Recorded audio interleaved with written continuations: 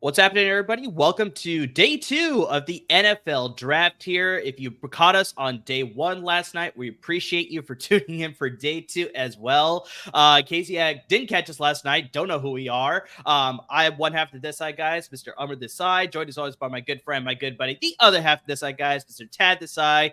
We co-host the This Side Guys Football Forum. We do draft content during the season, so that is why we're doing your live stream here today. And once the season gets going, they are your fantasy football source for all things that you need when it comes to fantasy football.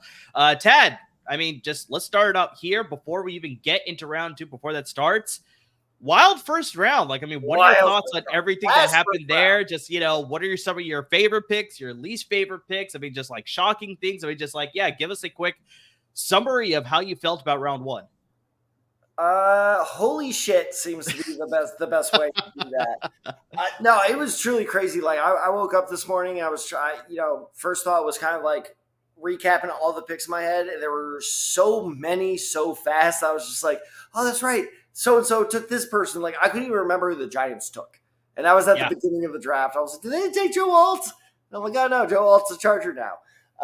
So no, in terms of like picks I love, there were a lot of great picks in the late first round. Nate Wiggins to Baltimore was absolutely fantastic. I think that the best value though is definitely Quinyon Mitchell to the Philadelphia Eagles. Fantastic. The fact that, we had a historic run where we had 14 straight picks without a defensive player selected. And so, the fact that these guys were able to just slide all the way to the bottom there. Yeah, Quinyon Mitchell to the Eagles, I think that's my favorite pick of the night as well, for sure. Yeah, and obviously, I got to shout out the Colts getting Latu. Like, that was, like, the more I sit on that pick, the more I get excited, especially with, shout out Will Decker. Thank you so much for joining us last night. But he made a comparison of, like, you guys basically got Max Crosby, and the thought of having Max Crosby on the Colts roster is super exciting. That was awesome. In terms of what I didn't like, let's shift it to the opposite. I think the Olu Fashanu pick was weird. And yes, obviously we could talk about Michael Penix, and I'm sure we're going to talk about that later tonight. But in terms of the other than the most obvious, the Fashanu pick is going, kind of being glazed over as a bad pick. I love the player. Don't get me wrong; he's a great player. And you saw it last night where I was like, maybe he can play guard. And you all were like, really? No, I don't think so. I'm trying to make sense of this. With Brock Bowers there, like that was confusing. And speaking of which, Brock Bowers was another pick I didn't like. That was quite surprising too. I love the player. I just hate the pick. Yeah. So it was just those two were some pretty weird picks. And Jerry Robinson out of Missouri, I just don't like the player. That's fair. Also, Xavier Worthy was a weird thing to me. The more I sound that today, it was a weird pick because you have Hollywood Brown, and so Xavier Worthy was taken by the Kansas City Chiefs. For those of you who don't know, it would make sense that they got someone other than a Hollywood Brown. So now you have two stretch the field guys, but while Rashee Rice is inevitably going to be out for 4 games, who's your middle of the field guy? And sure, you can say Travis Kelce, but you're going to need a receiver to fill that role as well. So that was a little bit of a weird – I'm not going to say bad pick, but that was a little bit of a weird pick to me. But what about you? I think everything you laid out makes a ton of sense to me. Like I said, I love the Quinyon Mitchell pick. The fact that they had their pick of the litter at the quarterback position. We knew that was a need that they had. And just, they could have picked anyone that they wanted to. But I think in all of our people, in both of our eyes, we saw Quinyon Mitchell as the top rated quarter in this year's draft class. So the fact that they got him all the way down there at the 20s, I mean, that's just fantastic value. So that was one of my favorite picks for sure. I also just like, the New Orleans Saints going, upgrading the offensive line. We always talk about them being in cap hell, but getting a guy like Fuaga to add to that offensive line, they had some issues with some protection there. They have to make sure whether Derek Carr is the future. Maybe they're going to go in a couple of years to find their future franchise quarterback, whatever it is. It's just they need to make sure they give him a good amount of time because, once Derek Carr did get hurt last year, we had some issues with just them holding up in protection for some of their quarterbacks. So I very much like that Fuaga pick. I think the one that sort of confused me the most is the Malik Neighbors pick at number 6, because, we talked about this during the we talked about this during the podcast. 100% it was a need for them. They didn't have the greatest receiver room for sure coming into the draft. But we talked about the fact that their offensive line was the bigger issue, where it's just like, there's a reason Daniel Jones got hurt last year. There's a reason Tyrod Taylor, the backup, got hurt last year. There's a reason that we know about Tommy DeVito, aka Tommy Cutlets, is because their offensive line could not hold up and protect their quarterbacks. And so for me, especially when they still had some good options out there, I know JC Latham was gone, Joe Alt was gone, but it's like, this is where I could have seen Olu Fashanu go. Maybe Talibis Fuaga could have been the pick here, but just like, I felt like an upgrade at the offensive line was more of a pressing need, where it's like, I think you could have made do with the receivers that you had. And I mean, we said this so much during the broadcast last night, but this is a deep receiver class. You could have gotten a good receiver later in the draft as well. Sure, it's not the same caliber as Malik Neighbors, who you took at number 6 overall, but just for me, I felt like upgrading the offensive line made the most sense for me. But yeah, I feel like everybody's obviously talking about Michael Penix Jr. going 8th overall. We're not going to beat that like a dead horse here. But yeah, 100%. I think the other one that a lot of people are talking about, Brock Bowers, especially I brought it up during the broadcast last night, where it's just like, they drafted Michael Mayer last night, last year. Good as a rookie. It would be different if Michael Mayer looked bad as a rookie, and it was like, shit, well, that was a bust. But Michael Mayer showed some promise. Is he as promising as some people thought? No. But, he still was like, okay, you got a solid chance here to make him develop. And that's another reason why I hate that pick so much, is because now you're eating into Michael Mayer's. And I think the big thing that we talked about, I feel like Sam Laporta is the exception to the rule. Like, rookie tight ends take a time to adjust to the NFL. So it's like, I think you give another year to Michael Mayer, he could become that guy that a lot of people pegged him as the number 1 tight end in last year's draft class. And so it's just like, for you to give up on him all of a sudden, or I don't know whether you're trying to get like your own Gronk and Aaron Hernandez sort of situation. Like, I have no idea what the plan is there, but just, yeah, it was quite surprising for them to go with Brock Bowers there at 13. So yeah, that was a little bit of a shocking pick for sure. But yeah, overall, the rest of the picks made a ton of sense to me as far as like, need fits. And, Graham Barton, I think that's a very underrated move in the first round, going to the Tampa Bay Buccaneers at 26. They need to upgrade the interior of the offensive line. We both love Graham Barton, and the fact that they had a need there and they were able to land him there at 26, that was a fantastic pick for sure. But fun fact, by the way, Graham Barton is one of only 3 rookies to have announced their numbers so far. Do you know the other 2? I have a feeling Caleb Williams is probably one of them, because I'm pretty sure we know for months that this guy was going to Chicago, so that's probably one of them. So it is, but do you know his number? I think it was 10, if I remember correctly. It's 18. 18. Okay, interesting. For the Chicago Bears. Okay. So Graham Barton will be 62 for the Tampa Bay Buccaneers. Solid number. I like it. Yeah. Caleb Williams will be 18. And the third is fellow Chicago Bear Rome Odunze has selected his number. He will be number 15. Brandon Marshall's old number. Okay. All right. Interesting. So, all right, Ted. So obviously night 1 is in the books. We're getting ready to watch day 2 here. We're looking at the, defending national champions, Michigan, coming out with their trophy here. So we got a lot of. Did they? I don't think they did this last year. Yeah, but I guess maybe obviously being in Detroit, Michigan makes a ton of sense as to why they're here. So it makes a ton of sense for that here. So we got a lot of great. That tracks. That's exactly. Got a lot of great Michigan talent still on the board here. So let's sort of talk about the talent that is available here on day 2. I mean, there's a lot of names, Tad, that when we were doing our podcast episodes earlier last week and a couple weeks before that, there's some guys that we projected to be first-round candidates, but they are now available here in the second round. So who are some guys that you're looking at that's like, teams could get some value as like this is originally projected as first-round talent. Now you're getting him here on day 2. I was telling a friend just a couple hours ago that AD Mitchell. You got a lot of shout-outs last night. So and trust me, some will be making an appearance later. Excuse me. Sorry, Max. Come on. Yes. So, yes, now Max will be making an appearance later tonight along with the friend I was talking to, Kevin, that in a quote-unquote normal draft, meaning that this receiver class is in Al, if you're listening and watching, I mean the last 24 years, is the best one of the century. And that was a fun moment. That was a fun moment so last night. It's like a century. Yes. We haven't even had a century of drafts yet. I know. Oh, my gosh. Anyway, it's the best receiver draft class of the 21st century. Had this guy not been in this class, I think he honestly would have been in the discussion for a top 15 pick, and that's A.D. Mitchell, the receiver out of Texas. I watched his tape, and it was funny because in my notes I actually had this of like, I don't really have anything bad to say. He doesn't amaze me, Yeah. But overall, he's really, really solid. And I think that's kind of, in a weird, ironic way, that's kind of what killed him. It's just like he doesn't do anything really That's well, fair. but he's just overall pretty good. So that'll be really good. Another Texas player I am fascinated. You and I were talking about this after the show last night.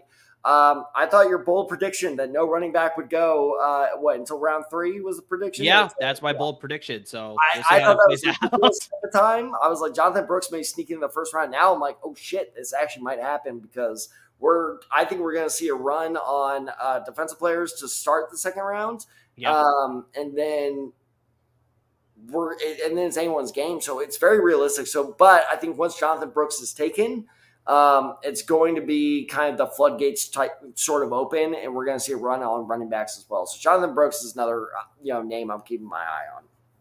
It's actually, it likens me very similar to, like, I don't know if you had this experience. You're obviously a teacher, but when you were a student, like, whenever you're taking a test and it's like, as soon as you finish the test, you could leave. So it's like, I never wanted to be the first one to finish the test because then it's just like, if I just an idiot, everybody else is focused on the test a little bit sooner, more than me. And so it's like, I always like, even though I was done, it's like, nope, I got to let somebody else submit I did the exact same thing. I sat there and been like, okay, the smart guy's done. I'm done too. Like, all right, let's go. Exactly. Yes, exactly. So that's very much a situation that I can see playing out with the running back position. I think obviously you have to look at the Dallas Cowboys in the middle of the second round there. Double checking the pick here. I think it's number 56, if I remember correctly. And while you check that, the Buffalo Bills are officially on the clock. So second round has begun. We are off and running, my friend. We are off and running. But yes, they do have the number 56 overall pick here. So that is number 24 in the second round. So a lot of people are projecting that they could be the first team with obviously the losses of Tony Pollard. And there's a possible reunion, Tad. I don't know if you're seeing these rumors of Ezekiel Elliott coming back to suit up for the Cowboys, but there's nothing final there. But they're the team most logically that could take a running back first in the second round. Obviously, there's a bunch of other teams that possibly could, but if they don't, that's where it's like I could sort of see my bold prediction coming true, where we won't see a running back taken until the third round. But just, and looking at the Cowboys right now as that first team with that hole that they have, that they could possibly be the first one. But do you think there's another team that may be some on that one? I 100% disagree with you on that one. 1, 2, 3, 4 more picks until the Chargers are on the clock. Would not shock me in the least if the Chargers went running back with their first pick of tonight. Interesting. I mean, that is a very logical possibility for sure with like we talked about with them selecting Joe Alt last night. Jim Harbaugh likes to emphasize the run game. So, I mean, 100% we could see a situation where they double down. I know they made some good free agent signings with J.K. Dobbins and Gus Edwards. But yeah, I mean, like we've talked about, Ted, on our podcast, we're doing fantasy stuff, that J.K. Dobbins unfortunately just always gets hurt. And then Gus Edwards, like, he was giving the main role, but he was never looking like that guy who could be the lead workhorse running back in a backfield. There's a reason why we got the emergence of Keaton Mitchell in Baltimore. So it's like, there's a reason that they went back and they re-signed Melvin Gordon for the practice squad. So it's like, there's these things here. And then they signed Dalvin Cook right before the playoffs started, right? So yeah, we'll see whether that's going to hold up. But yeah, you can very much see the Chargers in play with that fifth pick here in the second round, number 37 overall, that they could very much be in play for a running back for sure. But yeah, I mean, there's a lot of great talent that slid from the first round that I could see in some other positions being prioritized. Like you talked about, defensive players makes a ton of sense for sure. Still a lot of great receivers out there. I know you brought up Adonai Mitchell, but Ladd McConkey is one of my favorite receivers. I thought he would be one of those players that goes at the very end of the first round. He ended up obviously slipping in the second here. So whoever gets him, that's a good value pick here. And yeah, you talked about the Bills being on the clock where their pick is officially in. So yeah, we're going to wait to see who this pick is here. But yeah, Ted, if you look at the Buffalo Bills depth chart, like,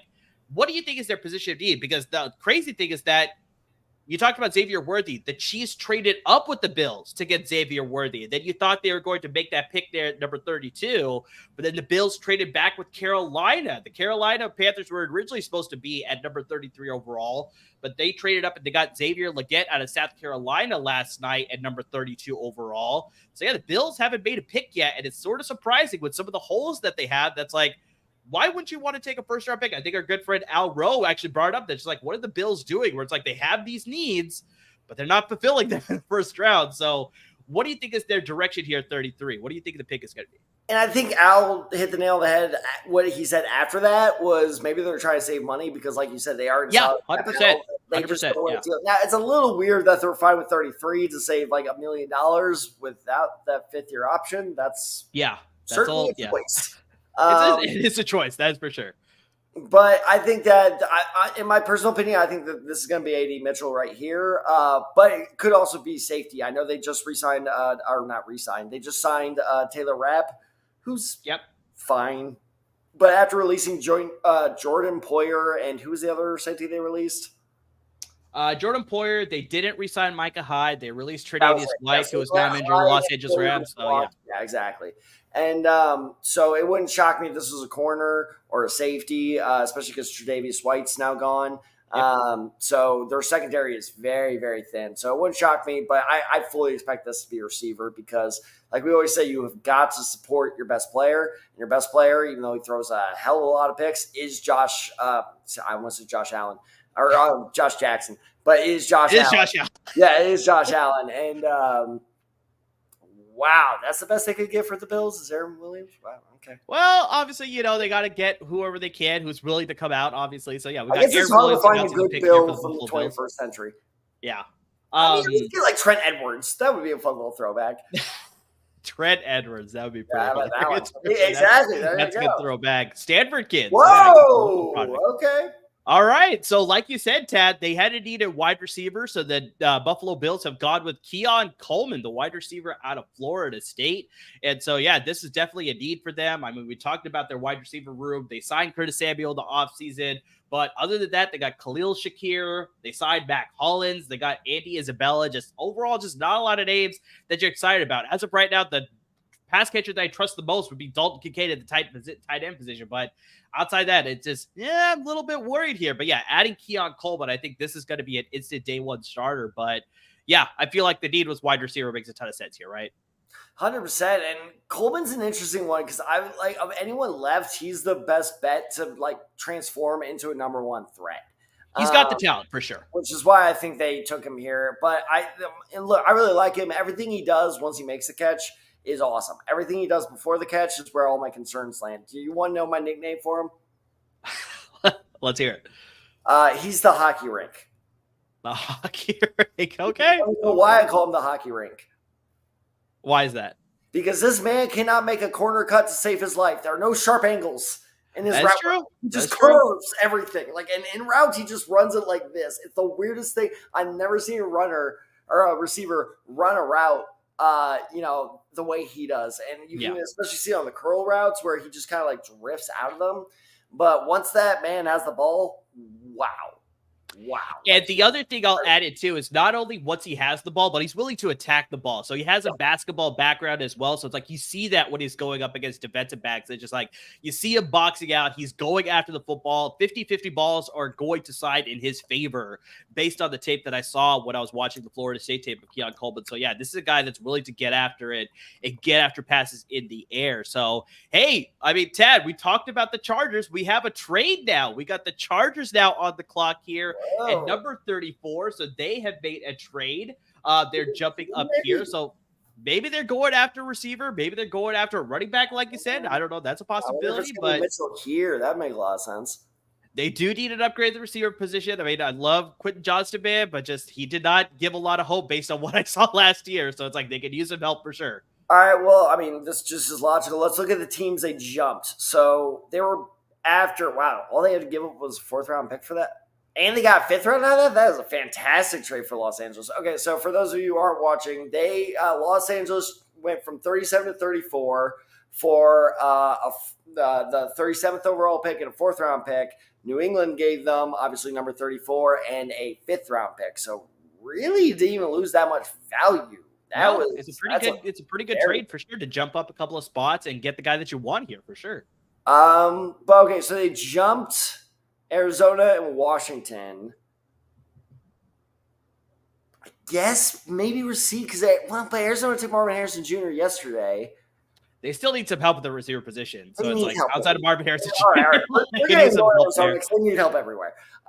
Would Washington take receiver? No, because Washington doesn't need a receiver. They have Jahan Dotson and Terry McLaurin.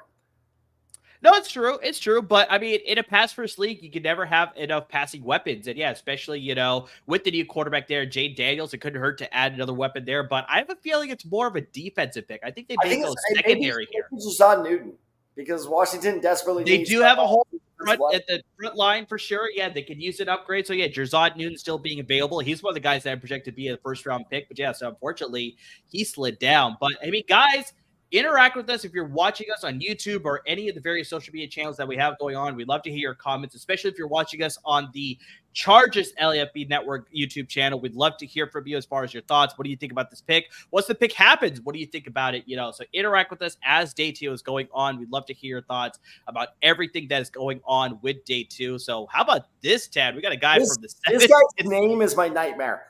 Rolf Benersky, I believe is how you say it, but I have no idea. But just, yeah, there's a real throwback. You're talking about Aaron Williams throwback. Now we got this guy, a kicker, coming here to announce the Chargers pick, who had traded up here to 34. So waiting to see who the pick is here. Wow, it's your boy. Makes a lot of sense. Makes a lot of sense. This is a guy that I'm a huge fan of. The Chargers have just selected Ladd McConkey, the receiver out of the University of Georgia. And I mean, this is a guy that, it's unfair to make this comparison, Tad, but I mean, he aligns so similar to those receivers that you saw in New England, like a Julian Edelman, like a Danny Amendola, like a Wes Welker, where he's going to run these good routes. He can make these catches in traffic. He's just a very smart, savvy runner that will get open for you whenever you need him to. But the big issue that I had, Tad, the guy just couldn't stay on the field last year. He dealt too much with ankle injuries. He had some back issues as well. I think he played a total of like 6 games last year, if I remember correctly. So, I mean, that is a concerning thing. Like, I mean, we talked about this last night. I keep saying last year, but we talked about this last night with Laiatu. It feels like last year, but we talked about this last night with the guy that went to the Indianapolis Colts, Laiatu Latu, that lots of scouts may be afraid, even though it happened like 3 years ago, that he had these severe spinal cord and back injuries that forced him to medically retire. So it's just like, I'm surprised that maybe this is the reason why he slid to the second round. That's just like dealing with all these injuries last year. That's like, the guy is a sensational receiver. He's going to be an instant producer for that offense, but just like, as long as he can stay on the field, that's the big key. The biggest availability, the biggest ability that you can have is availability. So I just wonder about that with Ladd McConkey. Yeah, and I mean, the thing that stood out to me when I was watching his tape, and in our episode a couple of weeks ago where we were saying teams with no first round picks, that this would be the perfect receiver for Carolina, who ironically would end up having a first round pick. But the thing that immediately stood out to me was, first, his route running is just absolutely incredible. It is very crisp, I guess is the right word for it. But also that you could just tell from watching his tape that he understands where a defense is the weakest, and he can find the gaps quite literally in coverage. And I think that this is a very interesting pick for the Chargers, though. Does this mean and yes, I am absolutely 100% biased when I ask this question, are they confident QJ can be the number one guy? Because McConkey is not a number one receiver. He is a slot receiver through and through. It seems like it. I think maybe they have the hope that Quentin Johnson. Sorry, Tad, we have ourselves another trade here. All right, the Atlanta Falcons. I mean, we're rolling here on day 200%. So we got ourselves another trade. The Atlanta Falcons have traded up to number 35 overall. As Arthur points away his bagel. Curious to see what this pick is, because obviously all of us were flabbergasted by the fact that Michael Penix Jr. was the pick by the Atlanta Falcons at number 8 overall last night. So you wonder if this pick is going to be as questionable. I mean, just you're curious to see about what this pick is going to be. Tad, I think I shared this viral social media video going around last night. This was on the ESPN broadcast. That Arthur Blank was talking to GM Terry Fontenot. Really quick, we had the 35th overall swapping with the 43rd overall with the Cardinals.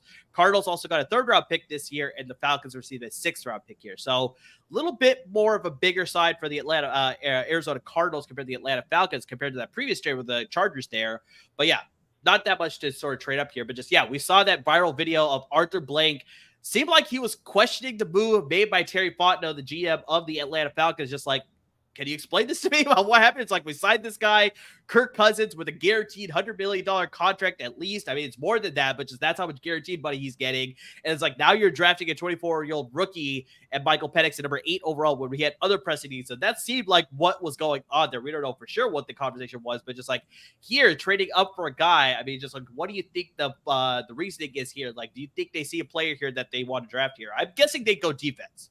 I'm thinking maybe Cooper DeJean. Possibly. They can use some that, help that secondary is a little thin, and you bring in Cooper DeJean, who obviously is a crazy good athlete, brings in some speed, not just to the defense, but you also get a returner as well. So it's kind of a 2 birds, 1 stone type of thing. They can also use some more receiver help as well. So it's like we talked about Adonai Mitchell as well. I don't be the guy every pick say it's Mitchell. It's Mitchell. I know they traded for Rondale Moore. They also traded for they signed Darnell Mooney, I should say. They had Drake London, but it couldn't hurt to have an extra guy in there for sure, especially if you're trying to surround yourself with weapons for both Kirk Cousins and now Michael Penix Jr. So that is a possibility as well. They could use some help maybe on the offensive line. I mean, they could go almost BPA. Like, I mean, there's a whole lot of different players that they could go here in different ways. So I don't think it'll be Jer'Zhan Newton, though, because they're running a 3-4 now, and Newton, while I do love him, is not a nose tackle. He's under the main knock on him is the fact that he's undersized. So that would be a very, very poor pick as a nose tackle. Yeah, I would agree with that one for sure. So, yeah, I don't think that could be a situation where Jer'Zhan Newton goes here specifically. But, yeah, I really – honestly, I'm not sure which direction they're going to go in because, I mean, yeah, clearly they caught us off guard by the Michael Penix Jr. trade. So, it's like I really have no idea what their draft plans are here. Like I said, I maybe am leaning more towards receiver because of just, the unpredictability about Darnell Mooney and Rondale Moore. They just haven't had the best career starts to their careers, respectively. So, I think that could be a direction that they go in. Maybe they go with the pass rush guy. I don't see any big names, though, at the pass rush position. Andre Rison, that's a great name. That is a great throwback name. That's the first one. I love Andre Rison when he was playing. That is a sharp suit, too. I like that. Maybe Marshawn Nealand, if they need pass rush help, I could see him going here for sure. So, yeah. But, yeah. Crazy. We got a lot of trades happening at the very top of the second round with some of those players sliding from day one. I mean, we got a lot of action happening here. Can you imagine the amount of phone calls that the Bills must have gotten throughout today? Yeah, I don't doubt it. So, whoa, a guy you're high on and I don't like, actually. Yeah. Yeah, so we went with the defensive tackle, Tad. I know you said that maybe Jer'Zhan Newton was not going to be a pick here, but yeah, you got a bigger guy here, 6'4", 294, Rook Orororo, the guy out of Clemson. Orororo. There's a lot of things I liked about him. He's a physical guy. He came in with a good attack plan. He was very strong at the point of attack. I think there's just a few things that just, need to be cleaned up. I think with a lot of these prospects, I think they're just a little bit unrefined, but I think there's a lot that you like there. And I think they need that contingency plan once Grady Jarrett decides to retire. So I think this is a perfect situation for him to learn from Grady Jarrett, develop, possibly could be a rotational guy as well. But just, he fits that size need a little bit better than Jer'Zhan Newton, which makes a lot more sense as to why Newton is sliding here a little bit further here. But Rook Orororo, I'm a fan of his, and I think this is a good fit here. So, but you said you weren't a huge fan of his.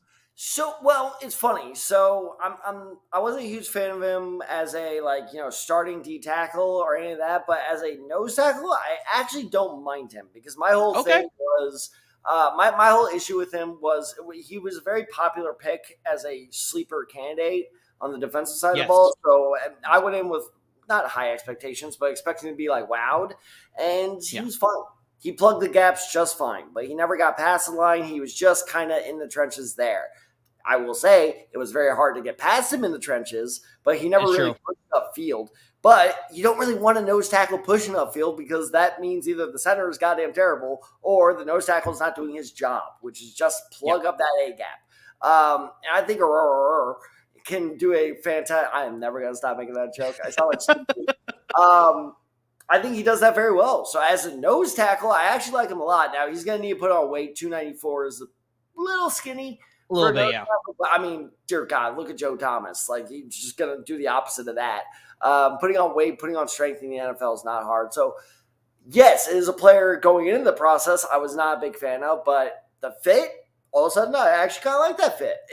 I'm surprised they traded up for him, though. I don't think they needed to do that.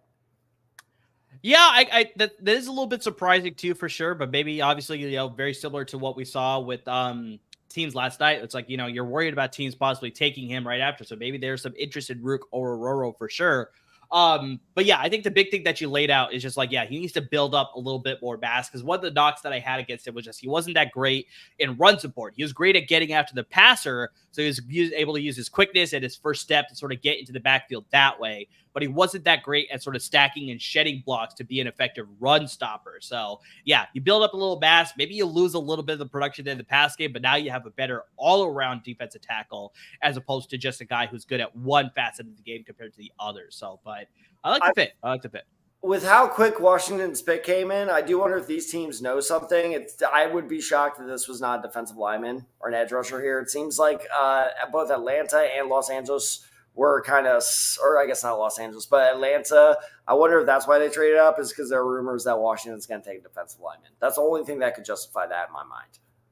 It would make sense, especially, with all the trades that they had last season with Montez Sweat being traded and Chase Young being traded. So maybe it's pass rush as opposed to defensive line specifically. I know there's not a lot of top names as far as day two when it comes to pass rushers. I think we saw all the top ones go at day one. But I think there's still some good value with some of the guys that are out there. I mean, like I talked about, we got Marshawn Nealand as a pretty good edge rusher. Look at some other names here. Peyton Wilson, maybe Jonah Ellis out of Utah. I think these are some names that could possibly be some good additions here. Chris Braswell out of Alabama. Maybe those are possible selections here as well. But yeah, this is a good follow-up. Obviously, they drafted Jaden Daniels last night. He is the now future franchise caller for the Washington Commanders, and we'll see exactly how they add on to that with their first pick here in the second round here at number 36 overall. So, yeah, we're getting some excitement here, Ted, to start day two with some trades for sure. I'm not going to lie. I will be 100% honest with our audience. There is a man on the board I'm shocked is still there. There's no way. What was he taking last night? Am I going crazy? No, I guess he's still there. Jackson Power Johnson. Yeah. That's crazy. That man is arguably, I know Graham Barton, but really Graham Barton was like, I don't know, the number 2 guard, the number 5 tackle, number 1 center. So, but pure center, Jackson Powers Johnson is the best pure center out there. I cannot believe that he is slipping this far. So I'm actually trying to pull up Washington's depth chart right now, because that may be my favorite. Whoever ends up taking him, depending on the fit, that may be my favorite pick of the second round, because that is a definite first-round talent you are getting. Yeah, their current offensive line starting in penciled in. They got Cornelius Lucas at left tackle, Nick Allegretti at left guard, Tyler Biotish at center. So I don't think they go center, because Tyler Biotish, they got him from Dallas. That was a pretty good pick there. Sam Cosby at right guard and Andrew Wiley at right tackle. So they got some good guys, but I think they could probably use some help on the edges. Tyler Biotish is a good center, so I don't think they'll go Jackson Powers Johnson here, unless they decide to use him at a guard position, because we saw that he does have that little bit of versatility. I think he's better suited to play center, but I think maybe in a pinch here, they could probably shift into a guard position here. So, they got Darrell Green up here. He's going to get his number retired by the Washington Commanders. I heard about that earlier this week, so I think that's going to happen during the season. So that's a pretty good pick for them for sure here to announce the next pick for the Commanders. Who is he? Legendary corner for the Washington at the time, obviously Redskins, but yeah, he'll be at his number retired. So what time period are we talking here? We're talking about the 80s. Oh yeah, no, Jesus Christ! Way before you were watching football. For sure. Yeah, way before I was, born. So born as well, for sure. Yeah, that's the bigger one, I think. Yeah, but just very productive, very Joe talented. He was on the Joe Theismann teams. Yep. Mm-hmm. There you go. Okay, they're putting the jersey on him. Okay, that's cool. I actually like this. Yeah, the draft is meant to be a spectacle anyway. Let's just make it over the top ridiculous. I'm there for it. I can't wait to see. Oh, how about this? What if Calvin Johnson is their guy for Detroit? They have a lot of options. Like that Calvin crowd. Johnson. We saw Barry Sanders last night. They could go in a lot of different directions. Or maybe they go with the guy that wasn't there last night. So it's like they bring another person out there that could possibly be a fit there too. So, but yeah, they have a lot of options. I don't think this would happen. What if it was Matt Stafford? I thought about that, but I was like, since he's still playing with the Rams, I was like, I don't know if they'd go in that direction, but they got a few guys that they could go with for sure in that direction. So yeah, I'm not sure what will be the pick there, but Was that? Javid Best. Reggie Bush, he just got his Heisman back. Maybe he can make a pick for That's not a bad one. Many of their failed receivers, like Charles Rogers or Roy Williams. What's the one that Matt Mims drafted? Matt Millen? Matt Millen, thank you. He drafted a few of them. Like I said, Charles Rogers, there was Mike Williams, there was Roy Williams. I mean, yeah, he drafted a handful of them. I'm thinking of. Yeah, there's a handful they drafted for sure. So just unfortunately, none of them really worked out. So, also, is he wearing 2 Super Bowl rings? He's got one on his right hand. Put up your left hand again. Come on. We'll see it in a second here, but I don't doubt it if he's wearing 2 of them for sure. Has Washington won 2 Super Bowls? I think so. Whoa! See, yeah, they were looking at pass rusher. Jer'Zhan Newton, here goes the defensive tackle out of the University of Illinois. So, I mean, it's like, yeah, we talked about him being a little bit undersized, but I mean, the talent is there, Ted. The talent is 100% there. The guy has just got such a great aggressive approach, an excellent first step off the line, get after you in the pass rush. He's got a great closing speed for the defensive tackle position as well. I mean, there's a lot of things that you like, but just, yeah, I'm wondering the reason, like we sort of talked about already, is just the reason that he slipped was just because he is a little bit undersized for the defensive tackle position. But there's a lot to like about it. 100%. And, looking at their defensive line depth chart, it's definitely not what it was before they decided to try and tank, which failed miserably. But it's not bad. They got Dante Fowler. Dante Fowler Jr. Thank you. Clellan Farrell, Deron Payne, Jonathan Allen. I mean, that's a pretty solid rotation of guys. So I actually wonder if they're going to – because Jonathan Allen's one of those guys who can play defensive tackle or end. So I wonder if, almost they're going to switch Allen back to end, and then Newton's going to be his replacement there because they do run a 4-3. But overall, I like that pick because, when we were talking about this with the Bears potentially 9 is you can never – Bobby Wagner's a commander. I completely forgot about that. Yeah. Bobby Wagner's commander. You can never really want to reunite with Dan Quinn, who is now the head coach of the Commanders, obviously. So it's like, yeah, he also brought Dorrance Armstrong for the Dallas Cowboys. Also, that's where Dante Fowler Jr. came. So it's like he's got a lot of his former guys from former places here. Now you had a guy like Jer'Zhan Newton just adding to that defensive pass rush. So hopefully he can replicate what he was doing in Dallas with that excellent defense over the past 2 seasons. So, I mean, that's the hope with the Commanders here. But, yeah, they got some pieces down, some young pieces on top of that for sure. And, overall, I love that pick, and I would love to get more analysis. But this second round started to pick up. Oh, wow, a current Patriot, our first current player of the night, Michael. Yeah, Michael Onwenu is making the Patriot selection here at number 37 overall. Yeah, they could use some help across the board. So, I mean, there's a lot of different directions that they can go as well. They can upgrade receiver. I know there's rumors that they're speculating possibly trading for Deebo Samuel. The San Francisco 49ers selecting Ricky Pearsall last night. So, maybe this is a receiver position. Maybe this is where we say Adonai Mitchell going, or maybe even somebody else. So, that's a possibility. They could use some defensive help, too. They already have a good defense, but just to anchor that a little bit further. Wow.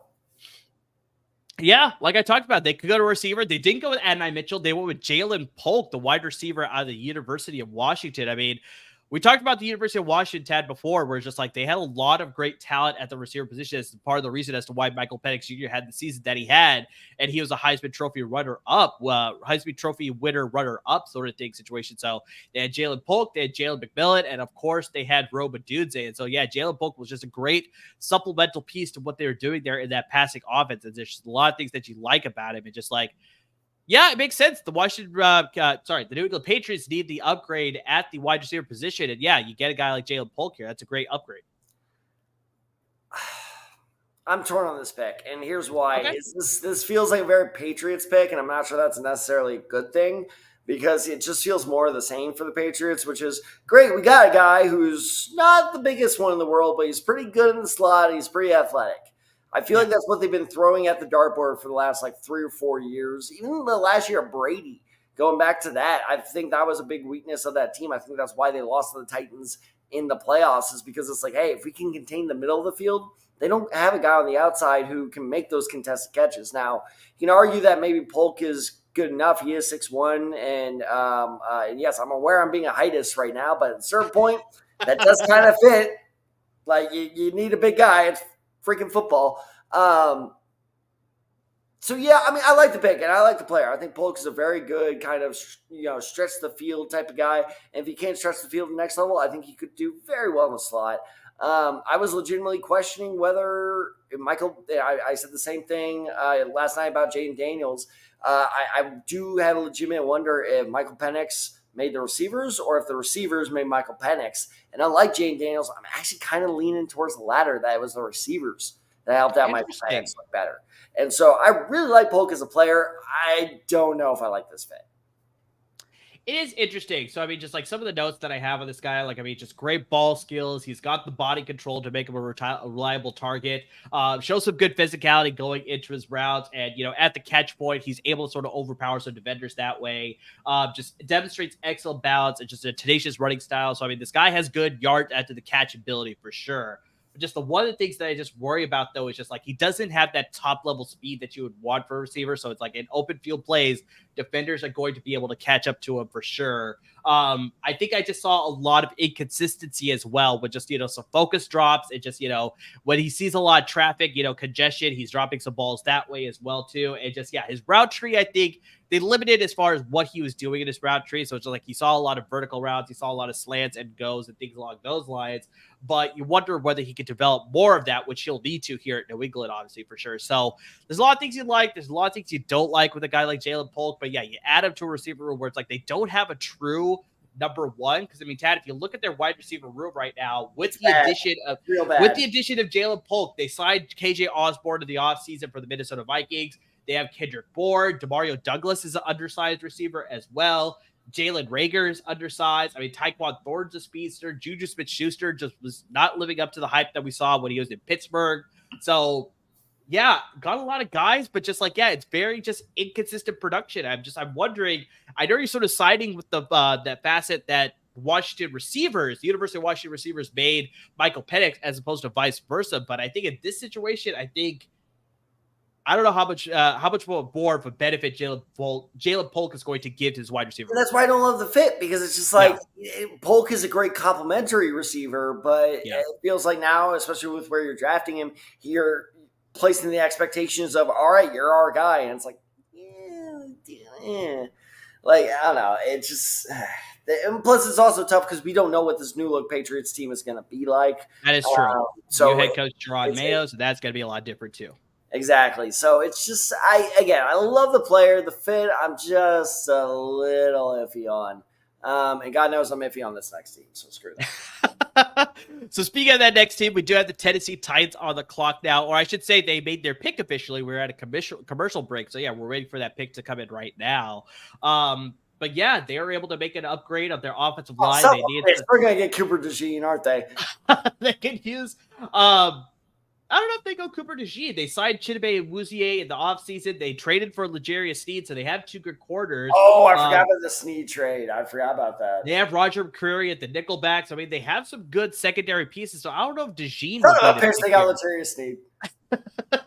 But I do think that they could go with the pass rush help. They could upgrade the middle of the line. Maybe this is a chance where they upgrade the linebacker position, so we can see one of the linebackers going, like an Edgerrin Cooper, Junior Colson, Jeremiah Trotter. Like those could be some picks there. Edgerrin Cooper is so overrated. He is not that good.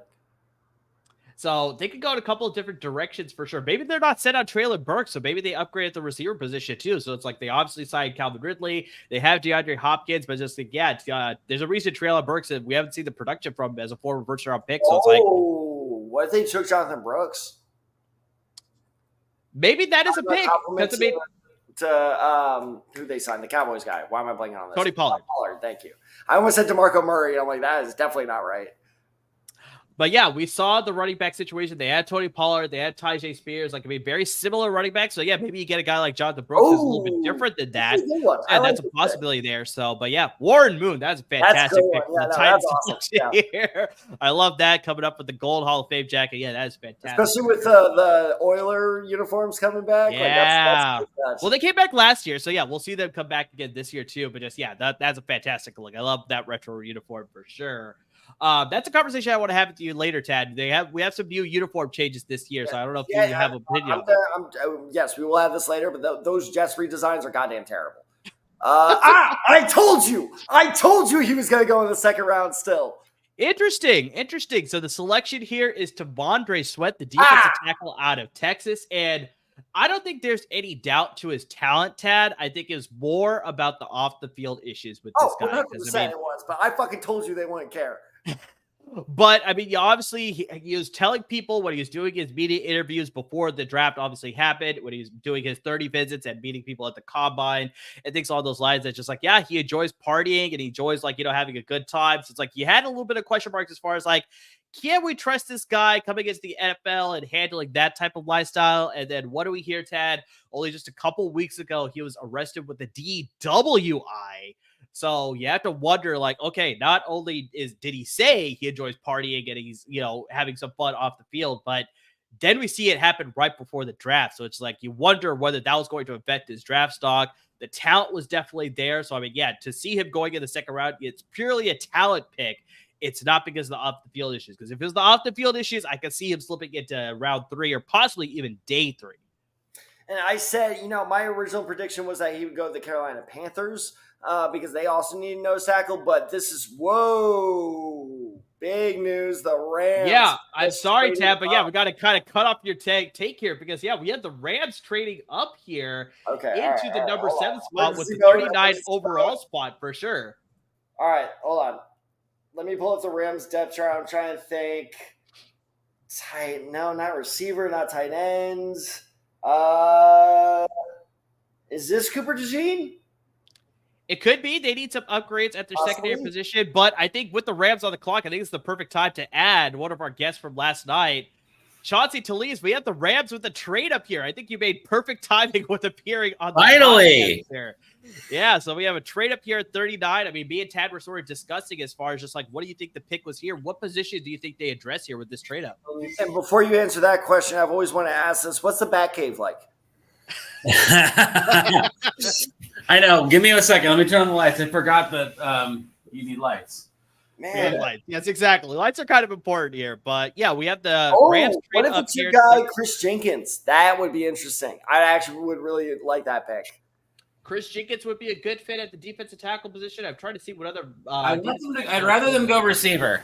They kind of need a receiver. That badly though. Yeah, kind of low key. Oh, we got Isaac Bruce in the house. This is fantastic. Oh yeah, this is a great selection to make. Isaac, get off the stage. You are not an LA Ram. You are a St. Louis Ram, sir. I'm not doing this with you. No. Legally, he was an LA Ram. He was the last one. Chauncey, go fuck yourself. Get off my screen.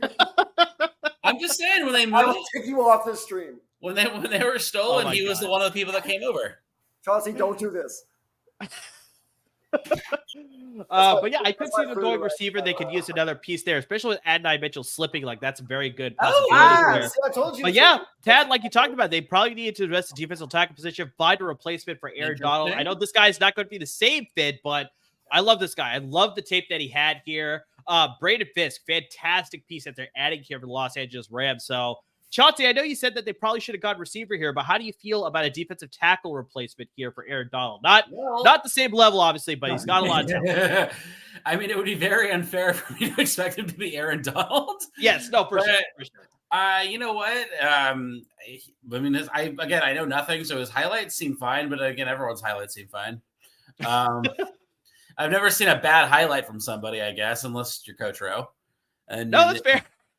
Looking at ESPN broadcast for sure. I was just talking more about just like why are they showing his highlight? Why are they showing that for his highlights? But yeah, Braden Fisk, I mean, he's just the perfect type of defensive tackle here. We got a lot of friends coming up for Tad's broadcast. Yeah, no, I just got the question of like, when does Max, when does he get to make his guest appearance, which I told him soon. So we'll figure that out in a bit. And also I will likely have to be moving rooms pretty soon. But no, okay, in general, I actually really like that fit because another trade, dear Lord. The Eagles with the trade up. Okay, interesting. This is getting a lot crazy here at the top of the second. What did we give up to move up? I missed the compensation. They haven't displayed that on the screen yet. So. Oh, Titans! I missed Titans getting T'Vondre Sweat. Okay. They trade up to get. They didn't trade up to get it, but they picked him at the top of the second round here. So yeah, Eagles possibly were identifying somebody. That's why they got to trade up here to make their next selection here. But yeah, Ted, really quick, do you have any thoughts on Braden Fisk? Because I mean, yeah, I'm a huge fan of his. I think he's an undersized defensive tackle too, but he brings that sort of speed element and pass rush element that you want for the defensive tackle position for the interior. And I think that's why maybe the Rams want to replicate some of what they had with Aaron Donald here with Braden Fisk. No, 100%. I think he's the very definition of scrappy, which is ironic for a guy who could kick my ass with one hand. But but that's exactly why he's a good replacement for Aaron Donald, is because he reminds me a lot of the same player in terms of an undersized guy who's more physical than what you think. And so I think it's very interesting. I do wonder if they were going for Newton and that his selection earlier on kind of changed their plans, because those two do remind me. But Fisk is not a bad consolation prize whatsoever. What would you say his comp is? Like, is he like another, what's his face? The one who left the Rams, went to Tampa. Greg. So G name. I'm blanking right now. It's been a long day. I think I might be able to pull it up for you. All right. Well, in typical me fashion, I'll make a out there comparison that is probably Greg Gaines. You're talking about Greg Gaines? Yeah, that's the one. Greg Gaines. Sorry. No, you're good. I can't compare it to John Randall. John Randall. Okay. Come again? John Randall, like undersized guy, stronger than you think, faster than you think. His plate, and once again, like most of my comparisons, I will clarify, I am not saying he will be as good as John Randall. I am just saying. I'll take John Randall. That's not bad. I am not repeating another Zach Wilson, Aaron Rodgers situation. I'm not doing that again. Yeah, I think the biggest thing with him is just because he's undersized, he's very gifted at coming after you with the pass rush moves, but I think he just needs to build up a little bit more with, some of the things I talked about with Rook or Aurora, where it's just like, he needs to learn to sort of stack and shed and develop more of the run game. But in the pass game, I think that's where he could be an instant contributor because he's a little bit undersized. He's going to be a little bit quicker than some of this offensive linemen. So yeah, that's where you're going to get some instant production from him in that aspect for sure. So, but yeah, so I'd like to get there. That's a good pick. It just occurred to me that Verse also went to Florida State, so we're loading up on Knowles, huh? Yeah, that is true. You got Jared Verse, the Florida State Seminole from last night, and then you got Braden Fisk this night as well. And also both of them were transfers, because you got Jared Verse, who transferred from Albany, and then you also got Braden Fisk, who transferred from Western Michigan. So not long time Knowles, but yeah, as of the draft, they were both Florida State Seminoles for sure. So I got the next pick spoiled for me. I won't say it because I saw it too. Yeah, we'll have some interesting analysis about that, but here's the full, haul. Is the Eagles get 40 and 78, so the Eagles get a second and third rounder. The Commanders get 50, 53, and 161. Weird trade by the Commanders there. 50, 53, and 71. Okay, interesting. And then we're able to find the compensation that the Rams made for their trade. I'm on it. I saw it for a split second on the TV, and then it left. I don't know. Yeah, I missed it on the broadcast. Hold on, I got it. Panthers trade number 39 to the Rams. So Rams got nothing else other than 39 for Fisk. In exchange for number 52, a fifth rounder. Wow. The Rams gave up a second rounder next year. Ooh, wow. Okay, that's pretty steep. That's pretty steep. They must have really liked him for this. The Rams does not want draft picks. What's happening there? I mean, I guess that the calculus is, well, we might as well get the person we really want and then just build later. I mean, you don't need to have all of your picks, clearly. I mean, you can have all your picks and it just not work. I mean, they have their first next year and they have all their picks next, and they still have all the bonus third next year from Raheem. That is true. They will get some compensatory picks with Raheem Morris for sure. So that is a very sparkly jacket. Mm-hmm. Oh, Brandon Graham. Not bad. Oh, it should have been Kelsey. That was a missed opportunity. Oh, yeah. That's very strange that the Eagles did this 2 picks in a row, basically, right? Well, hold on. Don't spoil it. Don't spoil it for Murray yet. They haven't announced it. I'm guessing they go secondary here. Based on the sort of spill there. But yeah, I didn't spoil the pick just yet. I'm a little bit behind, unfortunately, still. But yeah, they definitely need the help in the secondary. So, I mean, if that is the pick, that makes a ton of sense, especially with them going Quinyon Mitchell last night. they still need some to anchor that secondary because Tad, like you talked about last night, just that was the worst part of their defense last year.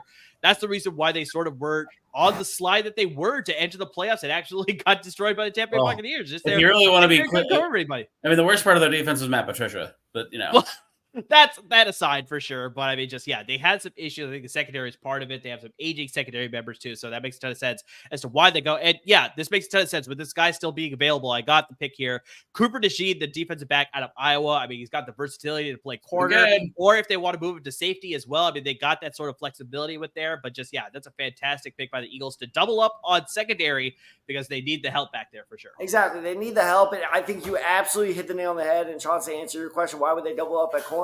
Watching DeJean's tape, I knew he was super fast going into the tape, but I was actually pretty surprised that not how bad, but he was actually surprisingly weak in man coverage. I thought of like he always looks back at the quarterback instead of focusing on the guy he's covering, and he tends to get lost a lot. The best tape I saw from him was whenever his receiver would settle in the deep field, and all he had to do was just kind of shadow him, aka exactly the safety's job. So I think he is, destined to be a safety in the NFL. And I think the Eagles see the same thing of like, okay, if he works out corner, great. But if not, we also need safety help. So bring him in because Chauncey Gardner-Johnson, I know he came back. But at the same time, he's getting older. He's, if I'm not mistaken, he's almost 30, if not over 30 at this point. So overall, it's just he has that versatility. And like Amir said, I mean, it's just that secondary is so goddamn bad. Like, it's just anything you can add to that is better. Tad, to correct you, Chauncey Gardner-Johnson's only 26. That's almost 30, to be fair. Round up. My match almost 30. My match always told me if you round up from 26. That's adorable. Or 5, I round up. 26 seems like a very distant memory to me, okay? Look, exactly. I'm 4 months away from turning 30. Trust me, 26 is very close to 30. Well, guys, we actually have, we have a wild second round here so far. We have another trade. The New Orleans Saints are now on the clock here, 41, and they have made a selection here at 41. I'm wondering if they're going to upgrade the wide receiver room because we talked about this where they're going to release Michael Thomas after a June 1st designation. Their current lead receiver is Chris Olave. Outside of that, they have some guys that are good, but I think nothing that you can sort of rely on, hang your hat on sort of thing here. So I have a feeling that probably wide receiver selection here, especially with Adonai Mitchell slide. Taysom Hill, really? That's great. I love that, actually. So while he's announcing the pick, because he's going to take a century to do it, the Packers traded 41. The Saints get 45, 168, 190. Okay. All right. Interesting. So, yeah. So, Matt, you get to make your first guest appearance. One word reaction to Caleb Williams being drafted. Miracle. All right. Fair for Max. I love it. Kool-Aid McKinstry, they upgrade the secondary here, the quarterback out of Alabama here. Was my third-rate corner. A lot of people had him pegged as the, one of the top corners. I think just unfortunately, like we talked about our podcast down, where just like the other corners ahead of him just performed better during the draft season, that he just had his stock slide a little bit. So it's just like, I think the guy has immense talent, very polished corner for sure. I think he's got a lot of things that you would like from a primary corner for sure. Yeah, you add it to a secondary there. They have Paulson Adebo, they have Marshawn Lattimore, but maybe they just need an extra piece there to add that secondary. But I'm really surprised. I thought they would have gone receiver. Yeah, but I think that they still, for better or for worse, have faith that Michael Thomas can turn back on and become his old self. They're going to release him, Ted. They're going to release him. That's already been stated. So after June 1st. I think if they had taken a receiver right here, but I'm not so sure. Restructure is always in the cards. They're not restructuring him. That seems like it. Also seems like a relationship that's kind of burnt. Okay, let's not forget also that this is a team that has somehow managed them to get themselves $50 million over the cap. You guys think they're going to all of a sudden be smart about their spending? No. I will never accuse the New Orleans Saints of being fiscally irresponsible. Okay, that's good. Because or fiscally creative. I'd be like, Wall Street's got it. They're fine. Basically. They're what Netflix was in the 2010s. It'll just keep accruing interest. It's fine. Debt's fine. What do you mean 2010 is what Netflix is now? No, I know, but before they raise interest rates, we can just keep spending and collecting debt. We don't need to turn a profit at all. Like Amazon was the same way. And then they finally figured it out. New Orleans is not Amazon or Netflix. Them and the Bills are basically going to hit it real hard in a few years. All right, so now we got the Houston Texans here on the clock here at 42. So, I mean, this is their first pick of the NFL draft here this year. So, yeah, I'm not sure which direction they could go in. They have a lot of great pieces that they can sort of add into their team here. They already have a great team already. I mean, they traded for Joe Mixon, traded for Stephon Diggs. I mean, they got a lot of great pieces here. So, I mean, yeah, they can just add another great piece to this team that's going to be a surprise contender this coming year in the AFC for sure. So, I mean, we're going to wait to see who the pick is here. We're about to get the pick here for the Houston Texans. Christian Harris. Okay, we got a more recent guy. The third round pick by the Texans from 2 years ago. By the way, didn't Taysom Hill look like he'd already graduated to the front office? It looks like it based on the outfit too that he's wearing too. It's kind of crazy. He might be all right. I'm not sure. Texans upgrade their secondary as well. We're seeing a run on defensive backs here, Tad. So we got Kamari Lassiter, the defensive back out of the University of Georgia. And I mean, you look at that secondary that the Texans had. I know they signed Jeff Okudah, but I mean, we talked about it last night. He's overrated.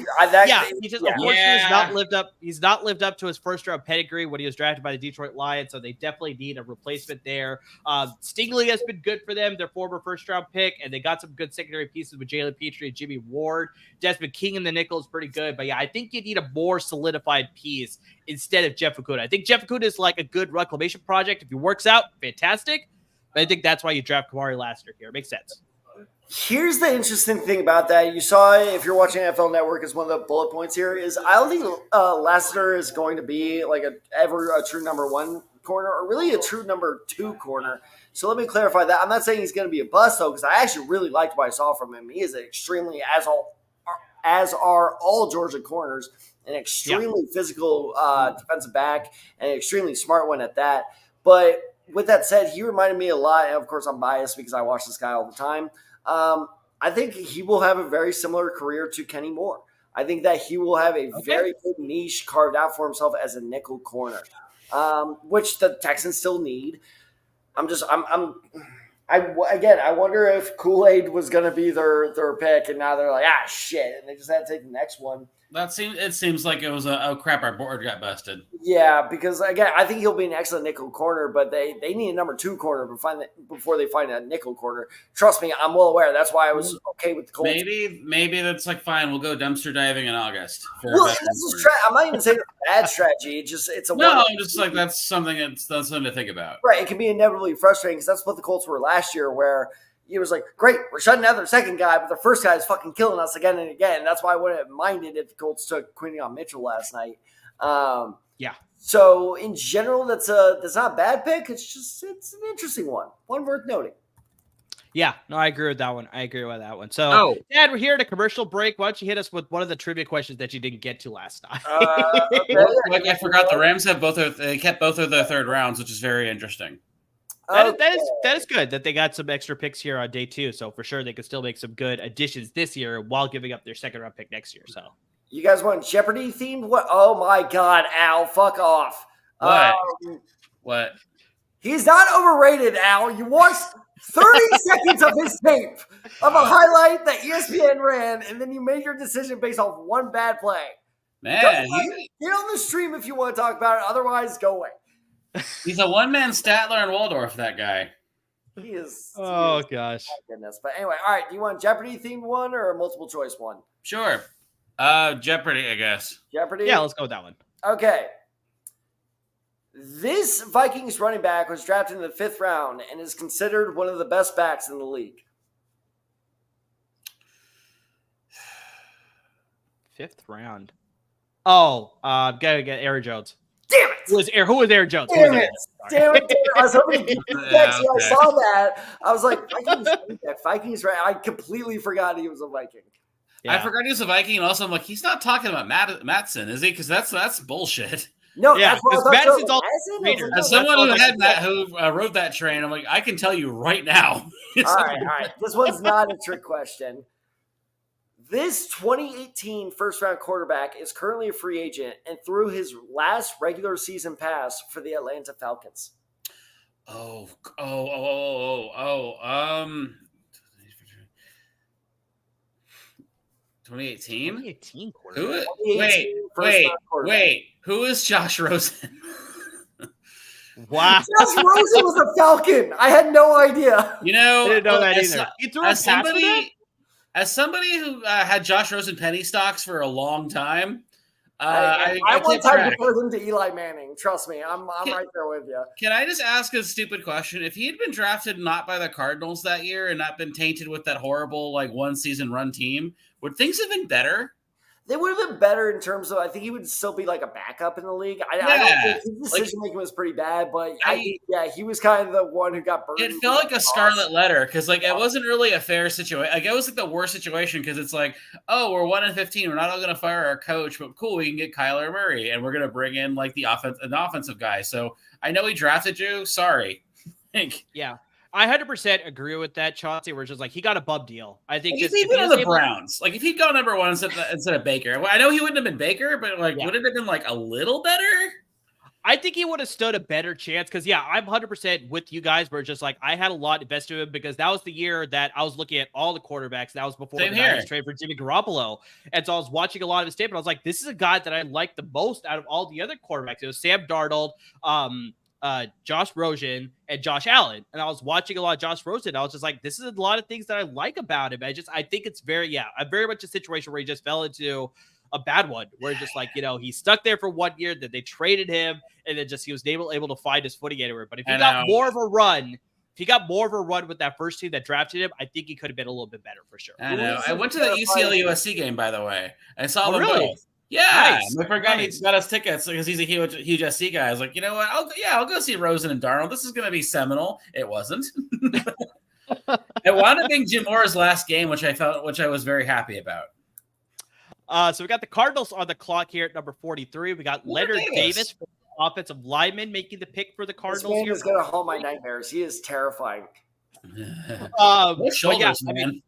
Cardinals made some good picks last night with them selecting Marvin Harrison Jr. and Darius Robinson. They need help across the board. So, they could go in so many different directions with their pick here. So, I'm curious to see who they're identifying as a pick here. They're going to go with the corner position. We're continuing to see that run on corners here. So, we got Max Melton, the quarterback out of the University of Rutgers. In case you're wondering, yes, he is the brother of Bo Melton, who was a wide receiver with the Green Bay Packers. So, we do have a little bit of that familial connection there. But, there's a lot to like about Max Melton here. So, he's got a good fit for sure.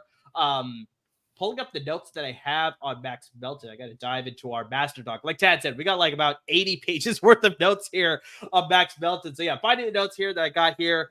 Versatile defensive back with good size and good length. I think he's got plenty of snaps at both the slot position as well as being a boundary corner as well. Great anticipation on routes. I think he reacts pretty well to threats. Great job of playing the ball as well. So he's very active. I think you probably get that when your brother is is a wide receiver in the NFL. Strong ball skills. I think just the biggest thing that I saw with him is just his aggressiveness sometimes affects him too much. So sometimes he bites on some double moves. He comes in a little bit too far. And so that's where receivers can sort of take advantage of that. His footwork is not the cleanest as well. Pretty choppy in zone coverage. It can cause some slight delays when he's trying to make a transition going from a trail position to actually following the receiver. So it's a lot to like about him. I think his aggressiveness could possibly pay off, but if he is too aggressive, that's where it could really come to bite him. So. Where did we land on Robinson last night? Because I was reading the analysis this morning because I finally just had time to just catch up and read stuff. Sure. And they're he's it was a mediocre pick, and I'm wondering where did we land on him? I'm a fan of the pick. I think Tad was a little bit indifferent. He was not a huge fan of the player. I think it made a lot more sense here. Damn it, Riggins. Wow. Okay. That's really fantastic. Really quick before we talk about Darius Robinson, we got to talk about the Raiders who are on the clock here at number 44. They get an excellent steal here of Jackson Powers Johnson, the interior offensive lineman for the University of Oregon. Most likely will project as a center. I'm going to pull up the Las Vegas Raiders depth chart right here. Did they make that pick while Telesco was in the bathroom? That's a really sensible pick. Yeah, no, I know. It was actually a good for once. No, that's... But looking at this current starting offensive line, they got Colt Miller at left tackle, Cody Whitehair at left guard, Andre James at center, Dylan Parham at right guard, and Thayer Mumford at right tackle. So I have a feeling one of those guys may get swapped out for Jackson Powers Johnson. I'm not sure which position because they signed Cody Whitehair, but just the other two guys, maybe they could be more in play. Andre James, he'll be a center. They need to I think that'll probably make the most sense for sure. But Tad, I know you're a huge fan of Jackson Powers Johnson. What do you think about this pick here? I mean, I love it. The thing I love the most about him is he's such a patient blocker. He's not one of those blockers. I think I said it about Amarius Mims yesterday, that my biggest problem with Amarius Mims is he pushes to the second level and he's like looking around for someone to flatten. And that's not what I want out of my offensive lineman. I want you to kind of attack that second level and then be patient. Wait for the guy to come. Let the defense be overly aggressive, so they're the ones that make the mistake. And that is exactly what Ben Powers Jackson does. Is he will let the defender come to him. And the thing is I think this is kind of why he slipped. Is he doesn't have this real strength to kind of eliminate a defender out of the play, but God help you, because once he gets his base set and he gets his hands on your shoulders, you're done. You're not getting past him. So that's the whole thing is, does he have enough time to do that? But yeah, no, I agree with what Chauncey said. I'm going to speed this up because the Packers are already up. Good Lord, this is going fast. Brian Bulaga making the pick. This is fantastic for sure. I think that was CJ Lang. That might be slightly racist. But overall, I think it's a center or bust for him. If they try playing McCard, that's going to be a big mistake. I will say I'm curious how patient they are in building. I don't know if they'll take Spencer Rattler or something later, but it does feel like they're at least going to write out Minshew and then just figure out quarterback next year. I could be wrong. I mean, I know there aren't any good QBs projected next year, right? Not a ton of them unless you're going to be picking towards the beginning there. But yeah, really quick, we got the Packers on the selection here. Number 45, they select Edgerrin Cooper, the linebacker out of Texas A&M. Tad, I know you're not a huge fan of his, but before we get to the analysis about Edgerrin Cooper, I want to bring up a question that was in the comments here from our good friend WL. He said, what round is the first running back taken in, and who do you all think it will be? Now, we already know my answer, Tad. This is my bold prediction. I don't think a running back is going to be taken until the third round. Now, as far as who that running back will be, I think the consensus is going to be Jonathan Brooks. But for me, my favorite running back was Trey Benson. I think there's a lot that I liked about him. He's got the power. He's got the speed that you want, the breakaway aspect that can break a lot of tackles as well. So in my eyes, I think he should be the first running back taken, but most likely it'll be Jonathan Brooks taken off the board. Is Brooks the guy from Texas? Yes. Brooks is exactly the guy. So if he isn't a Cowboy by the end of the weekend, I'll be surprised. So that would be a little bit of an upset pick for sure. But Tad, why don't you answer this question here about what do you think about the running back situation? I think we're going to see running back be taken before the second round is up. I'd be surprised if we got it round. Okay. Well, I'd be surprised, but I wouldn't be overly shocked. If that makes sense. In terms of who, I think at this point, I feel like if Brooks was going to go to anyone except for Dallas, he would have gone by now. I think a team would have traded out for him. I guess teams don't believe he's the number one guy. So actually, it wouldn't surprise me if that specialty running back goes, the guy that can fill a specific role. So I'm actually going to guess that's going to be Jalen Wright. Will be the Jalen Wright, okay, the guy out of Tennessee. That's a good pick too. He's the type of receiver, kind of home run running back that makes sense. He's got great breakaway speed. I love that guy. Exactly. And as for who it should be, it absolutely should be Ray Davis. He should be the first running back off the board. I love me some Ray Davis. He is so damn good. I love Ray Davis for sure. So yeah, you guys talk. I need to figure out who the hell what the hell we just traded, because we just had a trade happen right now up to 46. We got the Carolina Panthers now officially on the clock, so they made a trade with the Indianapolis Colts. I am begging the entirety of the NFL, stop trading. I am trying to eat dinner and do a podcast at the same time. Stop trading for 10 minutes. This is like I said, this is with all the talent that slipped from day one into day two. I mean, this makes sense as to why we're seeing a lot of aggressive trades happening here. And then just compensation cost is just a lot smaller, where it's you don't have to trade as much to get some of these guys. Oh, snap. The first round here. So we got Musa Muhammad, legendary receiver with the Carolina Panthers. He will be making the selection here for the Carolina Panthers, but very similar to the Arizona Cardinals. Help across the board, so I think they can go in many different directions. Funny. It's honestly like they were listening to the live stream. I'm guessing Chauncey, you have to pick for us, but don't spoil. I have the next two. I have the next two. You have the next two. Okay, wow. I don't know what your source is, but yeah, that's fantastic that your case picks way ahead here. But yeah, fortunately falling a little bit behind here. But so the Colts traded pick 46. The Panthers got Colts traded away 46. They received 52, 142, 155. Whoa! All right. Well, this is a good thing we were talking about just now. But yeah, we have our first running back taken off the board in Jonathan Brooks, the running back from the University of Texas. I think a lot of people had this guy pegged as their top running back on the board here. You look last season, I mean, I was a victim of this. I drafted Miles Sanders in fantasy football. He did not meet expectations at all. And so, yeah, I'm wondering if that's part of the reason as to why they decided to go in a different direction. I know Chuba Hubbard. Jerry Jones. I know me and Tad were sort of, on the fence about Chuba Hubbard. Maybe he can be something, maybe he can't be. But yeah, this is a little bit of a, pretty much a sign that just like they're not happy with the running back room. So maybe he's going to be added to the committee. Maybe he's a guy who's eventually going to take the lead role. But yeah, Jonathan Brooks, I mean, yeah, I really thought we wouldn't see a running back till the third round. But yeah, that's why it's a bold prediction. Because yeah, I really just didn't expect that to happen with all the talent sliding in the second round. But yeah, Jonathan Brooks added to the Carolina Panthers. What do you think about this fit and just the guy overall? I actually kind of like it. I'm not gonna lie. Okay. But you are 100% correct. That is a very clear sign that Miles Sanders nor Chuba Hubbard is our dude. Chuba, Yeah. your chances last year, and again, not that they did a bad job, but it was just very, very clear that Hubbard was not their number one guy. And with Jonathan Brooks, it's interesting because I was the hype surrounding him as like the clear-cut number one draft running back. I thought that, okay, his tape must be amazing. I started watching it, and it actually didn't really blow me away so much. And the reason for that is both good and bad, that he's a very patient runner. He kind of waits behind the line. It reminds me a little bit of Le'Veon Bell in the way that he waits behind the line and waits for his opportunity, which really sucks until it doesn't. And by that, I mean, like, he will take like 3 or 4 plays where he loses a yard or two, and you're like, why is this guy so good? And then there's that one play where he finds his gap and he hits it, and then you're like, oh no, he's awesome. His ability to break tackles isn't quite there, but maybe that'll develop as he gets stronger and faster. But I will say he is shifty as shit. He is very, very good at faking out defenders. Overall, like I said, he was my number one running back. I think that was a title definitely earned. And it will be interesting to see his usage, though. This kind of reminded me a bit of Bijan Robinson from last year of like, that's a crowded backfield all of a sudden. How often is he going to get used?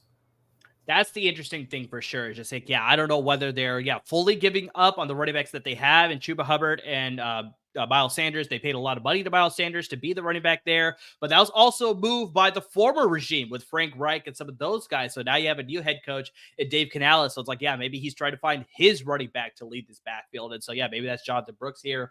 But I think there's a lot to like with Jonathan Brooks, but I think just the biggest thing when I was watching his tape, I was just like, I don't see why he is the clear-cut number one guy. Like, I think there's a lot of things that I liked about it, but there was a few things that I didn't like as much, where it's like, as soon as a defender got his hands on him, he was going down. Like, I didn't see as much of that break tackle aspect that I saw for some of the other running backs. Adequate pass protector. I didn't see a lot of good pass protection, so I don't know whether this guy's going to be able to stay on for all 3 downs. So that worried me a little bit. But I mean, just, like you said, very shifty. I like the jump cut and the stop and start ability that I saw.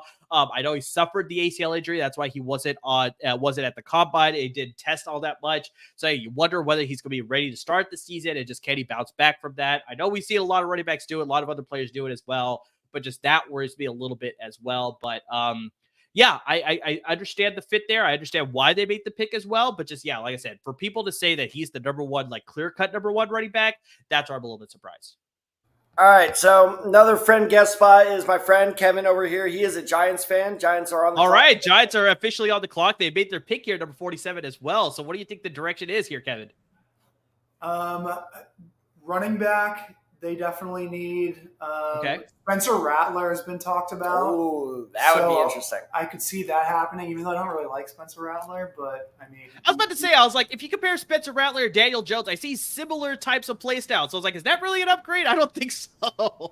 Yeah, for me, it's more of an attitude thing with Spencer Rattler. Sure, that's fair. That's fair. But obviously, we desperately need another quarterback, so I could see that. O-line too. We've had O-line problems for the last 10 years, and even last year we had injury problems too. So that would be a good pick as well. Obviously, we have a ton of needs, so we'll see. We could honestly go anywhere.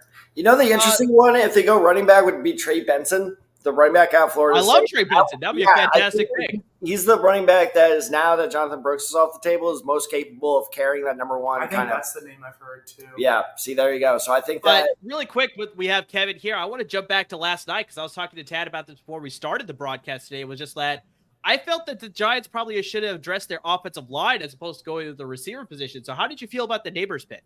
I would have loved it if the Notre Dame tackle fell to us. Of course, yes. Unfortunately, he didn't, and unfortunately, we couldn't trade up for Drake May either. So, I mean, Malik Neighbors, I feel like a B grade. I'm not upset about it, but I'm not like super ecstatic about it either. Makes sense. Oh, Tiki Barber is making the selection for the Giants. I like that name for sure. But yeah, I think the Giants have a lot of needs, so I think they go in a couple different directions here. But yeah, obviously losing Saquon Barkley to your rival Philadelphia Eagles running back is definitely a good need here. And like we talked about, Tad, with Jonathan Brooks being drafted, this could possibly be opening the floodgates where now we may see a lot of teams taking a chance. I think we're about to see a run here. You think so? This is where the run starts? That's a pretty strong possibility. We got Cincinnati up after Jacksonville. They need a running back. Yep. That's a great pick. They go with safety. Here. So they get some safety out of Minnesota. Tyler Nubin. Tad, I know you did a little bit of scouting on safeties here. So what do you think about the safety pick here? No, he's an excellent zone cover. I don't know if you're asking me or Kevin, but he's an either one. Okay. Zone coverage safety. My one really big complaint about him is he plays very deep into the field, meaning that when it's a very obvious run play, he tends to be a little hesitant, let's say, about getting in the scrum. But other than that, when it comes to just pure coverage, he is an absolute monster, absolute ball hawk. And he's been team captain for 3 straight years, so he's a good character guy as well. So interesting that he's the first safety off the board. Wasn't my pick to be first safety, but I think that if you're looking to kind of rebuild a team from scratch and you're looking for a leader type, it makes sense why he is the first safety taken by the Giants. We did get that safety corner hybrid too from the Pats in the offseason, the guy from LSU. He also played for the Eagles. I know exactly what you're talking about. Green hair. Jalen Mills? Jalen Mills, yeah. We signed Jalen Mills this offseason too. So it's nice that we've kind of fully replaced Xavier McKinney. Yeah, and the problem with those hybrid types, though, is it's always so confusing, where to play them. That's how our defense is. They just want positionless guys. So the Jags are up now. All of a sudden, who is this guy? He's a handsome dude. Jags at 48 are making a pick here, yeah, but I can't recognize him when he's walking the screen. We'll have to wait for the name to actually pop up on screen here. So James Stewart, literally never. I do not remember James Stewart at all. Wow, even when you don't recognize it, that's saying something. Well, he must have been a player from their expansion year, because that was the same year as the expansion year. So it's that must have been a selection at that time. But yeah, I really do not remember James Stewart at all. So, but yeah, all right. So we got the Jaguars on the clock here at number 48. So yeah, we'll see what direction that they decide to go in because looking at their depth chart, I mean, they got a few hills, but yeah, we already got the pick here. They need to upgrade to the defensive tackle position. And so, yeah, Mason Smith, the defensive tackle out of LSU, that is the selection here. Jumping to the notes that I have here, I'll have to cycle through our massive document that we have here, Ted, to find my notes on Mason 80 Smith. 80 pages. I know. But yeah, what I got here is just he's got some good violent hands. He can extend and he could be a good run stopper for sure. Shed and can swallow the ball carrier pretty easily. Fresh is very good hand fighting. Very good at getting a bull rush on, the arm rover, the rip combo. Very good at stringing together some moves to get into the backfield and disrupt it. Uses his length to his advantage. So it's even if he can't get into the backfield, he's definitely getting his hands up to block the passing lanes that way. That's a great way. You can still be a disruptive defender, even if you can't get to the backfield consistently. Versatility along the alignment too. So it's they're lining up as defensive tackle. They've sometimes put him at edge too, so they can come off the edge too. Not an edge rusher, I should tell you, but he can play the defensive end position. I know we talked about this, Tad, where it's that's a position that's sort of going away with the times. That's not something that's going to be as relevant now, but I think he can play that depending on the alignment that you're using. I think just the big thing is just, we talked about this with a few other players, just the durability. He has suffered some injuries over his college career. Whether he could sustain, a long career in the NFL, that'll be the one thing to worry about. He had a good combine. He's got the athletic traits. Whether that could translate into NFL action, we'll see about that. And just, his play recognition, I think, is good, but it's not great. I think that's a big thing that he needs to develop to really become a next level defender. But I don't know if you have any thoughts on Mason Smith. I know that wasn't a position you scouted, but maybe this is a guy you watched. I have no idea. Went to big school at LSU, so. Well, just from the couple of LSU tapes I was watching from scouting other players, he did stand out whenever he was on the field. He definitely stood out, and I did note wow, that guy was pretty good. In terms of fit, it's a good one because the nose tackle depth chart for the Jaguars reads like this: Devon Hamilton. That's it. That's their entire nose tackle depth chart. Well, what I have is Devon Hamilton, Roy Robertson Harris. They did trade. Well, I'm looking at him as a DN, but bottom line being is clearly if they're starting DN or backup nose tackle, if they're the same person, you need some depth there. They did trade for Eric Armstead, formerly of the San Francisco 49ers, but one thing that I could tell you with him being a former 49er is that he dealt with a lot of foot issues, so he wasn't playing towards the end of the season. So getting a full season from him was the big thing as to why the Niners decided to move on from him. So maybe that's another insurance policy for sure as far as getting Eric Armstead, but then now supplementing it with Mason Smith here. But Tad, I want to bring up a question here for you. I was just going to wonder if we were doing the Bengals first of this question, but bring it up. Let's bring up this question. We can get to the Bengals here in a little bit. Their pick selection, which we'll get to, they made the defensive tackle selection, Chris Jenkins out of the University of Michigan. I really like this guy, but let's get this question first here, Tad, because I know you're going to be a fan of this one. Maybe your friends will be a fan of this one too. I have no idea, but WL asked, Tad, any frogs getting drafted this year? And yeah, I can think of a few for sure. If we're just talking about the entire draft, yes, there's definitely a handful of names that I can think of, but who do you think will be the first one drafted? Ooh, see, that's a better question. Because I was about exactly. To say, yeah. I think the question made a little bit better, but yeah, appreciate the question, WL. Yeah. Appreciate it. 3 are locks to get drafted. Monty Bailey. Okay, 3. Okay.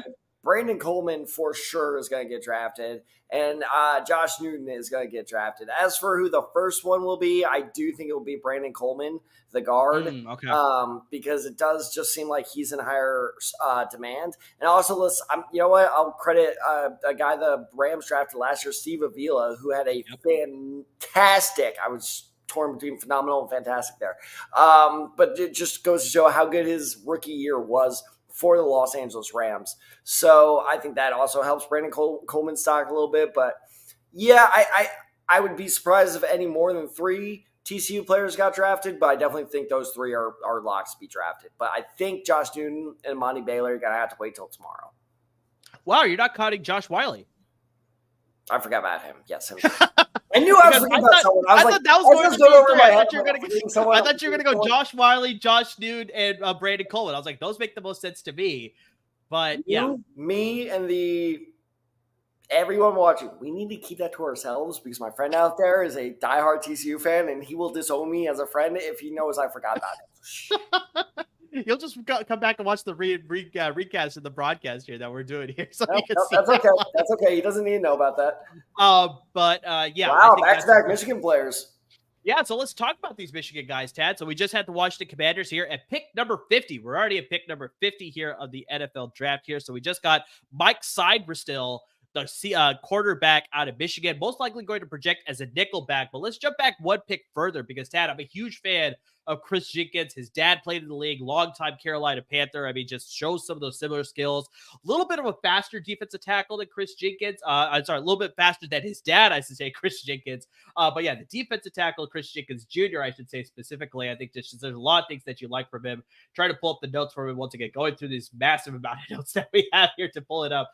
But great first step that you want from a defensive tackle. He is very good at shedding blockers as well in the running game. Very good run stopper. I always talk about some of these other defensive tackles being undersized and they're probably better at the pass game. This guy's purely a run stopper and needs to develop more of the pass game stuff. Not the prototypical size that you want from an NFL caliber defensive tackle, so maybe he'll have to put up a little bit more gym work to build up some muscle, build up some mass to really be a productive member on a defensive line. I think he could be a good rotational piece early in his career, but I think he just needs a little bit of seasoning to really become a full-fledged starter. But yeah, him, I'm a huge fan of, but Mike Seidrustil, I know you're a fan of Michigan, obviously. So, I mean, just like really good nickel corner. I think he's going to project as a nickel corner. I don't think he has the skills to play on the boundary. But just, what are your thoughts? Above that in the NFL. No, I mean, looking at the last 2 picks is interesting. I agree with everything you said about Chris Jenkins. I think that obviously the Why are you laughing? I love the sign. 1,609 days since OSU has beat Michigan. So you gotta love it. You gotta love it. They take every little bit that they can. So. But yeah, I think that it's interesting that the Bengals haven't addressed receiver yet, especially like I said, with such a good receiver class. Obviously, we know T. Higgins is getting ready to come in and play. This either means one or two things. One, they're planning on bringing in a veteran, or two, and help me out here. It was Harvard, Yale. Who was the Ivy League guy? Princeton. Who was the Princeton guy they brought in last year? With a really weird name, the receiver. The receiver. Oh, Andre Yeshivas. Yeah, I'm never going to pronounce that right. That guy, he's progressing really, really well. Yeah. And they're confident that he can be the Tyler Boyd replacement. But I don't know, it's just interesting to me the Bengals haven't touched receiver yet. That's indicative of either bad management or they know something about that offense we don't. Well, it's also funny that you bring up Tyler Boyd because we talked about this last night, but he's still available. So there's still a possibility that he comes back to the team. So, I mean, that's still an outside chance. Obviously, we'll wait to see after the draft when we get that second wave of free agency, getting some of those guys and getting some cut candidates as well to possibly fill out the rest of your roster there. So, I mean, there's a possibility that Tyler Boyd just goes right back to Cincinnati. But, yeah, it's still a deep wide receiver class. We still got a lot of great names out there. So I think they could possibly still get a guy in round 3 and be happy about that to pair up with Jamar Chase and Andre Yeshiva. So we'll see about that. But yeah, Chris Jenkins, Mike Sanders, still 2 solid Michigan players going back to back, going to the Cincinnati Bengals, and then following that up, going to who's the team that just picked right now? It's the Steelers are on the clock right now, but their picks are already in. But with Sanders still, he's a nickel corner through and through. Like Michigan never played him deeper than 10 yards off the line of scrimmage in coverage. So I think they knew that he's not capable, nor does he really have the size to keep up with some of the top receivers in college, let alone in the pros. So he is a very physical corner, though, and he's a great, if you want to kind of bring in a defensive back blitzer, he's an excellent option to do so with. So I think that he's a pretty solid pick there. I'm not, again, sure if corner was their biggest need. Washington's draft strategy, I can't quite put my finger on it quite yet. It's a little weird. Well, I think they want to make sure that they could get themselves a really strong defense. Like I said, they just hired Dan Quinn in the offseason, defensive first guy. He had 2 great defenses the past 2 years with the Dallas Cowboys. So maybe he really wants to make sure that this defense is locked up. They can really shut down guys. And then as Jaden Daniels goes through the motions and goes through the growing pains, maybe he'll have a CJ Stroud year. Maybe he'll have a Bryce Young year. We really don't know. But I think he wants to make sure that the defense is locked out. So maybe that's why they're attacking the defense a little bit here. And Alfred, I know you're saying shout out Matt or Max, but we had an appearance by him on the screen. So yeah, we don't have to do any more shout outs because he's actually there during the broadcast. Yeah. So I don't think we'll have to make any more well, considering the game was up till 10 p.m. yesterday, I think I'm okay. Very, very. He's going to murder me through this screen.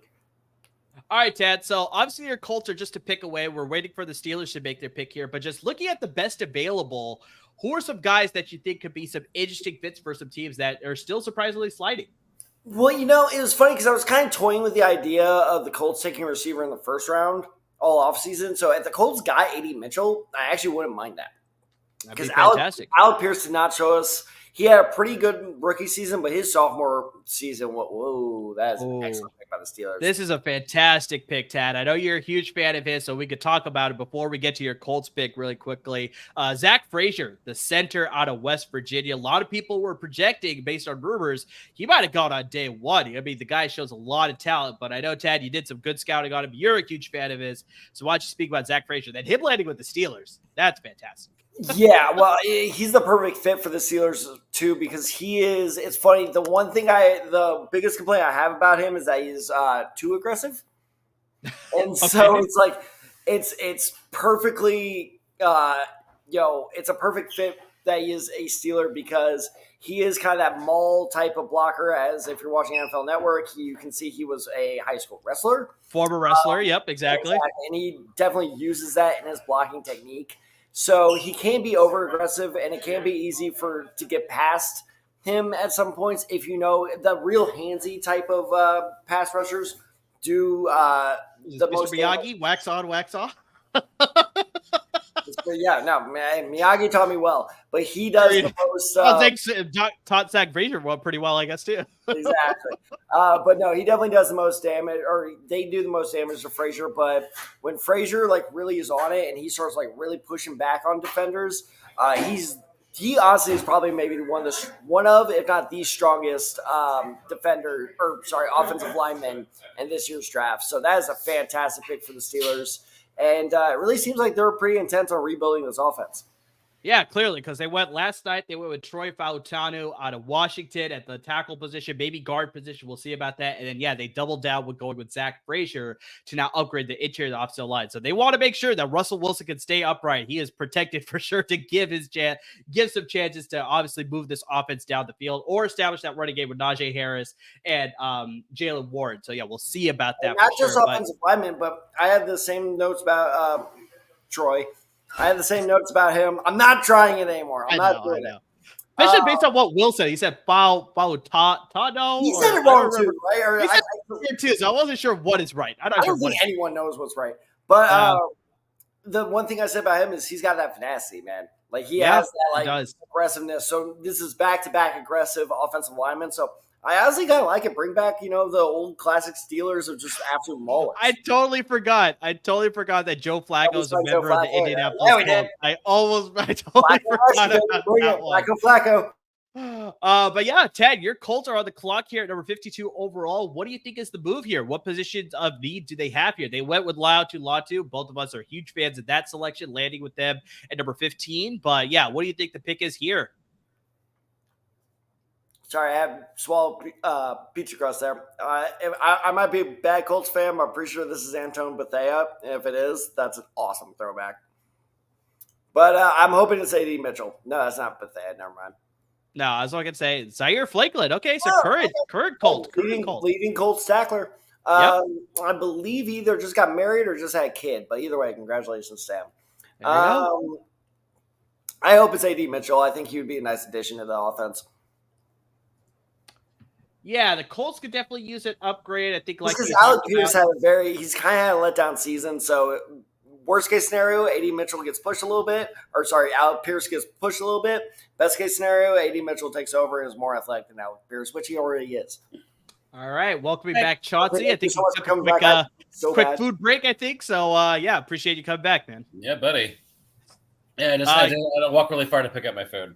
No, you're good. You're good. So, yeah, we came right back in time with the Colts pick here. So, yeah, we'll see. Hey, Tad, your wishes come true. And this is the best draft of my life. I love this. I know. Okay, wait. Everybody shut up. I hope the next pick is $1 million.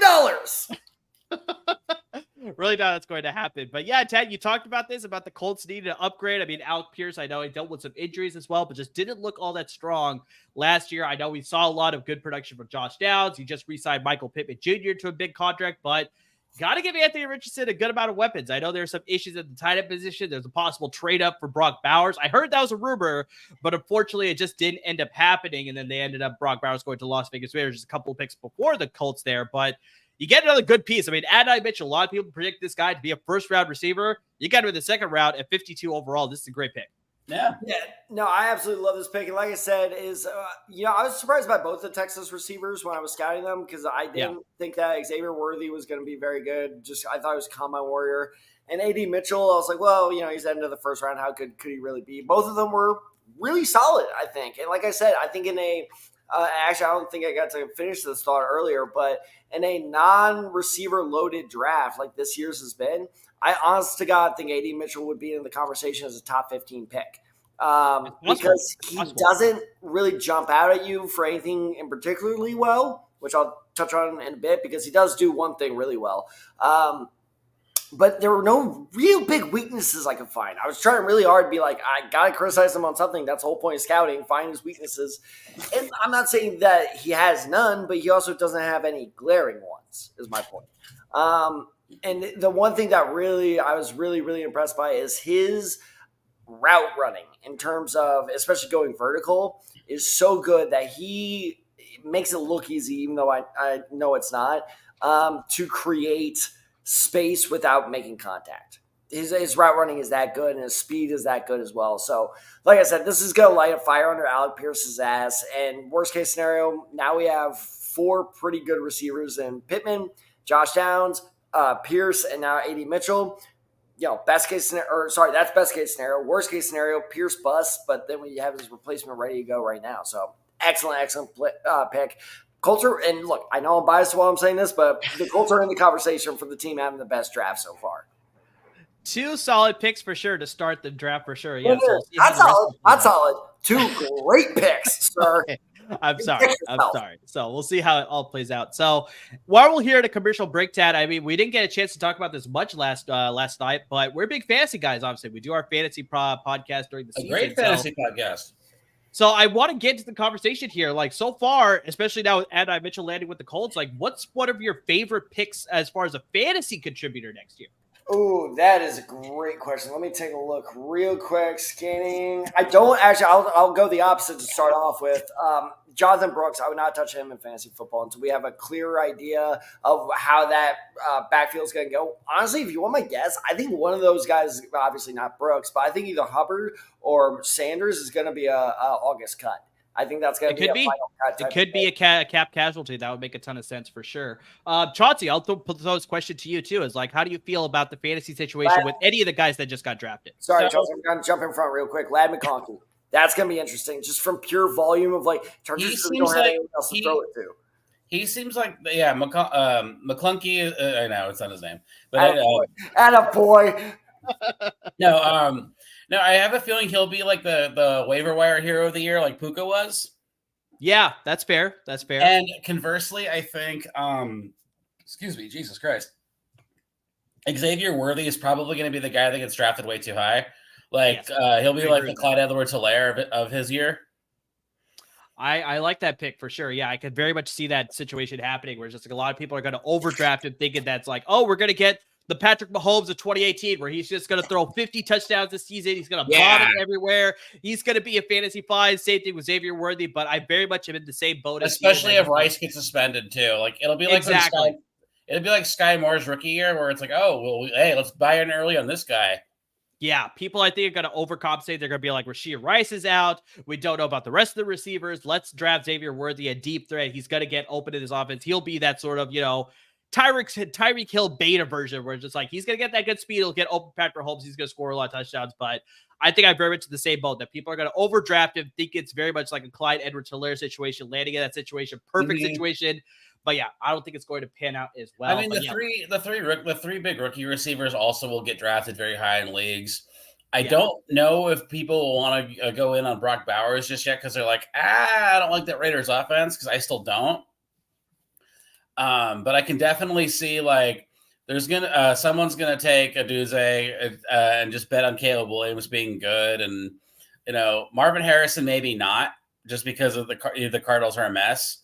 Yeah. Malik Neighbors also, I think people might side eye not because of him, but because Dimes is throwing to him. Yes, but yes. I think Xavier Worthy is probably going to be the first rookie receiver taken. There's a good shot because, I think you got all the big names that you laid out with Roma Dunze going to Chicago Bears, but I worry about just him being in a crowded receiver room with Keenan Allen and DJ Moore. And then, you got the rookie quarterback, so you just don't know how he's going to adjust as well. So that definitely worries me a little bit. You got Malik Neighbors, just like you laid out with him landing in the New York Giants. It's like, I just worry about who's going to throw the football. It's not their fault. Like it's none of it. None of this is an indictment of the picks themselves. No, exactly. I love the pick. I think he is an upgrade to that receiver room, but just I worry about the quarterback situation. Yeah, it's it's like a dynasty thing. We'll keep in mind for next year, or the year after. Oh, 100%. We have better situations. The only reason that because I just thought of a hilarious person they could have used for this commander selection. What if they got Adam Marcelletta to do it? Oh boy, that would have been hilarious. I would have loved that. That would have been interesting. But we just got our next tight end off the board, Dad, because we had Brock Bowers in round 1, but now we got Ben Sinnott, the tight end out of Kansas State, is now off the board with the Washington Commanders. And so that is an interesting pick. A lot of people have been pegged it was going to be Jatavion Sanders, the tight end out of Texas. But yeah, with them signing Zach Ertz in the offseason, they had Cole Turner. I mean, they got some other tight ends, but I think they could have used a bigger upgrade here. And Tad, I know I did the scouting on the tight ends. I remember watching Sid, and I think there's a lot of things that I liked about him. I just got to pull up the notes here once again. Diving through all these notes is taking a long. You pull up the notes. I'll talk about him a lot because sure, I'm more familiar with him as a Big 12 rival of ours. Oh, right, that makes sense. That makes sense. Kansas State and oh wow, we played hockey. I did not. Oh dear Lord, he just killed a guy. He just killed a guy. There's a horse and a man on fire, and he just killed him. Oh, stop showing it. I think they had to keep showing it because not only is he ice skating and playing hockey, but yeah, he actually leveled the guy. You can't do that at the next level. That's gonna get you suspended. Oh gosh! But are the Commanders this year last year's Bears? In terms of, like they'll be very frisky. Like they'll flirt with a playoff spot, but ultimately like just miss out. They could. That wouldn't shock me. It all depends on Jane Daniels, obviously. Yeah. But I'm a big assuming quality of Daniels. Like it feels like the moves they made. They're a year away team. Like they'll be like, oh, it's week 18, and they might if like this happens and this happens, they can get the 7th seed. Next year's draft is going to be very important for them for sure. But no, I call Sinet. And I don't know if I'm pronouncing his name right because my nickname for him is that motherfucker because he is so good at just everything. He is the best, I think, all-around tight end in this year's class. My big hang-up with Brock Bowers was he's not a very good pass blocker. Run blocker. And I think it was you last night that was like, no, he's not a very good run blocker because he doesn't block the run. He's always on the outside. Yep. Sinet absolutely can do that. He is a Finacious? We need to figure that out. Yeah, that would be the word. Finacious run blocker. He's a solid receiving threat. But the thing is, like, while his route running needs a lot of work, his hands are really good, and his speed is killer. Whenever he does get in the open field, he has very good speed. So that's really pretty good pick. Do they still have Logan Thomas, the Commanders? No, he is no longer on the roster. Based on the roster that I'm looking at, he is not a member of that team right now. So that in that case, he'll probably be the oh God help me, he'll probably be the God can't help you. I am your God. So we welcome Al Rowe, who was a guest of ours last night, and we appreciate you coming on for tonight. What's going on, Al? How are you doing? What's going on? Good, man. I was doing really well, but Tag, can I have some pizza? No. In fact, actually, thank you for reminding me because I'm starving. Cheers, Where did you get it from? So I'm actually in Fort Worth tonight, hence the new background. Mm-hmm. So all my friends went out to a brewery because they're not working. Oh, you got fancy pizza. And so, it's a brewery pizza. It's actually really solid. But tell me, hold on. Are these not the largest pepperoni slices you've seen? Yo, those are pretty big. I had a meatball and ricotta pizza from the hotel I'm at. That's nice. Really good. Dude, oh my God. Hour 3, that really hit the spot, man. Oh, I love this pick by Cleveland. The Cleveland Browns have just made a selection here, pick 54. Michael Hall Jr., the defensive tackle out of Ohio State. But Al, I mean, you just joined that's not the name of the school, Amir. I have. What you doing, Chauncey? You fuck off. No, get out of here. I'm not gonna lie to you. I haven't watched any of the draft. I've been dealing with this guy right here, and I hear you. And I've been looking to see where Stagecoach Live comes on, but it's not live yet. And but I wanted to mention that I wanted to make up for last night. It was 2018 draft. You guys brought it up, where Sammy D was supposed to be the first overall pick, and they ended up picking Baker Mayfield. Right. I said Darnold, and you yelled at me. Baker was the son. Oh, no, what? No, you're right. I didn't yell. I was like, I don't think that's it, but it was the 2018 when I was like, oh, is that Bojangles, Chauncey? It is Bojangles. Bojangles is coming to LA. Yo, I know. I'm so happy it's coming to LA. This isn't SpawnCon, by the way. They're like legit good. Chick-fil-A and Raising Cane's can go to hell. I said it. Cane's is great. You back off, Cane's. But no, Raising Cane's is cafeteria chicken. What the hell cafeteria were you going to as a kid? I wouldn't be in that cafeteria. Raising Cane's overrated, especially if you have to wait in line for it. Cane's is coming from a a Black American, Canes is Oh, very come average. on. You can't put the black one. Come on. Canes is very average. Thank That's you. not fair. That's like a mirror me pull the Curry card. You You can't, can't do pull that. the Curry card. You have every right to pull the Curry card. When I go get Indian food, I send the pictures to you guys. Say, hey, does this look good? You guys both say, oh yeah, that's pretty decent. So you No, can that's pull the Curry That's card. true. That's 100% You can true. definitely pull the All right. and It's and all right. and unpopular opinion. Al, I feel Chick-fil-A seen. is very average too, because Thank if you. you put Chick-fil-A We chicken did it. in a black household, Outside- they will not outside accept of that. one. They would not. Al, thank you. I feel vindicated. All my friends have been saying I'm like an idiot for thinking that both of those places suck, and I feel seen. Thank you. Yeah, but I just wanted to make a quick cameo. I'm gonna put this guy to bed at 6, and I'll be back on. Is there more draft? A lot of draft left? Oh yeah, we haven't hit We round got the 3 whole yet. third round. Still got the whole third round, my man. Has any running backs went yet? What? We did have one running back going to the Carolina Panthers. We had Jonathan Brooks drafted. So I got you. And when I come back, I'm gonna pull up Thibodeau's stats for the past 2 years. Okay. We don't do that. Well, okay. oh gosh, oh gosh. I But think yeah, it's Al, I don't think worry, it's barely we'll be 10 sacks. But Al, don't worry, we will be here. So yeah, feel free to jump back on later, my man. All right, good job. I'll see Right, y'all in a bit. Thibodeau? That's what we're talking about. Kayvon All right. Thibodeau has been a point of contention between me and Al for about 2 years now. Why? That is true. I think he's good. Al thinks he sucks.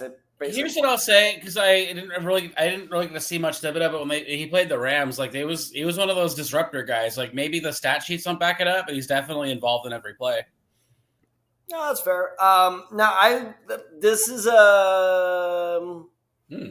We just had a selection here at 55 by the Yeah, Miami Dolphins. They chose the tackle Patrick Paul out of the University of Houston. So Yeah, they probably had to do I that. Tad, I don't know if you got a chance to sort of scout here, did. but yeah, we do got the Dallas Cowboys. They're currently on the clock here, so we'll see what their pick is next. But any thoughts on Patrick Paul landing with Miami? That's why I'm so confused. Is because Miami's Okay. a win now team, right? Like you can tell. Sure. I mean, you could argue their window closed this year, is because and they're like kind of staying afloat in the contender tier. But it's very quickly getting ready to fall apart because they got to pay time. They have a very big decision to make. Yeah, they do you have to pay Tua? How much do you pay Tyreek Hill? Like there are a lot of decisions to be made here. And Patrick Paul, real quick, Chelsea. Patrick Paul is the very definition of a project. He's super athletic, so I totally understand why this is a Mike McDaniel pick to the T of like crazy aggressive athlete. I love him. Let's take him.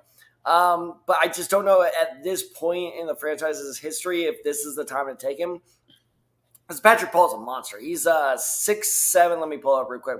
6'7", 331 pounds, and he is fast. Someone that big and fast is very, very scary. Super aggressive, but the problem is has zero technique.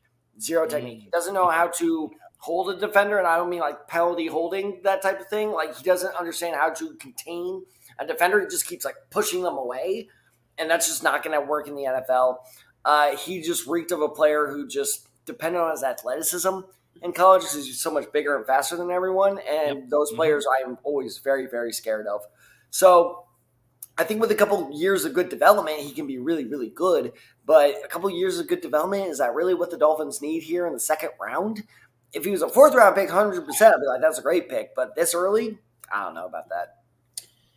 yeah, Miami's strange because they're very top heavy. They have to make the Tua decision. Like if things really bottom out, they could be another mass exodus team. Like I can see them like cutting bait with like Jalen Ramsey and like a couple of the other guys on defense while keeping Tyreek Hill and Waddle, because they got to pay Waddle still, right? Like that's coming up. Well, they kind of already did because they let Christian Wilkins walk and he signed with the Las Vegas I Raiders. know, but there's going to be more coming. They cut Xavier Howard, one of their premier corners as well. So it's like you're kind of already seeing those things. And so, yeah, exactly like Tad was saying, where it's like if you're in a win now mode, you need to capitalize on that right now. So, yeah, it's a very interesting move for them to take a project tackle because they have They have Austin Jackson at the right tackle position, but then they signed Teron Armstead a couple free agents off seasons ago, the left tackle out of the New Orleans Saints. But, so it's like he's their maybe that's kind of like what we were talking about with Fashanu last night, where Armstead's had health problems because they signed him last year. He was a Dolphin last year, but he missed most of the season due to injury. Yep. Right. So maybe that's their thought process, is maybe this is Armstead's heir apparent. And it could be. If Armstead goes down again, at least they're not totally screwed. That's where the Dolphins fell apart last year. Is their offensive line suffered several injuries, and they had no replacements. That's why they blew that game against Tennessee. Because, like, in the fourth quarter, all of a sudden Tennessee was like, "Oh, that's right, they don't have an offensive line. Blitz!" And then that's how they came back. And it was just like, okay, so maybe that's what Miami's trying to prevent, and that would make more sense to me. But still, it just seems like if you want Patrick Paul, I'm looking at like Dallas probably wasn't going to go tackle. No, they just need I don't think tackle. so. Also, I lied. Tyler Newton, by the way, is number 60. So there are 4 rookies that have decided their numbers. Okay. Tampa Bay took Graham Barton. Maybe they were scared of Green Bay taking tackle, but I don't know. That just seems like a weird kind of placement there for a project. All right, so the Cowboys are on the clock here. I know their pick. We know you know the pick. I'm pretty sure you know the next pick by Tampa Bay too. I don't yet. No. Oh, okay. But we talked about Jonathan Brooks possibly being the running back taken here as being the first running back off the board, but clearly we got that happening a lot earlier. The Carolina Panthers took him at the earlier part of the second round here. Do you think the Cowboys still go running back here, though, Tad? We talked about Trey Benson being a possibility, maybe Jalen Wright. I mean, maybe they go Marshawn Lloyd, the guy at USC. He's got good versatility that could be a premier running back in the league as well. So do you think running back is still the option here, or do you think they go in a different direction? That's a great question. I try my best. Let me do the politician thing. That's a great question. Thank you so much for asking it. So we got to do be discussing the Cowboys running back situation further because the Cowboys running back situation is a very dire one. I'm so glad that we are taking it in stride and doing it as good Americans and talking about what the Cowboys need to do at running back. What do the Cowboys need to do at running back? I am so happy we're talking about. Bottom line being, I don't know. By the way, that's the bottom line for the politician answer too. Sure. Chad Hennings. Okay, I don't know about this guy either. I've never heard of this guy. Yeah, well, I think the only running back capable of carrying the number one back role is Ray Davis. And I don't think NFL teams are as high on him as you and I are. No. So, no, I don't think that's going to be running back. Okay. It should be Ray Davis. That would be an A+ pick in my opinion, but it's not going to be. Okay. Interesting. Looking at their depth chart, I think they could possibly go receiver. I know they had some issues with Jalen Tolbert. He hasn't really lived up to expectations. Is he? Yeah. He wants to be the highest paid receiver in football. Interesting. Okay. So maybe they go receiver here. The interior of the offensive line is not all that great, especially if they move Tyler Smith to the outside, but they did draft Tyler Guyton last year, so maybe that's not going to be the move there. Always could use pass rush. That could be a possibility here. Maybe they go inside linebacker. I haven't seen a lot of linebackers taking Colson. I saw a mock a couple of days ago before the draft started that had Junior Colson as the Cowboys' first round pick. So honestly, that would be not a bad pick by them, honestly. Especially with Leighton Vander Esch being retiring. And that was a very sad retirement. He was a fun player to watch. And he was. That guy over. Too many neck injuries. Yeah, yep, exactly. As soon as neck injuries start piling up, it's but they kind of ran that risk for a couple of years because they drafted Jalen Smith out of Notre Dame. He had an okay career. They drafted Bobby Lee out of Penn State, and he had Sean Lee, not Bobby Lee. I was thinking about the General Lee. Yeah. Generally, no, I was thinking about Sean Lee out of Penn State. He had some issues with his injuries, concussions, a lot of that stuff too. Mm-hmm. Unfortunately, they've been going through this cycle at the linebacker position. Then they use Micah Parsons as not a traditional linebacker, as more like a rover. They use him in coverage. They use him as they legally classified him as a defensive end. If you remember, exactly. Yeah, no, it's true. So. Yeah, I'm very curious to see maybe they go upgrade the linebacker position here. Yeah, Junior Colson, or no, they go pass rush here, and they go with the edge rusher out of Western Michigan. This is one of my favorite sleepers here, Marshawn Nealon, the defensive end edge rusher out of Western Michigan. So, yeah, with the loss of Dan Quinn, I think they definitely need to make sure that they're shoring up their defense, get an extra pass rusher here, and just, Marshawn Nealon, a guy that I'm a huge fan of. I'm just going to pull up the notes that I have on him really quick, but I mean, lots of production that I have.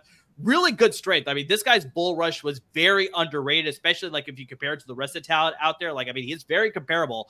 Really was able to upright guys, get good leverage, get into the backfield, and chase after the quarterback. Like, I mean, quarterbacks had a hard time when you get that sort of interior pressure because he was coming off the edge, but he was also coming up the middle as well with some of that weaker competition that he's facing in the MAC. So, I mean, he's got that strong bull rush. He's got a club over move.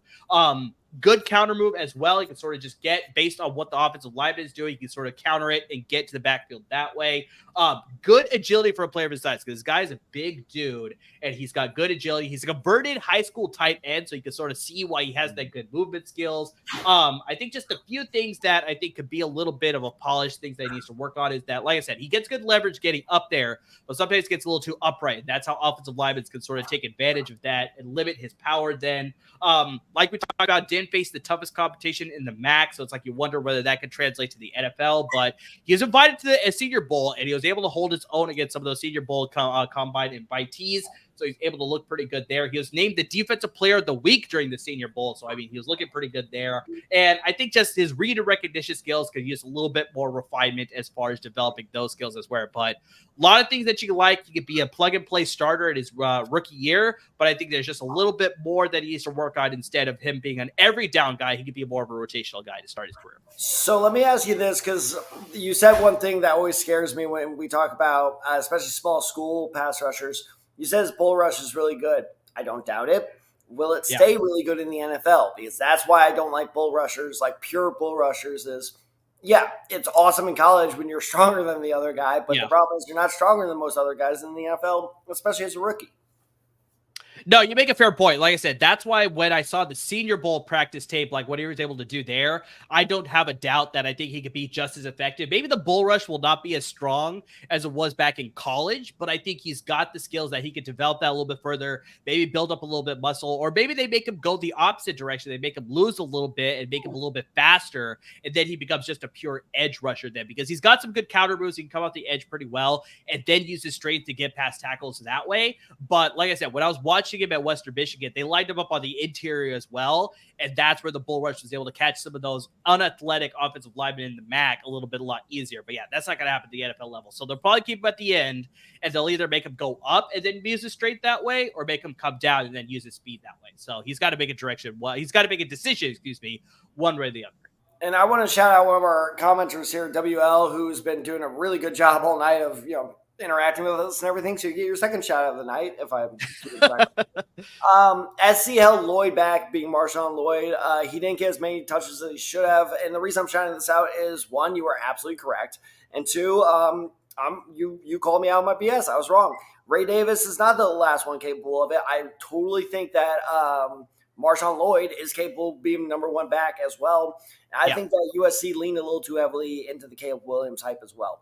That's for sure. I think that's why Lloyd didn't get as many touches, and that's why Caleb Williams was playing way too much hero ball. I didn't get the chance to say that last night, but that's my biggest criticism of Caleb Williams is stop playing hero ball, dude. Stop running around. Just learn when to take the loss, but it's because he was given the ball so often. When it's more like when it's 3rd and 1 and you're doing a rollout with Caleb Williams compared to just give it to Lloyd just to get that 1 yard. And USC did that a lot. So I think that is a great take. And Marshawn Lloyd, I think, will be a steal. I don't know if he's going to go tonight. I'm not going to lie. I can see him going to round 3. I can see it be a 3rd round draft pick. I don't know if he'll go here in round 2. He deserves to go round 3. I just don't know if he will. That's fair. Chauncey, you had a comment here? I had a question. Is the Nealon pick basically a signal that they're going to cut DeMarcus Lawrence next year or in the summer? They need to do a lot of cost cutting because, like I said, he's expensive. You got CeeDee Lamb holding out because he wants to be the highest paid receiver. Then just like a week or Dak two, and Micah too. Micah Parsons started, bitching because he wasn't getting paid. So you got the Dak situation too. Dax, then of his contract's coming up, and the credit where it's due is the Joneses, especially local news, have been like everything's fine. It's literally the dog meme where it's like a house on fire. Everything's fine. Everything's fine. We work it out. It's I know the Joneses are not very popular in Dallas these days, and they infuriate me, and I'm not even a Cowboys fan. Like the presser when he's like, "Oh, we need more leaves to fall." The guy was like, "Why don't you just do what the Eagles do and extend a little early?" That way, you're not having to succumb to, well, hey, Jamar Chase got this much money, Devontae Smith got this much money. Exactly. Like, just lock him in a little earlier. I don't know. Like, it might save you headaches in the long run. I don't know. It's just me. Like, is Jerry Jones secretly poor, or does Stephen Jones just try not to get him to spend money? I don't get it. Jones is secretly, or not so secretly, is an idiot. Well, And then no, I don't know that's if you it. guys saw that. Like, I don't know if you guys saw that viral video going around where people were asking about like, oh, people are sort of questioning the fact that you said you guys are going all in, but you guys haven't made a lot of free agent moves or trades or anything along those lines. And then he said, well, I wasn't quite sure about our cap situation at the Senior Bowl. And it's like, how do you not know that? My favorite is I put this in the company Slack, but they asked like, what's the current state of the Cowboys? He goes, we're picking 24th. Because we're the 24th best team in the NFL, and it was like, oh, I know. I don't understand it. Like they act like the Cowboys are like a small mom and pop operation. Like you're the fucking Cowboys. You are the third, the top 5 highest worth it. One of the highest valued franchises in all of sports. And you're acting like, I don't know, man. We just gotta cut costs. We gotta make ends meet. You know, money doesn't grow on trees. It's so weird. As he's doing the draft from a yacht. I know. Exactly. But wait, what am I missing? But real quick to kind of keep it moving. Well, first off, Chris Braswell, the pass rusher from Alabama, is I like that as a Buccaneers pick actually, because the Buccaneers have a history of developing pass rushers in Bulls, man. Between let's see if I can get his name right. Joe Tyron Murphy. Joe Tryon Shayanka. Oh God. Not even close. Not even close. Yeah, Washington. The first round pick out Washington from a couple years ago. I thought that was a terrible pick at the time. I said as much. And he's actually turned into a very, very good pass rusher for them. So they are very good at that. Shaq Barrett obviously now is in Miami. So Braswell is just a poor man's Dallas Turner. Super athletic, very few little technique, but he's extremely developmental. So I actually like that pick a lot. But real quick, I got to shout out a friend of mine who was unfortunately not here in Fort Worth with me, but he's a longtime listener of the show. He and I were actually texting earlier today. This is actually his own show, which you can find, and they do fantastic stuff. But Mr. Jason Davis, if you're still watching, welcome to the show. Jason Davis, right on. So, I remember he and I were actually talking, and, he needs – and sorry, Jason, if you don't want this public, hopefully none of your friends are watching. His Dynasty League draft is in about a week. What receivers should he be targeting that either have been taken? What rookie receivers have either been taken or are still out there that you think he should be targeting? Well, really quick, Tad, I know you're a huge fan of this safety. Javon Bullard, the safety out of Georgia, was just taken by the Green Bay Packers here at pick number 58. Pair him up with Xavier McKinney seems like to be the move here. So before we answer that question, why don't you really quickly give your thoughts on Javon Bullard? Sure, let me just pull him up real quick. So Javon Bullard is actually probably my favorite safety in this year's draft. He's really, really smart. Rarely you see a blown assignment from him. He's a little small, 5'11", 198, but obviously you can't add height, but you can add a little bit of weight to that.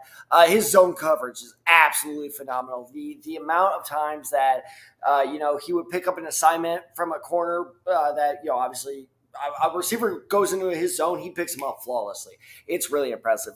The one thing that kind of worried me about him is that he kind of got outrun by tight ends and slot receivers on occasion. There were some cross routes where I'm like, you're fast. Well, how do they beat you? So I don't know if that's more of an ankle thing compared to a speed thing. I think that's going to kind of reveal itself. So his body size, once again, 5'11", 198, I want to say he would make it for a good free safety. But like I said, the fact that he would occasionally get beat by, people he shouldn't, makes me think he will ultimately stay a strong safety. But regardless, I think that is an excellent pick by the Packers. And that could be the steal of the second round by the end of the day. For me, this feels like a response to the Niners game. Much similar to the Lions. It seems like this is a correction, because that's sort of what bit him in the ass.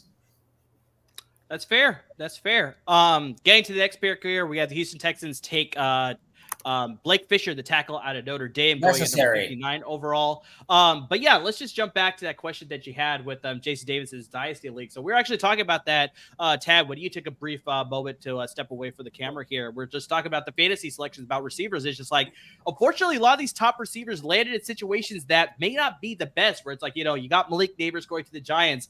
What's the situation at quarterback? Daniel Jones, is it going to be somebody else? Who knows what's going to happen there? You got Rome Odunze. Yes, he landed in Chicago with Caleb Williams, but just you wonder how that's all going to play out. Just, is Caleb Williams really going to be the guy? Is he going to be in a crowded receiver room there with DJ Moore and Keenan Allen? So it's like you wonder about his long-term projections. Like, I think Dynasty League, that's probably a better fit there, like about the long-term aspect of Rome Odunze.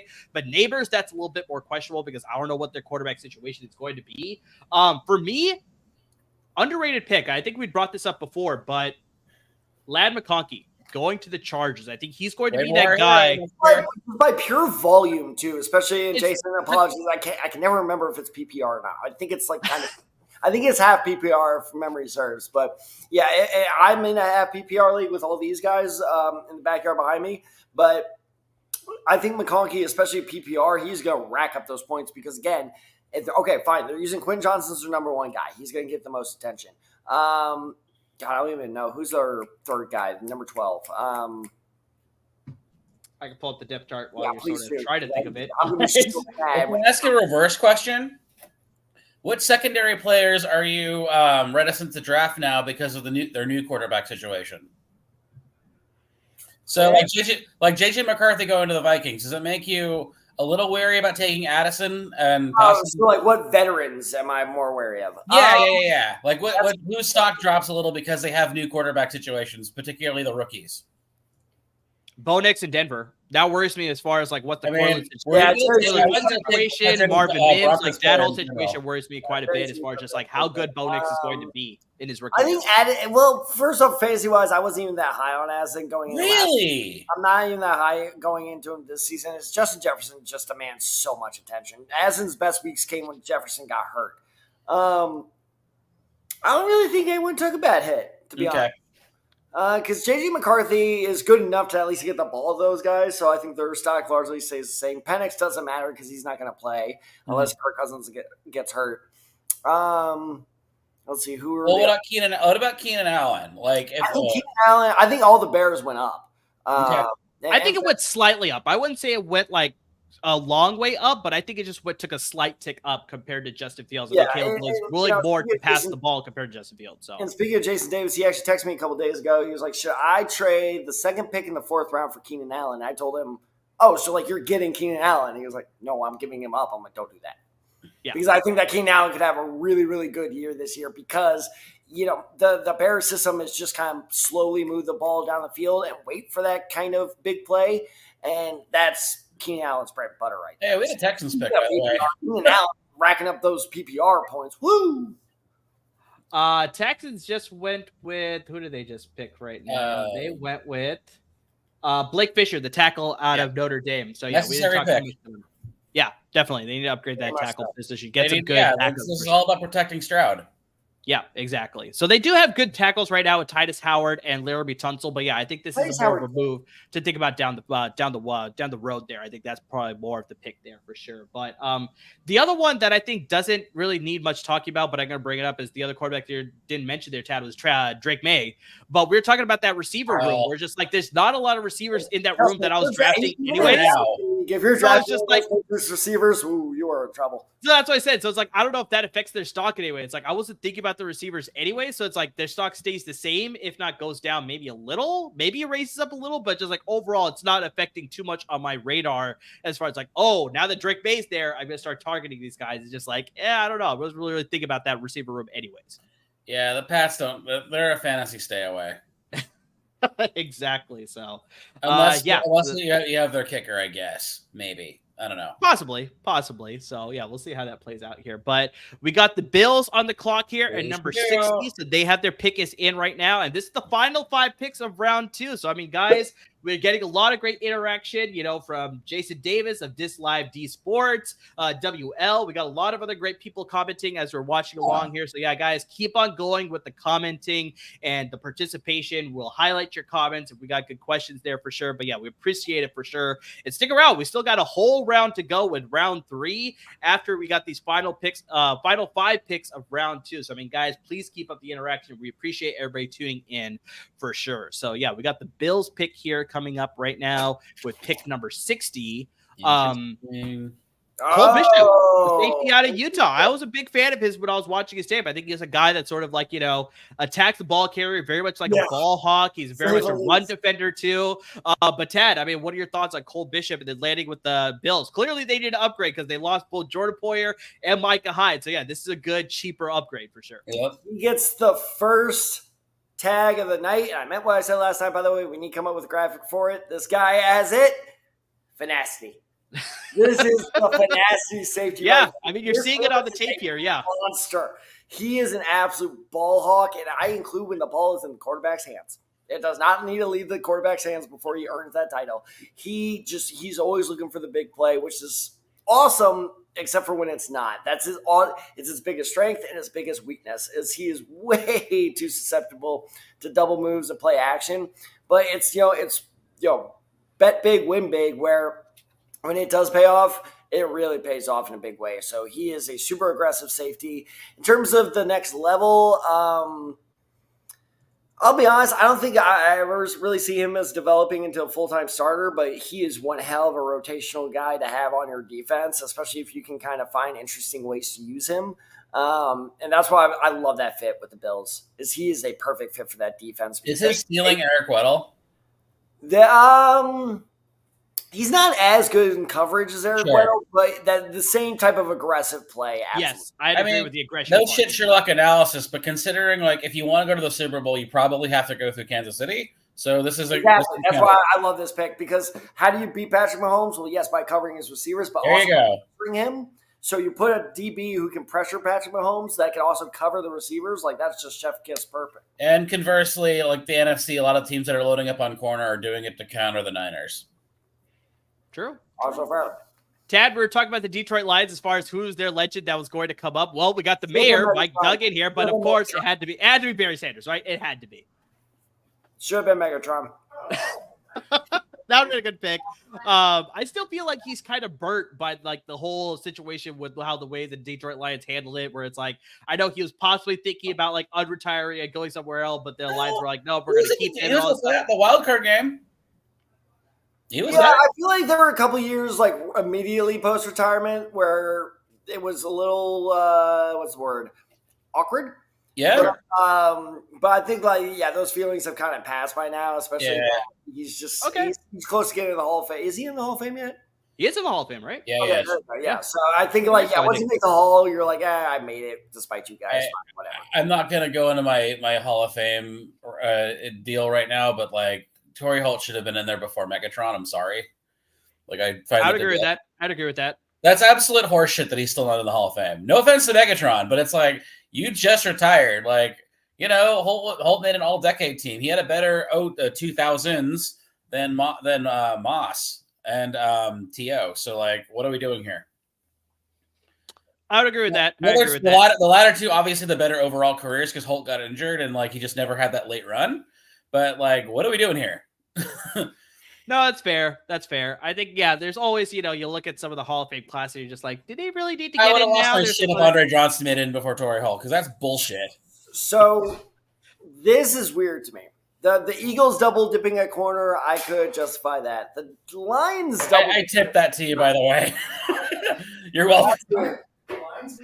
So we do have the Lions here at 61. They just went with Enos Registra Jr. out of Missouri. So he was just selected. And so, just like Tad said, they went double dipping there at the quarter position with Enos Registra Jr. just now.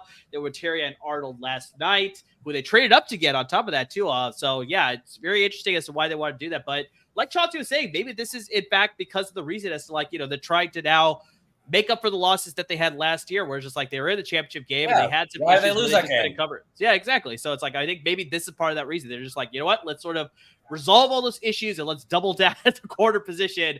They obviously play in a very good division. They obviously have Caleb Williams now, Roba Dunze, all those guys with the Bears, Justin Jefferson, Jordan Addison, JJ McCarthy with the Vikings now, the Packers obviously with Jordan Love and Christian Watson and Romeo Dobbs and all those guys. So it's like, maybe this was a smart move that they kind of had to prepare for their division as well. But this is Jonathan Ogden, right? No, that's not Ogden. It's who's up? It's Haloti Ngata. Haloti Ngata. Yes, you're right. Love Haloti Ngata. I forgot about Haloti Ngata. That's awesome. Isn't he a former Lion too? This is a great pick. Yeah, it is actually good call. Yeah, I forgot about that. It was him. All you guys playing Immaculate Grid, Ravens Lions. Here's your guy. There you go. Because it wasn't he and Vanderbosch and Sue. Those were the I think so. Yeah. That sounds right. Did that Lions D line ever get a nickname? No. Here's the problem because the problem was they weren't good. I remember I once suggested the Motor City Monsters, and they weren't good enough to earn a nickname as a team. It was like ooh, interesting. This is another good pick. Well, I remember looking at some Niners mock drafts specifically. A lot of people pegged that the Niners would go with this guy. But yeah, him landing with the Baltimore Ravens, that's another reason as to why the Ravens are so good. It's because they draft these guys at the right spots and they develop them really well. So, Tad, I know you did some offensive line scouting. I'm pretty sure you probably got to this guy. I'm not sure if you did or not, but just, him landing with the Ravens. I got to him, and I'm reading my notes on him, and I'm like, damn it. well, I really like him. I like this guy a lot, but here's his issue is because he is super aggressive and there's no quit, and you can just tell that he loves the game. And I know it's no shit, he's an NFL player, but you can just tell he has that passion that some other people don't have. The problem is he has no technique, and he just really doesn't. And interesting. Horrific tendency. I noticed it almost on his third snap of his tape that I watched, where he stands up almost immediately. Sorry, Chad, really quickly. We just had a trade between the two Super Bowl participants. We had the Niners just trade back one spot with the Kansas City Chiefs. And so, now the Chiefs are on the clock here at 63. So there must be some guy that they're eyeing as far as I don't think I've ever seen that in my life before.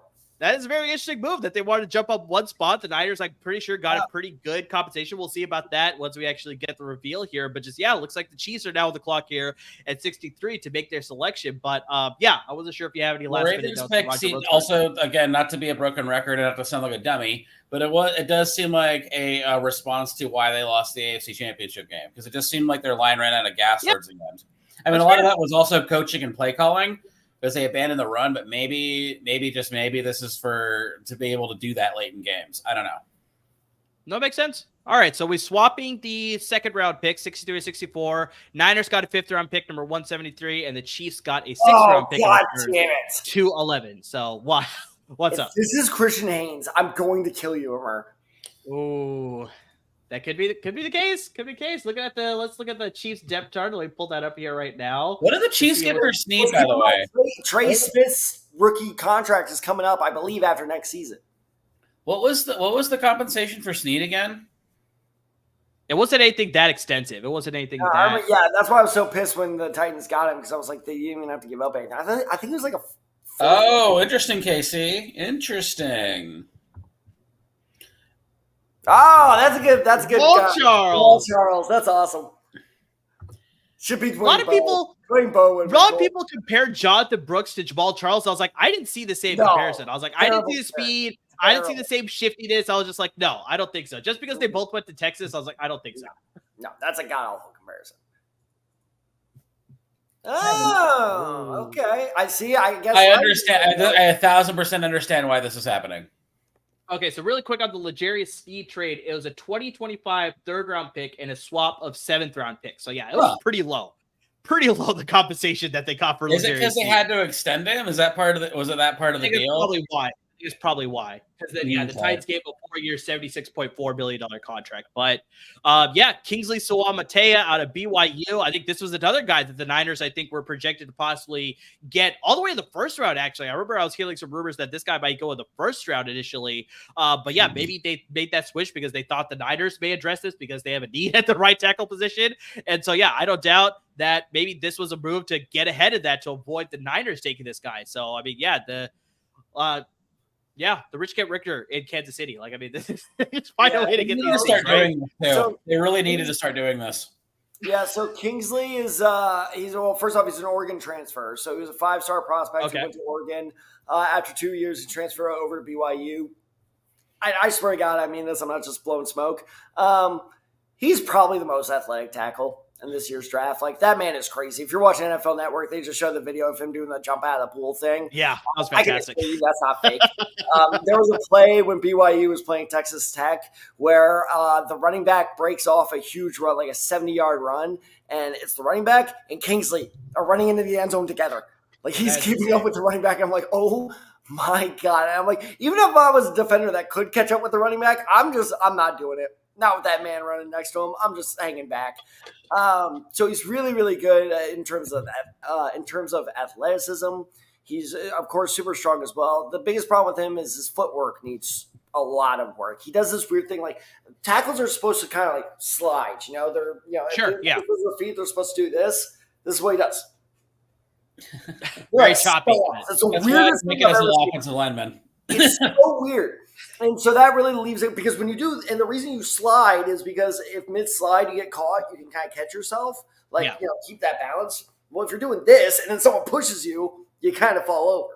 Yeah, easily. So he just really needs to work on his footwork, but with some good. And it's funny in my notes I said if he gets good coaching, he will develop into a potential left tackle in 2 or 3 years. And lo and behold, that's exactly what the Chiefs need in 2 or 3 years is a left tackle. Yeah. So the line's getting expensive, and they gotta start paring down the costs on that because Creed Humphrey's up next year. We've seen them develop talent time after time after time because Creed Humphrey's going to demand a big payday. Yep. Smith is going to demand a big payday. So and they obviously they already paid Patrick Mahomes, so they don't have a lot for big payday at all. Let's be honest, like their tackles weren't that great last year. That was part of the problem.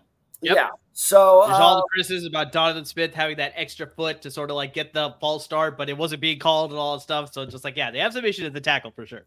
So honestly, if you ask me, this is probably, if not one of my favorite picks of the second round, because I think that this is a pick we're gonna. Well, let's wait. The Niners are on the clock. They could probably upstage whatever the Chiefs did, but we'll see about that. But no, it's funny you should say that, because he's also fit for the Niners, right? He would be a great. Oh, if the Niners let Christian Haynes, they gotta start thinking about that too. Christian Haynes, well, you should, but that makes sense because I bet you they were worried that Kingsley was going to be Trent Williams' successor. I'm pretty sure. Yeah, exactly. I'm pretty sure that's exactly why they. So that trade now all of a sudden makes a lot more sense. Exactly. Mm-hmm. Exactly. So let's see what tackles are still on the board. Because Trent Williams' successor would not be bad here.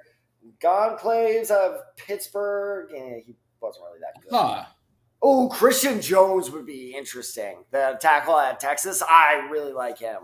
Christian Jones. Okay. I think they may address the interior line first before they get to the exterior. Because, I'm not seeing as much of the talent level around you at the tackle position. But Kieran Amegaji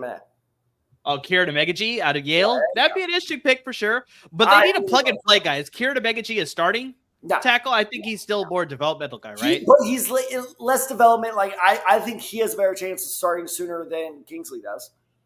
Okay, interesting. I want to raise a comment that was brought up in the chat here by our good friend Jason Davis here. Detroit Super Bowl next year, fellas. What do you guys think about that? With the Super Bowl, with the NFL draft happening here in Detroit, I think it's a very apt question. I think, obviously they were in the NFC Championship game last year. Unfortunately, fell to my San Francisco 49ers. But, do you think was that a one-year hit? Or is this, play the track on record? We're going to get multiple repeats here. But just what do you think? Is that a possibility? First off, they didn't fall. They collapsed. You were texting me during halftime being like, God damn, don't act like you were all confident. No, you're right. I know. Don't act like you weren't scared. I was still optimistic. I was like, we just got to chip away a little bit, and it did happen. But yes, I will say it's more that the Lions lost than the Niners won. 100%. I'll admit that. 100%. But that's the exact same thing as yes, they lost Chauncey Gardner-Johnson, which will be a big loss, I think. But other than that, I can't really think of a significant player they lost, and they really know where to put their money, right? Notice how they have not fallen for the trap and be like, Jared Goff, take all the money. Like some teams would do just because Jared Goff's had 2 pretty good seasons there. Not saying it's a sham, but just Jared Goff's not your long-term answer, so don't pay him like it. I thought so. So as I started walking up, I was like, is that Anthony Adams? And I was like, yeah, it is Anthony Adams. At first, I thought you were going to say Anthony Davis, and I'm like, oh, wow, he has let himself go. No, Anthony Adams, Spice Adams, the guy with the yellow suit doing this meme, I don't know if you remember that. Oh, my God, that's wow. And the other meme of him shooting the 3-pointers but missing everything, this is the same guy.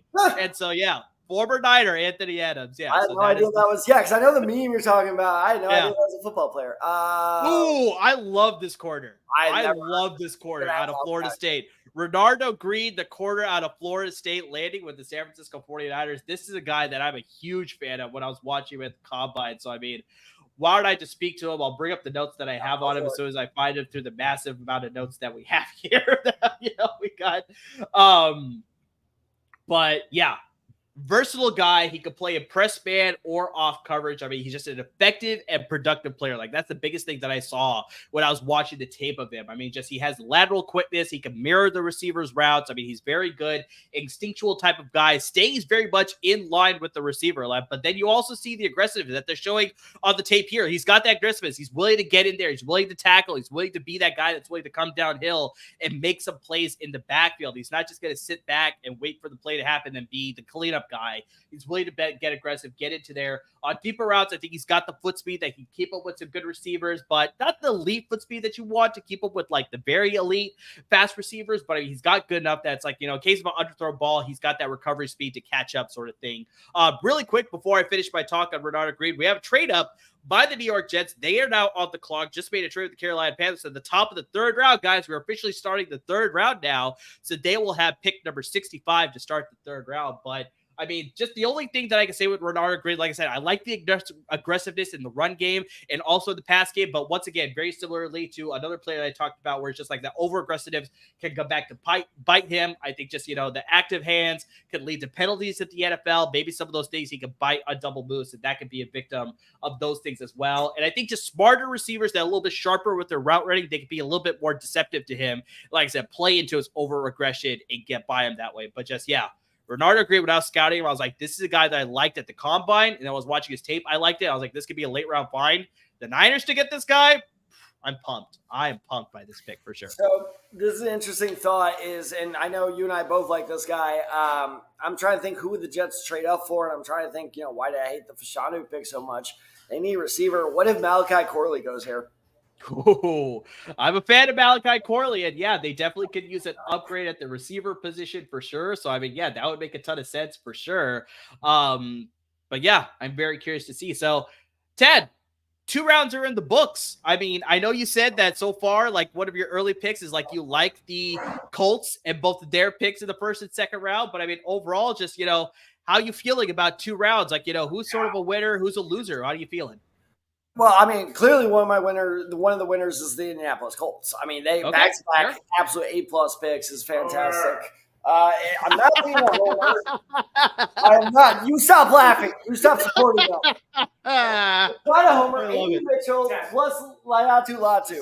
Coming at you. Just Thank you. In terms of loser, that was a good question. You know what? While I think of a loser, I actually have a certain fantasy football champion who would like to join you on the Fantasy Football Podcast, and I have to go actually do a task for him real quick. So, okay. Matt/Max, welcome to the podcast. Hello, it's me, Matt. I like it. This is probably an upgrade over what I had with Tad, so I love it. This is my trophy. I love it. Tad, come on, this is a family program. Proof that I'm better than Tad in every way, shape, and form. I think that was a given. Yeah. So, what's the question here? I'm willing to go in on anything, but the Bears are my expertise. So, No, for sure. I was just asking the question to Tad. I was just like, how do you feel through 2 rounds? Who are some winners or losers? But since you're a Bears guy, like, how are you feeling through 2 rounds here? Just how are you feeling about the Bears draft plans? I mean, obviously, I'm feeling great about it, Amir. Sure. Yeah, I mean, how can you complain? Caleb at 1, Odunze at 9. It is a very hopeful time for us Bears fans. I can't lie. We've had hope before, and it's gone south on us. But what I really loved most about the pick of Odunze at 9 was it was kind of like almost symbolic in a way that we are bucking the trends of the past. Like we're not, we're not this defensive ground and pound team anymore. Like, we are embracing the modern NFL, and we're going to air it out. As you can hear in the back, I've got some very jealous friends who, they're salty, but they would not be as eloquent as I am. But fair. In terms of losers, definitely the Falcons. I think that's obvious, but Michael Penix Jr. at number 8 definitely was a big questionable call by a lot of people. I think it's very surprising that they went that way. But let's stick to the Bears here. So. Obviously, they went with 2 first-round picks there, Caleb Williams, Rome Odunze. They don't have a pick again until here in the 3rd round. They have the 11th overall pick here in the 3rd round. But after that, they only have a pick in the 4th round. So do you think they have enough pieces to compete in the NFC North this coming year? Because, I mean, the Packers are obviously strong. You obviously got the Vikings making some, interesting moves. And then you obviously got the Lions, who were in the NFC Championship game just a year ago. So, I mean, just how do you feel about the Bears in 2024? Yeah, I mean, I'm definitely feeling hopeful. You're not wrong. The division's strong, and I'm not under any illusions that we're going to come in here and win the NFC. But the team's in a great spot. I think with our picks in the 3rd and 4th round, we need to take some shots on the defensive line because that's kind of our positional weak spot. But, I was telling one of my buddies earlier, like, in terms of what our expectations are for 24, if we're not at least, like, really competitive for a wild card spot, it's a failure because there's just too much talent on this team now. I think the rebuild has exceeded expectations. So, it's a great time to be a Bears fan. And, Trubisky couldn't beat the Packers. Fields couldn't beat the Packers. If there's any hope I have for Caleb, it's at least it's like 5 years straight now we haven't beaten them. So let's at least get some wins over Green Bay. But no, it's a great time to be a Bears fan. No, I get that. And last question is Tad sort of slips back in here. We got the renderings of the new stadium there in Chicago. How do you feeling about that? Look, I don't live in Chicago. So I know that, but still, maybe this will incentivize you to go visit exactly. Chicago. Right? So the taxpayers having to foot the bill, that doesn't bother me because I'm not a Chicago taxpayer.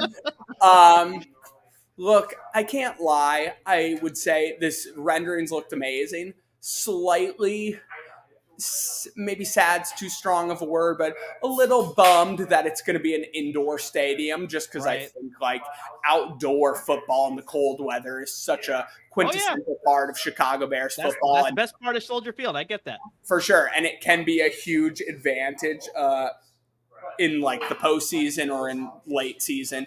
But I also get that this is how the modern NFL works. Everybody's going to domes because it promotes more offense, promotes teams airing it out. So, and Lord knows we need help airing it out. So it is what it is. Like, I think more than anything, I really hope we can somehow keep the name Soldier Field because I just love that name. I know Arrowhead, they technically have a sponsor too, but they found a meeting point in the middle where they still go by Arrowhead even though they have a corporate sponsor. So if anything, I hope we could do something like that because I do love the name Soldier Field. But yeah, it's really a very exciting time to be a Bears fan. So I've got nothing but hope. No, for sure. I like it because, I mean, I saw a graphic, I think, a couple of weeks ago about last time a team has had a 30-touchdown passer, and the Bears, unfortunately, it's none. And so you'd like to hope that Caleb Williams will buck that trend and become the first quarterback in Bears history to throw for over 30 touchdowns. And with the room that he has there, DJ Moore, Keenan Allen, Rome Odunze, Velus Jones, Cole Kmet, he's got a lot of great weapons there that you hope that they can finally have an actual proven passer there. Like, I mean, Jay Cutler was good. I'm not going to deny that, but I think Caleb Williams can take that next step there. So I agree. I'm actually I'm more negative on Jay Cutler than the average Bears fan. That's fair. Which just goes to show how pathetic our fan base, our franchise is at the quarterback position. It's unfortunate. Jay Cutler is the end all be all, but I agree. I mean, we haven't had an all pro in 74 years. Yes. So mathematically, it just feels like this can't keep going. And, I loved Justin Fields. It was sad to see him go, but it just worked out that way. But we've definitely put Caleb in an amazing position to succeed as a rookie. So I get it, rookies have growing pains, but I am very hopeful that I'll be feeling good about how the future will look this time next year. Awesome. You got any questions for me? Oh, God. Oh, that's a good question. I haven't thought about that. Okay, yeah. Amir, the Bears don't have a lot of picks. We win all offense the first 2 rounds, kind of the glamorous, sexy picks, if you will. What do you think the Bears need to address with their last 2 picks in the draft? Well, let me pull up the Chicago Bears draft, their roster here. I don't have it memorized probably like you do here. But yeah, they're addressing the offense. It probably makes a ton of sense. Caleb Williams, Rome Odunze. I think you're pretty set on offense. I think the one thing that I could probably see, maybe you get an upgrade to pair up with Montez Sweat because you got DeMarcus Walker, but I don't have a lot of confidence that he could be that huge producer maybe that you want opposite Montez Sweat. Maybe you'll get some doubles on Sweat that you won't get the same pass rush that you have. So I could see an upgrade there maybe in the next couple of rounds here with the picks that they have here, especially in the third round. I think that's probably a good spot to get an edge rusher there. I can see that happening. In a pass first league, it never hurts to have more secondary. I like that they moved on, or actually, I don't like that they moved on from Eddie Jackson. They had to get a little cheaper. They went with Kevin Byard. Yeah, there's some good safeties. There's some good safeties on the board, so I think they could probably make an upgrade there to get a little bit younger at safety. So I can see that happening. But I think maybe they need to go defense for sure. Yeah, no, I would agree with you. I think edge is definitely the priority with their next upcoming pick. That's definitely the weakest positional group we have on the team. And we saw what an impact Montez Sweat could make after that trade. So, yeah, I mean, we got to find a way to get after the passer, no doubt. To be completely honest with you, I think had this been a better draft in terms of defensive prospects, we would have gone D-line at 9, but that's just because it's just such a dire need for us, and Eberflus is a defensive head coach, but that's just not how the prospects worked out this year. So I definitely think we'll go somewhere, go D-line at 3rd, probably D-end. Of course, you can't really expect a guy you take in the 3rd round to be a Hall of Famer, but at least to, add a capable body to that line. And hopefully if we get a competent starter, we got some good guys on there. Montez Sweat, Jer'Zhan Dexter was a rookie last year. Out of Florida, I was a huge fan of his. He showed a lot of flash and potential. So, I think that will definitely be the pick in the 3rd round. And then for the 4th round, probably offensive line, I would say, maybe a guard. It looks like all the hot centers are flying off the board. We definitely need a center, but you can't address everything in one draft. It's just not really how it shook out this year. No, for sure. And last question before we bring back Tad probably into the this draft. Oh, no worries. So we were talking about this last night, but Matt Eberflus, how hot do you think the seat is for him? Because he's got a pretty loaded roster now. Caleb Williams, Rome Odunze, the defense is pretty stacked as well. You got to compete that NFC North. If he does it, at least, get a wild card spot. Do you think he's going to get fired after the season? But, what are your thoughts on Matt Eberflus at his hot seat level?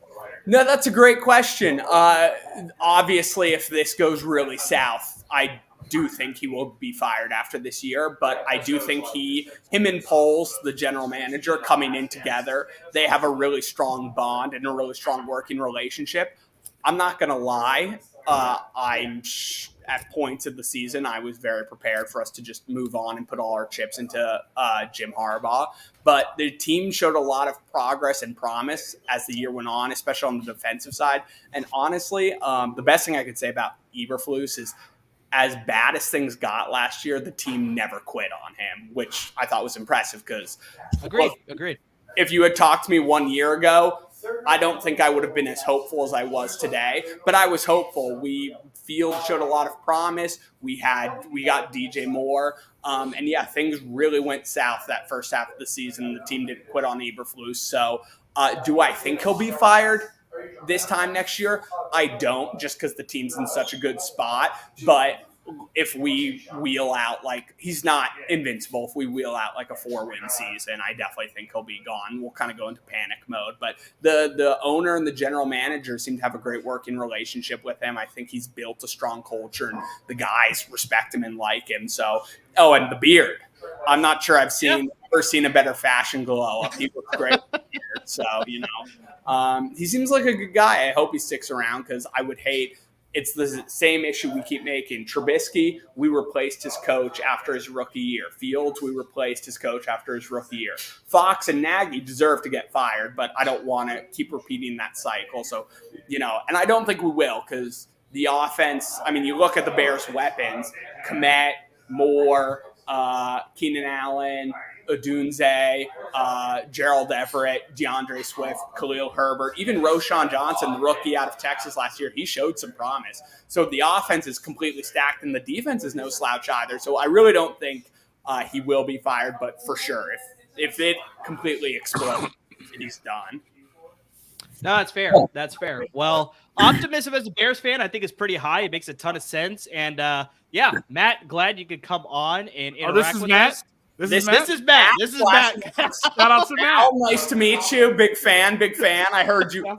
I was listening to the live stream last night. I heard you shout me out a few times, Al, so I appreciate it. Matt, can I ask you a question? Sure, please. So your Tad's friend would like out any Payday or any Force? Like, sorry, I just heard your Tad's friend. What'd you say after that? I know that's enough content to laugh at. Your Tad's friend, like he doesn't have to like pay you extra, or like he doesn't hold a gun to your head or anything like that. Like, he doesn't have pictures on you for blackmail, like anything like that. No, Tad's a great guy. Tad and I go way back, even if his football opinions are quite often terrible. You know, Tad's the epitome of the guy who would give you the shirt off his back. So Tad's a good guy, and you know, even if sometimes he makes me pull my head out, you know, Tad's a great friend, no doubt. That's great to hear. No, we love Tad too. We love giving him a hard time, also. Oh yeah, we love it. Love it. It's too easy. Sure. Well, thank you for having me. You know, I'm a listener to support my buddy Tad. I meant to wear. I even have a Desai Guys Football Forum T-shirt. I meant to wear it today, but it escaped my mind. But it's all right. It's all right. At least you have one. I appreciate it. And thank you for having me. I've been pestering Tad for a long time now to get me on the podcast, and it took the Bears miraculously being confident to get me on here. But thank you again for having me. I appreciate it. No, for sure. Glad to have you on, man. Good to finally meet you. Shout out to Matt. Great talking with you guys. Shout out to Matt, for sure. We should definitely get shirts. We should definitely get shirts now that says shout out to Matt. I think that's the next move. I 100% think that's. I didn't realize you had the Side Guys merch. Yeah, we have the Side Guys merch. Yeah, I'll share the link with you afterwards, and we can share the link with the good friends out here too. But I might have to. Oh God, we have Tad back. That's a downgrade. Real quick, now that I'm back, can we just say that I absolutely called that Jets pick? You did. I was actually kind of upset that you left right with the pick behave because I was just like, that exactly is what happened. But they selected Malachi Corley, the wide receiver out of Western Kentucky. They traded up to get him. They got Aaron Rodgers, an extra weapon there, but. Reviewing the last handful of picks here because we missed a handful. We got Malachi Corley going at the top of the third round to the New York Jets. Trey Benson, Tad. He is now a member of the Arizona Cardinals. I am like low-key liking that move and also hating that move because now I have to face that guy twice a year. Your boy, Brandon Coleman out of TCU was drafted by the Washington Commanders at 67 overall. Third pick of the third round, and just right now we had the New England Patriots select the tackle Caden Wallace out of Penn State. So, I mean, lots of great picks that have just happened. We got our good friend Al back on the Drop podcast as well, the live stream here. So, lots going on for sure. But, hey, why don't you start there, Tad? We were talking about who's going to be the first TCU guy gone. It is Brandon Coleman. So, why don't you speak about him going to the Washington Commanders? I mean, Brandon Coleman's awesome. He's a super strong player. His feet are a little slow, which is why he played mostly tackle for TCU, but you see him universally regarded as a guard, and that is why it's because he doesn't have the speed to keep up with speed rushers getting leverage on him, and that's fine. But he is so strong and so his skills are so well foundationed, I guess is the best way to put that. At this point of the night, I'll take it. Shut up. And so I think that his skills are so sound. There we go. His skills are sound enough, and he has all the intangibles of a good offensive lineman. So just plug him in a guard. So that was a really, really good pick as well. The Benson pick I love. James Conner's not going to be around forever. I won't say he had a down year last year, but certainly wasn't as good as normal. So that was a great pick as a successor to James Conner. And then, the Malachi Corley thing, I love that. Malachi Corley, Garrett Wilson, that's a scary offense all of a sudden. Yeah. We were talking about dynasty receiver options. Malachi Corley is now, I think probably the top of that list. I love that pick for sure. And same thing with Benson. That's a fantastic dynasty find at the running back position. But assuming Aaron Rodgers' health, that's a good pick. What's that? Assuming Aaron Rodgers' health, that's a solid investment. Exactly. Yeah, 100%. I agree with that one. But yeah, obviously we're LAFB Network and picks number 69. Yeah, love that pick. Nice. The Chargers have now selected Junior Colson. That's what she said. The linebacker out of Michigan has just been selected by the Los Angeles Chargers. So I God mean, bless Harbaugh for waiting this long to dip into the Wolverine. I know. It took a little bit of time, but he's still got a lot of guys out there. I thought for sure that Blake Corum would be a Charger at this point. I know. I was like, he's gonna do that. That's a lot. That's what college coaches kind of do. There's still a lot of time for him to be a member of the Los Angeles Chargers. Same thing with Roman Wilson. I don't doubt that he'll probably hear his name called by Los Angeles Chargers as well.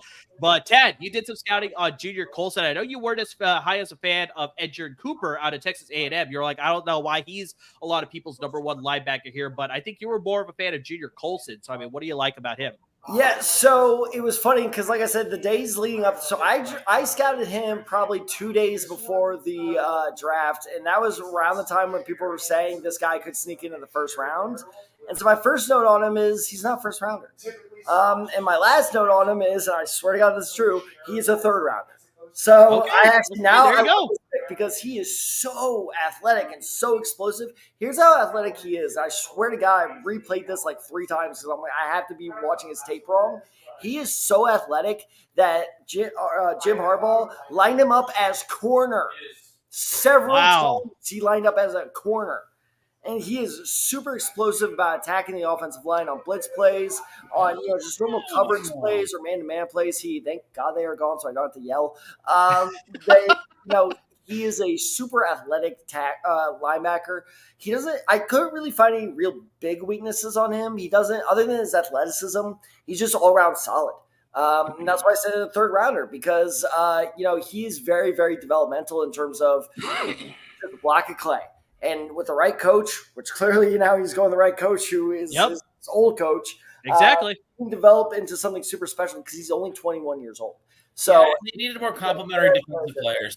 That's one of the things that bit him in the ass last year. What was? No, it makes a ton of sense. Especially like Ted was saying, where it's like you got a versatile guy who could possibly play at the inside. Maybe you line up on the outside to be a coverage linebacker in the slot too. So it's like that sort of versatility you can't replace. So that's right. fantastic. Like last year, like it was top heavy. Like you had Khalil Mack, you had Bosa, and a couple other people, but like really beyond that, like their defense cratered, especially in the secondary, which I assume they'll address eventually.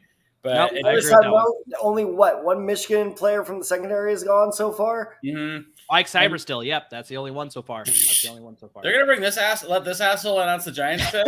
Yeah, he made the earlier one too. Is this a situation of like they're both good now? Is this like a kind of shaking hands, let's move on type of thing? I guess so. It seems like it. I'm surprised he actually showed up. He usually runs away from responsibility. No, I'm sorry. I've never seen someone blow a post-career opportunity that hard, that fast, and it still astounds me. Do we not remember this? I don't. I have zero idea what you're talking about. When he retired, he was Michael Strahan. Wasn't he? Yeah, he was on Good Morning America. He was given the Today Show and People Latin America. Yep. And then he had to cheat on his wife who was pregnant with twins with somebody. I did forget about that. Yeah. That's why I always say the greatest run of Tiki Barber's life was responsibility. Yeah. Fuck that dude. Oh, gosh. I've never heard of this guy, but he looks really good.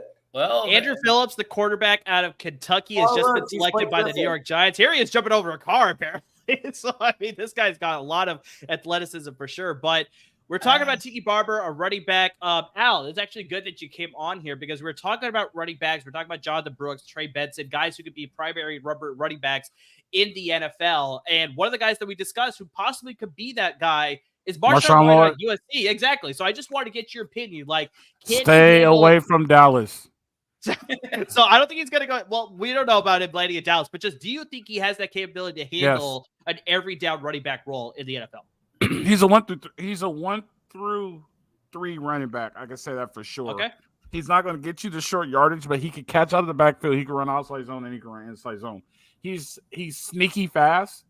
Like he's one of those people that doesn't seem really fast, but he always seems to break away. So I think he can handle it, and he can pass block. He can. Yeah, that was the big thing when I was watching his tape too. That he's willing to be a pass blocker. So I think that's the big thing. I'll keep him there for all 3 rounds. But all right, we got the confirmation from the USC guys. Salute to Troy podcast. What was your position? Like, what would you coach? I coached all 3 levels. No. Like position wise, like what was your specialty? I've coached all 3 levels. Yeah. So I coach D-line. I coach linebackers, and I coach DBs. So defense. Okay. Defense guy. Yeah. Okay. Yeah. Just curious. Yeah, and I've recruited DBs too. So when I see guys reaching for a shoulder pad on the first round of the NFL draft, I know his technique sucks. Wiggins. Giants, like like I guess they needed secondary help, but it just feels like they just need a lot of things. So like I don't know how to feel about that one necessarily. Like I guess solid. Chauncey, you know what the Giants need? You remember when you had the Nintendo, Super Nintendo, and the game like started to mess up, and you had to like reset it. But before you reset it, you like hit that blue on it. That's the Giants. That's what the Giants need. Oh, like, I guess I'm like, yeah, legally they needed help in the secondary, but I'm like, I don't know if that's where I would have gone, but sure. I mean, at this point, their biggest question mark is going to be Daniel Jones. Just is he the guy or is he not the guy? He's And not clearly, the guy. just No, based on he's not the guy. Well, we don't know if that's how they're phrasing the question there in New York Giants there in Gotham, right? So I think the biggest thing is just we don't know if that replacement is in this draft. And we don't know what it's going to be in the replacement in next year's draft, too. So I think they have to sort of solve the other issues then if they're not going to solve the quarterback problem. Speaking of replacements for Daniel Jones and everything, one guy we haven't really talked about is Spencer Rattler. Great name. I love the name. Not gone off the board yet. I thought he was a surefire second rounder. It seemed like ever since the Senior Bowl, his stock was skyrocketing. And don't get me wrong, I'm not saying he deserved to be a second rounder. I just thought he'd be I feel like every year, I felt like Spencer Rattler was going to be DeShone Kizer 2.0. Who remembers him? Yeah, Notre Dame. Skyrockets up the board, even though he shouldn't, and he goes way earlier than he should. He was the quarterback of the 0-16 Cleveland Browns. Was. You guys are so sad. Do you know, Tad? Do you have Netflix? I do. I barely use it. Go watch QB1. Start Okay. there. Spencer Rattler's on QB1. The problem Spencer Rattler has on QB1 on Netflix is the problem Spencer Rattler has now. And that's why he was not successful at Oklahoma. The reason why Is he a douche? Yes. I got it. Nailed it. And he's not a captain. He's not a leader. Nobody went to his birthday party? People probably He's not Brian Drew. Yeah, he's not that bad. But it's more $100 bill back. It's more of leadership. It's a leadership thing. Like there's an example of them doing yoga, and he's in the back room joking around and stuff. You're the quarterback, like you lead. Oh dear.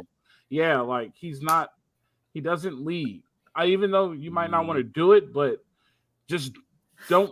It's one of those things where you don't say it, just do it. You know what I mean? Like your friends know you don't want to be there, but you have to do it. That's unfortunate. He has a cool name, and that would be awesome if he were good. Oh my God, Chauncey, that was the most well-placed sarcasm I've ever seen in my entire life. What? Oh dear. I hear it. No, Amir, this is for you. But you know the Simpsons where they're looking at houses and Lisa's first word, and it's they go to the murder house and say, "I'll be back." That's how I always say it in my head as Marge. Oh dear. Yeah, exactly. Real quick, jumping back to the Rattler talk, like, I mean, just when I was watching his tape too, there's nothing that really excited me. If anything, when I was watching his tape too, like I felt like, Tad, I know you brought this conversation, like, did Michael Penix make the receivers? Did the receivers make Michael Penix? I felt when I was watching Spencer Rattler at South Carolina, I felt like Xavier Legette bailed him out quite a bit. So I was like, was that really Spencer Rattler doing it? Or is that Xavier Legette absolutely bailing this guy out with some amazing catches and totally, saving his ass essentially a lot of the time? And so it's just, I wonder just, when I watched the tape, I was just like, it just felt very pedestrian.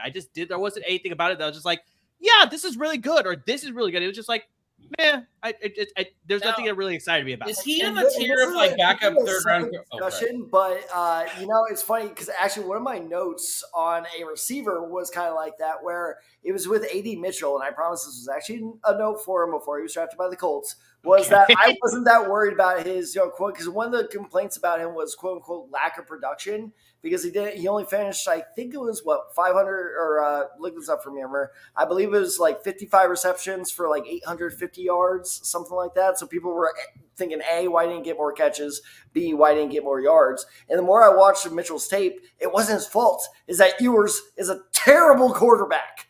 And 55 receptions, 845 receiving yards, 11 receiving touchdowns. Yeah, so he had a lot of touchdowns, but not a whole lot of yards or receptions. And Ewers, oh my God, there was a great play where Mitchell was wide open on a streak, and he underthrew him by like at least 5 yards. It was a terrible throw.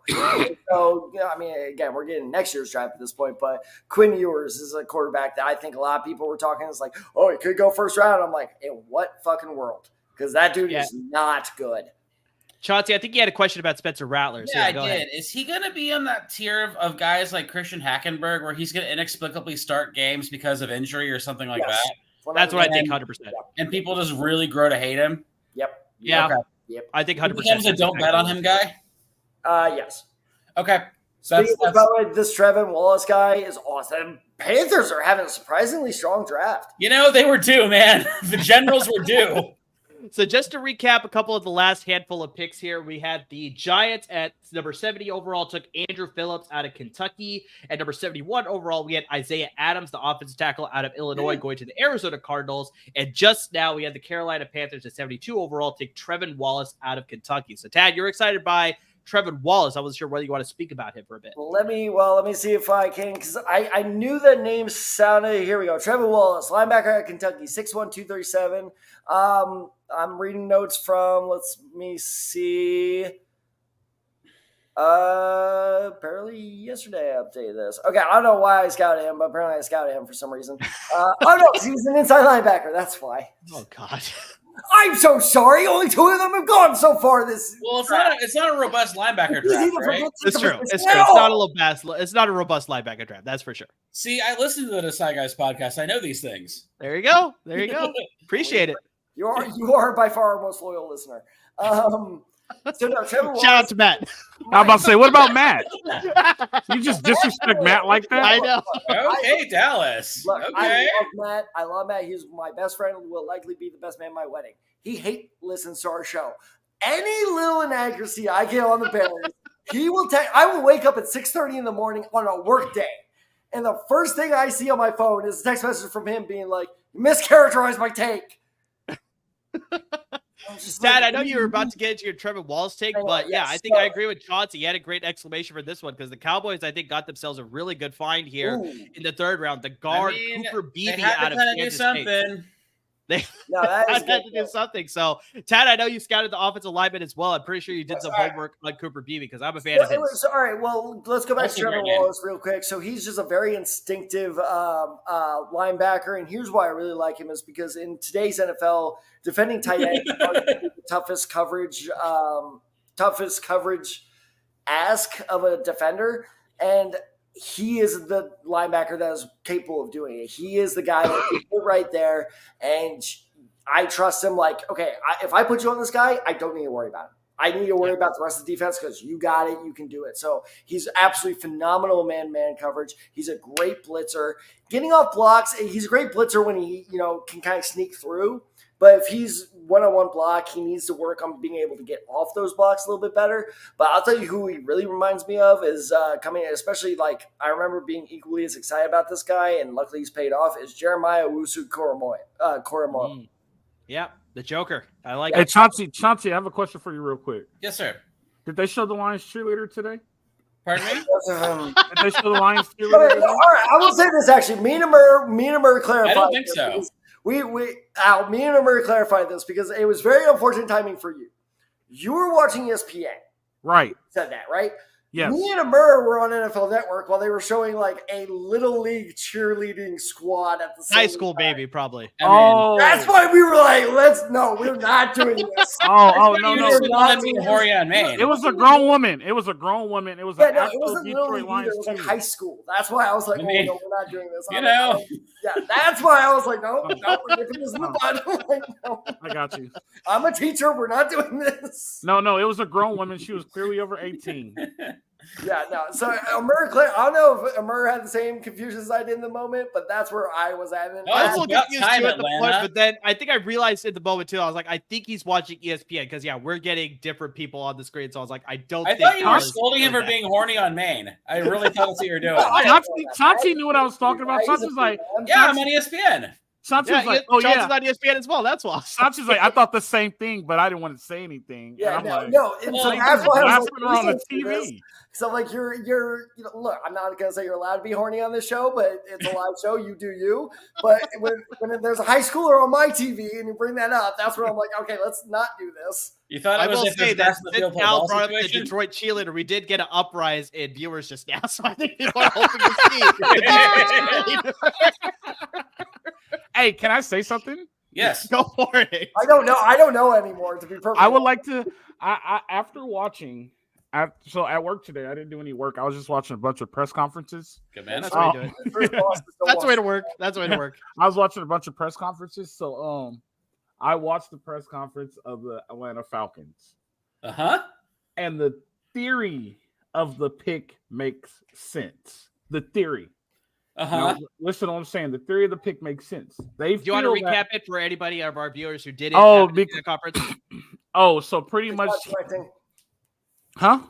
No, I was telling him, good job directing.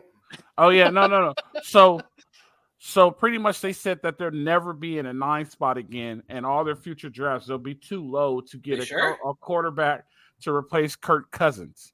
So in theory, the pick made sense.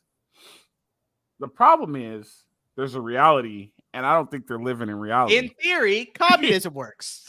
Yes, in theory, communism does work. In theory, it does work. On paper, it works. But when you go to communism, okay. Sorry, that's a reference for Chauncey. I'm pretty sure Chauncey. I know. That's why I made that one. Chauncey, when you messaged us the other day, be like, "Do you do an audience just for me?" Yes, I know. Amir said no. Yes, he does. And by the way, that was a bold you'll place. never know. But I play to Amir all the time in my show. All the time. That ace doesn't get shit. My other guest. I don't get shit. Oh, No, God. I don't get it. I'm like, I know Amir heard that and he nodded. He nodded. Somewhere in a dark room, he nodded. Yep, I got that one. Yep, 100%. But yeah, no, that's exactly what it is. I mean, it's like I was telling Tad before both of you guys joined on towards the beginning of the live stream today. That was just like there's a viral video going around of Arthur Blank talking to Terry Fontenot after the pick was made, and it's like clear. There was some sort of clear discussion as far as just like, wait, you didn't run this by me, or it was like, why was this move made, or just like it was very interesting to see that. Just like it seemed like maybe this was not the move intended to happen to number 8 overall, and then he kind of had to justify it in the moment. And I thought it was weird. Arthur Blank asked him to keep his job without using the letter E. That was very strange.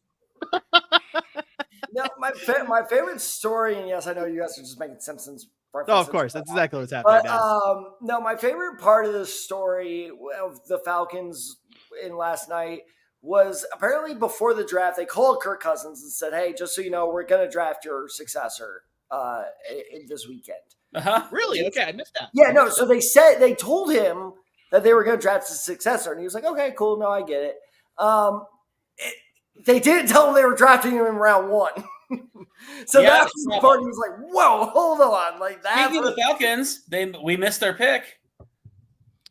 Yeah, they just made a selection at 74 overall. They selected Braylon Trice out of Washington. Braylon Trice, real name, no gimmicks. No names, no gimmicks. Yeah. That was a joke for like 5 people. Oh gosh. But yeah, still got a good quarter left to go here for day 2. But yeah, we got the Bears up on the clock now, so we just had a great extensive conversation with Matt for sure about everything Bears related for sure. So that was a good conversation. Shout out to Matt. Shout out to Matt. How about Atlanta finally getting a pass rusher? It took 3 times. Just know that shirt's coming. That shirt's coming to the store. Chicago. What shirt? Yeah, I wasn't even listening to you, Matt. I was too busy in the background doing other things. Shout out to Matt. Okay. We're going to shout out to Matt. Let's be like shout out to Max/Matt. That's what the shirt is. That's better. Or like the one that's like crossed out, right? So like shout out to Matt, crossed out, and then you replace it. That's a great idea. That's fantastic. Oh, Peanut Tillman. Nice pick here for the Bears pick. I like it. Yeah, the Broncos pick too. That just came in. This life, these sports. This life, these sports. So, Ted, are you like at your friend's house and they're all going out and you're not going? So the TCU spring game is tomorrow. So every year we go to. Oh my God, that is a fantastic pick. Sure, I agree. Yeah. We got commentary from the Peanut Gallery and Matt back there. Shout out to Matt. Speaking of Peanut, is he still in the FBI? I think so. So was that little kid is that his daughter, or is he doing his own version of My Spy? Oh, who's that? No, I think that's his daughter. That would make the most sense. Okay. You never know. Peanut Tillman works for the FBI? Yeah. Doing what? Like he's a federal agent? Well, that's but like what does he do? I think he does. I can look it up. I But forget his Matt, I know actual you're a job, huge but fan it's like of Kieran Omega G out of Yale going drafted to the Chicago Bears. I'm pretty sure Matt will be excited to hear your analysis about him. But yeah, why don't you tell us about Kieran Omega G while we look up Peter Tillman and whether he's still in the FBI or not? I'm pretty sure he is. It's Matt really stuck his head in and was like, "Is he good? Yeah, he's good. Okay, cool." And then like went back up. I mean, you gotta start investing in Caleb Williams, right? Like that's just further investing. So we're just gonna keep this bit going. What? No, I'm looking it up. You can continue with your take. It's fine. Anyway, Good on them for investing in Caleb Williams. I'm not going to try his last name, but he is my favorite. He may be my favorite sleeper in the entire draft, but he's definitely my favorite offensive line sleeper. He is an absolute monster. He's ready to start right away. He is a poor man's Olu Fashanu. Olu Fashanu is just only better than him because he's slightly faster. Tony Scheffler. How about that throwback? Wow, even I know that name. That's awesome. But I love the jacket. You gotta love the jacket. But yeah, Kieran, I think some people are saying he should be a guard. I think he's fine at tackle, but that dude's going to be an absolute When did stud. Tony Scheffler turn into a Danny McBride character? He does have a little bit of Kenny Powers in him right now, doesn't he? He looks like he sold Kenny Powers a jet ski. Sorry. Oh, God. No, you're fine. But Al, to answer your earlier question, I'm in Fort Worth because the TCU spring game is tomorrow, and me and my friends always go every year as a tradition. And so, yes, I'm in an Airbnb currently. Oh, you guys got an Airbnb? Yep. Not a Verbo? Don't you live in Dallas? Do you realize the geographical difference between Fort Worth? I see you, Tad. No, Tad, I see you. It's a long stretch of freeway. I get it. It's a long stretch of freeway with a lot of traffic in between. The LBJ Parkway is no joke, man. I get you. Spend a weekend. Is it like the Matlock Expressway? Like, yes, you could. It's not quite that extensive, but the LBJ. Tad, I drive 55. I drive 110 miles a day. It's not you I have a problem with. I shouldn't be being aggressive to you. I apologize. In what fucking world is Dallas to Fort Worth 30 minutes? We're about to find out right now. You're about to get put on the spot. That is ridiculous. Only if you're going 90 miles an hour can you make that drive in 30 minutes. I don't know where you live, sir, madam. Al, boo-hoo, am I right? Yeah, that's what I'm saying. We're putting Tad on the spot. Let's find out right now. Dallas? It's 9 p.m. There's no traffic. Al, we can you and I are about to do the Californians bit, and I can feel it. Direction, Fort Worth. Are you ready, Tad? Just to clean up a question we had earlier, is Charles Peter Tillman still in the FBI? He is training to be an officer, apparently, but they're not specific as far as what kind of officer. So, yes, he's still in the FBI. He's at Langley being taught by Clarice Starling. He made it before his 37th birthday. Yeah, exactly. That's the age limit. Okay. We'll do next Friday. Next Friday at the fact that there's no traffic at 7 o'clock, Tad, and it's only 32 miles. Okay, all right. Whoa. I'm not saying it's like a cross-country trip, but you could have did this yesterday. You could have drove yesterday to Dallas. Okay, Vegas. Why would I? Wait. If I want to make a weekend out of it, why would I drive down to Fort Worth, hang out here Friday night, then drive all the way back to Dallas, just drive all the way back to Fort Worth for the spring game, and then just drive all the way back to Dallas on Saturday night, rather than just get an Airbnb, split between 5 people, and then we're good to go? It's only 30 minutes. What? Okay. No, screw you. You're just not listening to me. It's different. I guess it's different for California because clearly, because we're smart enough where if you're going. People, hold on, watch this, Tad. If you're from California and you're back and forth, and if I want to have a couple drinks, I'll have a couple drinks, and therefore I'm not driving home because I'm a responsible driver who doesn't drink and drive. Al. They have things. They have things called Uber. Hey, careful. Podcast and drive. Careful. Based on last year, I podcast and drive, but I get an Uber. If you're from California, especially Southern California, because the Bay there's different. Speak on it. If you have a friend who came to visit you and they're 30 minutes away, would you stay at home that night or would you stay in an Airbnb that's only 30 miles away? That's LA to Long Beach, just to give you guys a little reference point. I need you guys to answer the conference. What's wrong with going back to our college town, spending a weekend here, rather than going back and forth? In fact, it's actually more environmentally friendly. I thought you guys were supposed to be environmentally friendly over there. Actually, the thing that triggered us was that you're saying that there's a lot of traffic and there's no traffic at all. Yeah, you're really. I don't want to be that guy. I do support you. I've been on the LBJ Parkway and it sucks. But hold on. But I'm not saying it's it's an incredibly long drive. All I am saying is that it's more convenient just to spend a weekend here, rent a house, and just stay here than going back and forth. But you said traffic, and you triggered us Southern Californians when you said traffic. You drive. Okay, you know what? No, you drive through Arlington in rush hour. You see how it is, and then you just be Mr. Hotshot. All right. Okay, you drive from LAX. No. That's a false equivalency. That's a false equivalency. I hate my students do that, where they say, "Oh, well, this one thing is worse, so therefore this cannot be bad." That is a false equivalency. You didn't let me finish. Do you tell your students when you cut them off that means you're not listening? I want you to listen to what I'm saying. No, I cut them off because they're making a bad argument. Drive from LAX to downtown LA, which is only 15 miles, and it takes 45 minutes to an hour. Yeah. That is called traffic, Tad. Al, yes. you live in Corona, right? I do. You told me. And where do you commute to for work? LAX in downtown LA. Oh, fuck. Well, jumping back to the whole point of the live stream, we do have a draft going on. So just to recap some of the latest picks that we just had, 76 overall, the Denver Broncos just took Jonah Ellis, the edge rusher out of Utah.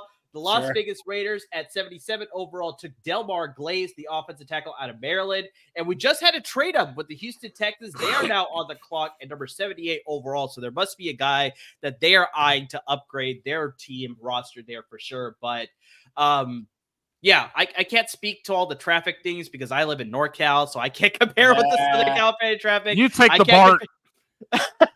I don't take the BART. I drive. And I can attest to the Texas traffic. I was in Texas, Dallas for a little bit, but I mean, there wasn't much traffic there. We drove on a weekend, so I mean, I can't really attest to see what rush hour traffic is. North, that was north urban area. Fort Worth is west. Okay, yeah. See, so I can't really speak to that either. So I can't really participate in this conversation, unfortunately. But yeah, Jonah Ellis. I'm a fan of his. WL, subscribe to my show, Salute to Troy podcast. There you go. He's been a good follower and listener. Who is WL? It's so suspicious because it's infrastructure projects in Texas are obsolete as soon as they were finished. To be fair, infrastructure projects in Texas are obsolete. All right, we're done with the traffic talk. We're not doing any more traffic talk. If I hear the word traffic out of your mic, Al, I'm muting you. You're back to the penalty box. You triggered it. Back to the penalty box. You're going to mute anybody for saying the word traffic? So if I bring up Steven Soderbergh winning an Oscar for directing Traffic, you're going to mute me? You know what? Go to the penalty box just for mentioning that damn movie. What's wrong with the movie? That's a good movie. It's okay. No, am I thinking of Crash? I'm thinking of Crash. No. Traffic's the drug movie. Yeah, I like that movie though. No, I'm thinking of Crash. Yeah, shit. No, Crash is trash. Oh. I remember at college orientation, they showed us the scene where Sandra Bullock is being really racist. Oh, boy. The key worker. Nice. Sure. And then she trips down the stairs and is cured of racism. It's amazing. Amir, here's another interesting stat about Peanut Tillman. What's that? He's 0-2 in the Super Bowl. What was the second one? He was with the Panthers and the Bears. You're right. The Panthers won Super Bowl. You're absolutely right. Yep. Al, this is perfect timing. So the Texans traded up to the 78 overall pick here in the third round to select the safety out of USC, Caleb Bullock, is now on the board. So this is a perfect opportunity, Al. Speak about Caleb Bullock, especially like you said, you're a 3-level guy, coach and recruited secondary year. So what are your thoughts on Caleb Bullock? Third round is about right. I agree with that. He's about third round. The problem with Caleb Bullock is he does not tackle well, and he's very light. You know what I mean? Yeah. He peaks when he's in coverage because he's really aggressive. So this is what happened with Caleb Bullock. Caleb Bullock should have went yesterday, but he had such a drop off between 2022 and 2023. If Caleb Bullock would have came out 2022, he would have been first round, early second round. His drop off was the drop off that he had between those 2 years. I don't know what happened. They say it's coaching. I don't know if it was coaching. I don't really, but he needs to tackle in the NFL. He needs to get his eyes right in the NFL, and he may have a chance. But right where he is, it's a perfect value pick. They don't lose a lot of money on the salary cap. If it works, it works. If it doesn't work, it does work. But this is a good pick right here. Well, and I'll say this is, and unfortunately I'll say this, is he does find himself a great mentor, because I agree with everything Al just said, is he's too aggressive, especially in the run support, is way too often watching his tape is he would be there at the line of scrimmage on a run play because he recognizes it so quickly, but he would pick the wrong gap because he's just lunging for the tackle to get there as soon as possible. But he is now joining another fellow safety who had a very similar complaint about him coming out of college, and Jalen Petrie. And so that is a great mentor to have of like, look, I get your style of play. I get you want to be the guy, but, you're going to have to kind of focus that in. And so unfortunately, I think that he will eventually develop into a good starter for the Texans. I think he hit his peak in 22 and hasn't got any better. I don't think he's going to be around long in the NFL. He's been flat, though. He hasn't gotten any worse. Is he like a feast or famine kind of guy? Where either he's like all over it or he gets fucking roasted. In coverage, he's all over it. In coverage, he's great. It's just he just has some stuff to work on. So it's not like boom or bust. It's just kind of like also a great pick, Tad. I actually really like this pick. Yeah, I wanted to get to this because the Colts actually traded up to 79 overall to select Matt Goncalves. I believe I'm saying that last name right, out of the University of Pittsburgh. So I mean, Tad, you scouted offensive line. This is also a Colts pick as well. So I mean, what are your thoughts about this pick here? I like it a lot. The Colts offensive line is often hurt, and that's often because they're getting older. Everybody except for Quentin Nelson, I love, but other than Bernard Raymond, we're going to need at least at worst case scenario, we're going to need a solid backup. At best case scenario, we're going to need, their successor. So I think that it's going for a second there. I thought that was a GM's notebook, and I'm like, wow. No, this guy's just keeping track as he's going along. That's all it is. So I actually really like it. Conclave. DJ Hushman-Zada. I love it. Here's coming out with a big wow. Also another good football grid guy, a Seahawk and a Bengal. It's true. Yep. And a Raider, too. He was a Raider. Oh, he was a Raider. I forgot about that. But no, in general, I really like him because he does have some really bad technical stuff he needs to work on. He stands straight up. Like, he does not understand the concept of, like, bending over so you have that power over people. But all of his, not mistakes, all of his flaws are very coachable. So I think that'll be a good pick. And he's a developmental guy, but we have no need for him to play right away. So personally, I think a little early for him. Now they go receiver. But overall, I would give that like a B grade to the Colts. Okay. Nice. All right, yeah. So we got the Bengals upgrading their wide receiver room. Maybe this is a sign that, Tyler Boyd is not coming back. Me and Dad were sort of talking about that earlier. That there's a possibility that he may come back. But yeah, I think with this selection, I think that pretty much signals that Tyler Boyd will not be coming back to Cincinnati Bengals because Jermaine Burton, the wide receiver out of Alabama, was just selected by Cincinnati Bengals at 80th overall. And I mean, this guy is just, he's got that pedigree that's just, he's not going to wow you in any certain department, but I think he's just got a lot of things that he does well. He's just a very polished route runner. There's a lot of things that you like about him. Tracks the ball really well when the ball is in the air, goes after it. He's just a very good, solid receiver. And I think just a type of guy that you could pair nicely with the receivers that you already have in your room. So I don't think he's got the. How big is he? He comes in about 6'1", 190. Really? He looks bigger than that. Might have been bigger than that. I'll double check the measurements for you here in just a second. 6 foot 196. That's what I have here. Hold on real quick. At W, that's my ex at Coach_Row2. You can follow me there. I was just about to highlight that. Yeah. So look at that. This is the beauty of the Decide Guys live stream is we are bringing everybody who joins us followers. So if you want followers, if you want to grow your base, come on in and we would love to have you. He's apparently a big SC fan. So if you go on YouTube, you can watch all of our shows from this past season. Clearly knows me because they're pushing all my buttons. But we appreciate all the interaction between WL and everybody else that's watching this live stream. Well, shout out this Life D Sports. They sent a lot of stuff too. Yeah, that's a good friend of Tad's for sure. So we're getting a lot of great interaction on the live stream. So we appreciate everybody. Continue tuning in. We still got about 20 or so picks. I think a little bit more than that because I think we have a little bit of the compensatory picks here in the third round, so it goes longer than just your standard amount of picks there. We got about 20, 25 picks or so left in the third round. So still got a lot more picks to go. How big is that receiver now? I'm sorry, I didn't mean to cut you off. I apologize. No, you're good. You're good. Like I said, 6 foot 196. That's what I got. 196. Okay, so he's a 200-pound receiver. He'll be 200 pounds by the time he gets. That's what he looks like. So that's fair. That's a good move. Yeah. Because like he's when I was watching the side like this dude's a big body guy. Like go get it. Like this is the guy that gets Joe out of trouble. You know what I mean? Like He can be, Joe's yeah. in trouble and he throws it to him. He's able to be a big body and make the catch and keep the chains moving, or at least to stay in front of the sticks. This might be a good value pick for the Bengals because if it doesn't work out, it doesn't really cost them anything. No, exactly. This is That's great exactly what it is. because he has I won't say similar playing style to Tyler Boyd, but he fits the same need as Tyler Boyd of like we just need a third athletic guy in there. And when occasionally, like when Higgins is locked down and Chase is locked down, we just need a guy who can also break it big. And Burton is that guy. He's very, very raw, and usually I hate using that term, but there's a lot for him to refine in his game. Just say green. Yeah, and I feel like that's always been the case for non-superstar Bama receivers. Yeah. Like, I'm not saying that that's been the case for like Julio Jones or anyone like that, or Devonta Smith. Actually, kind of with Devonta Smith a little bit. But it just feels like, as the case is with most Alabama receivers, it's just like, yeah, you're the best athlete on the field, so you never really had to develop any technique. That was Dallas Turner's whole problem. That's why he slipped so far last night. But there's a lot there to like, and I think that being in that wide receiver room, that's a very, very good sign for him. No, for sure. So Somebody next wants Spencer Rattler. WO wants to talk about Spencer. What is Spencer? Yes, Spencer. no, I think he's calling Tad Spencer. No, he's calling because Spencer's my real name, which makes me think I think it's one of my students, and I think I know which one.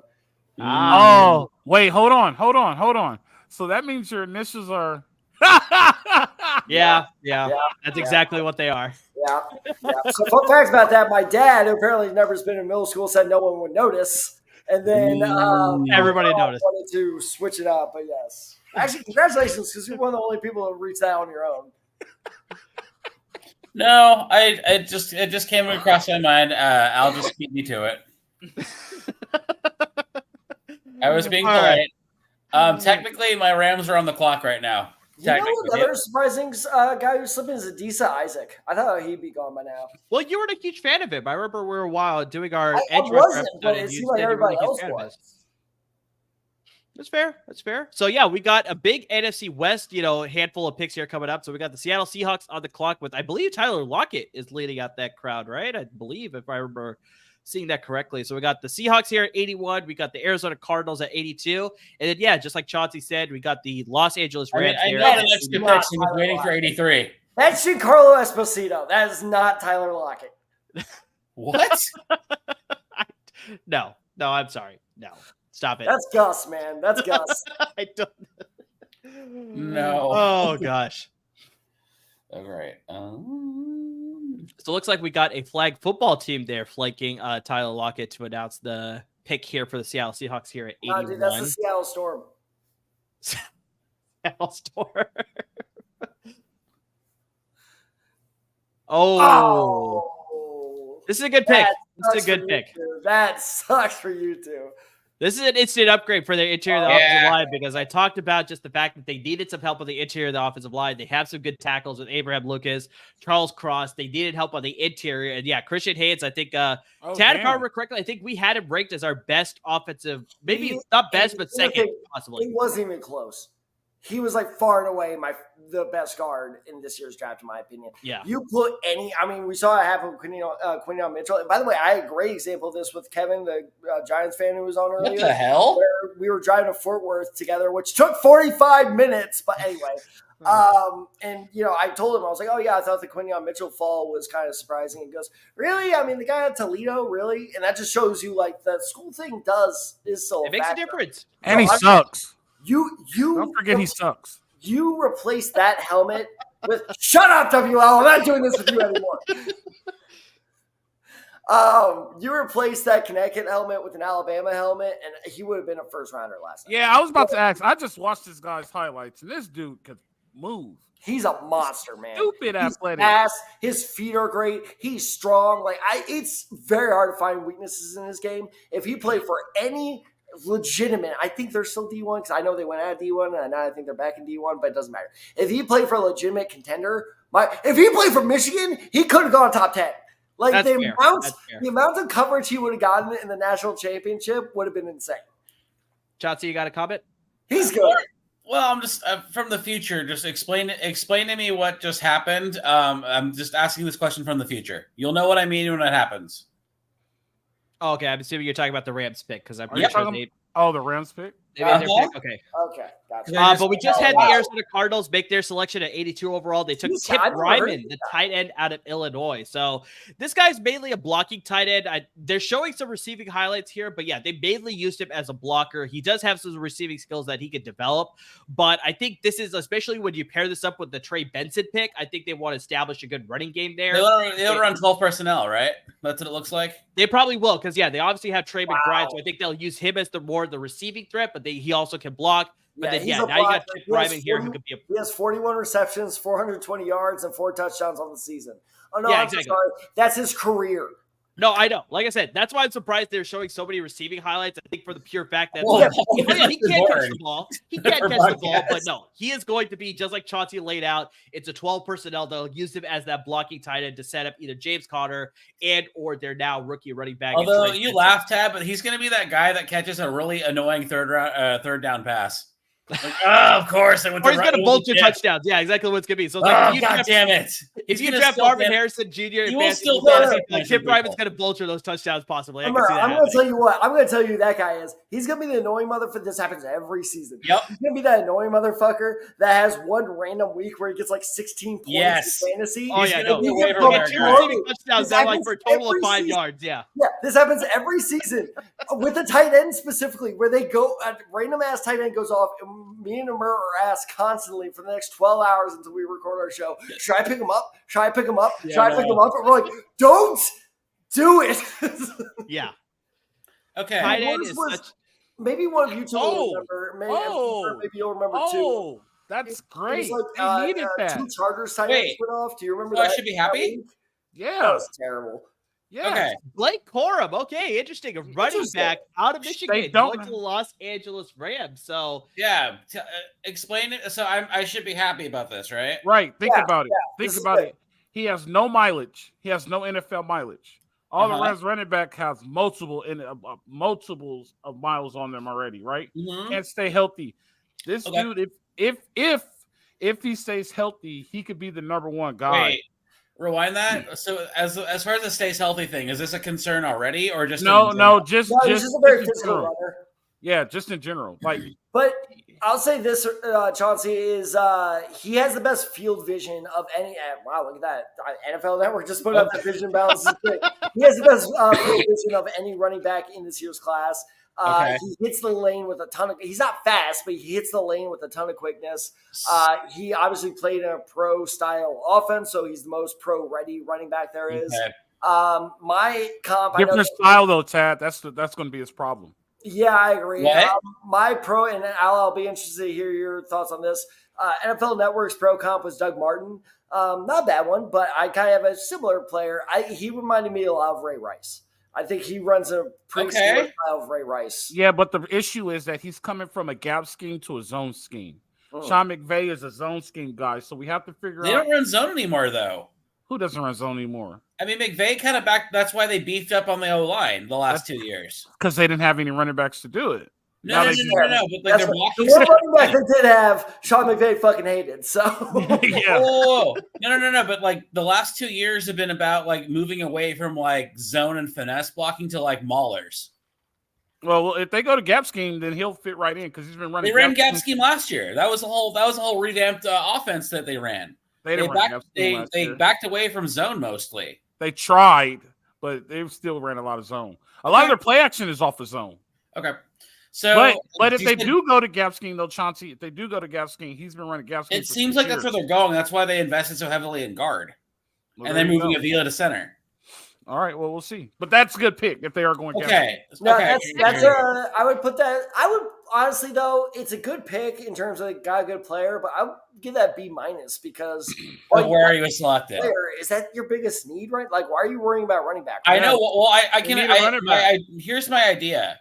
I think they're honestly they looked at that stretch Kyron missed last year and like, okay, we need another guy because Royce didn't really help out and really make it really matter much, and they really missed Kyron Williams last year.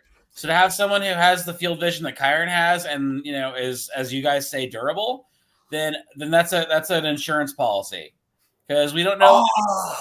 I don't know what his long-term health is. Kyron's long-term health is going to be. The Colts can't get everybody. What? No, it's not that. It's just like, my God, that is the most Steelers pick of all time. They always find a receiver, man.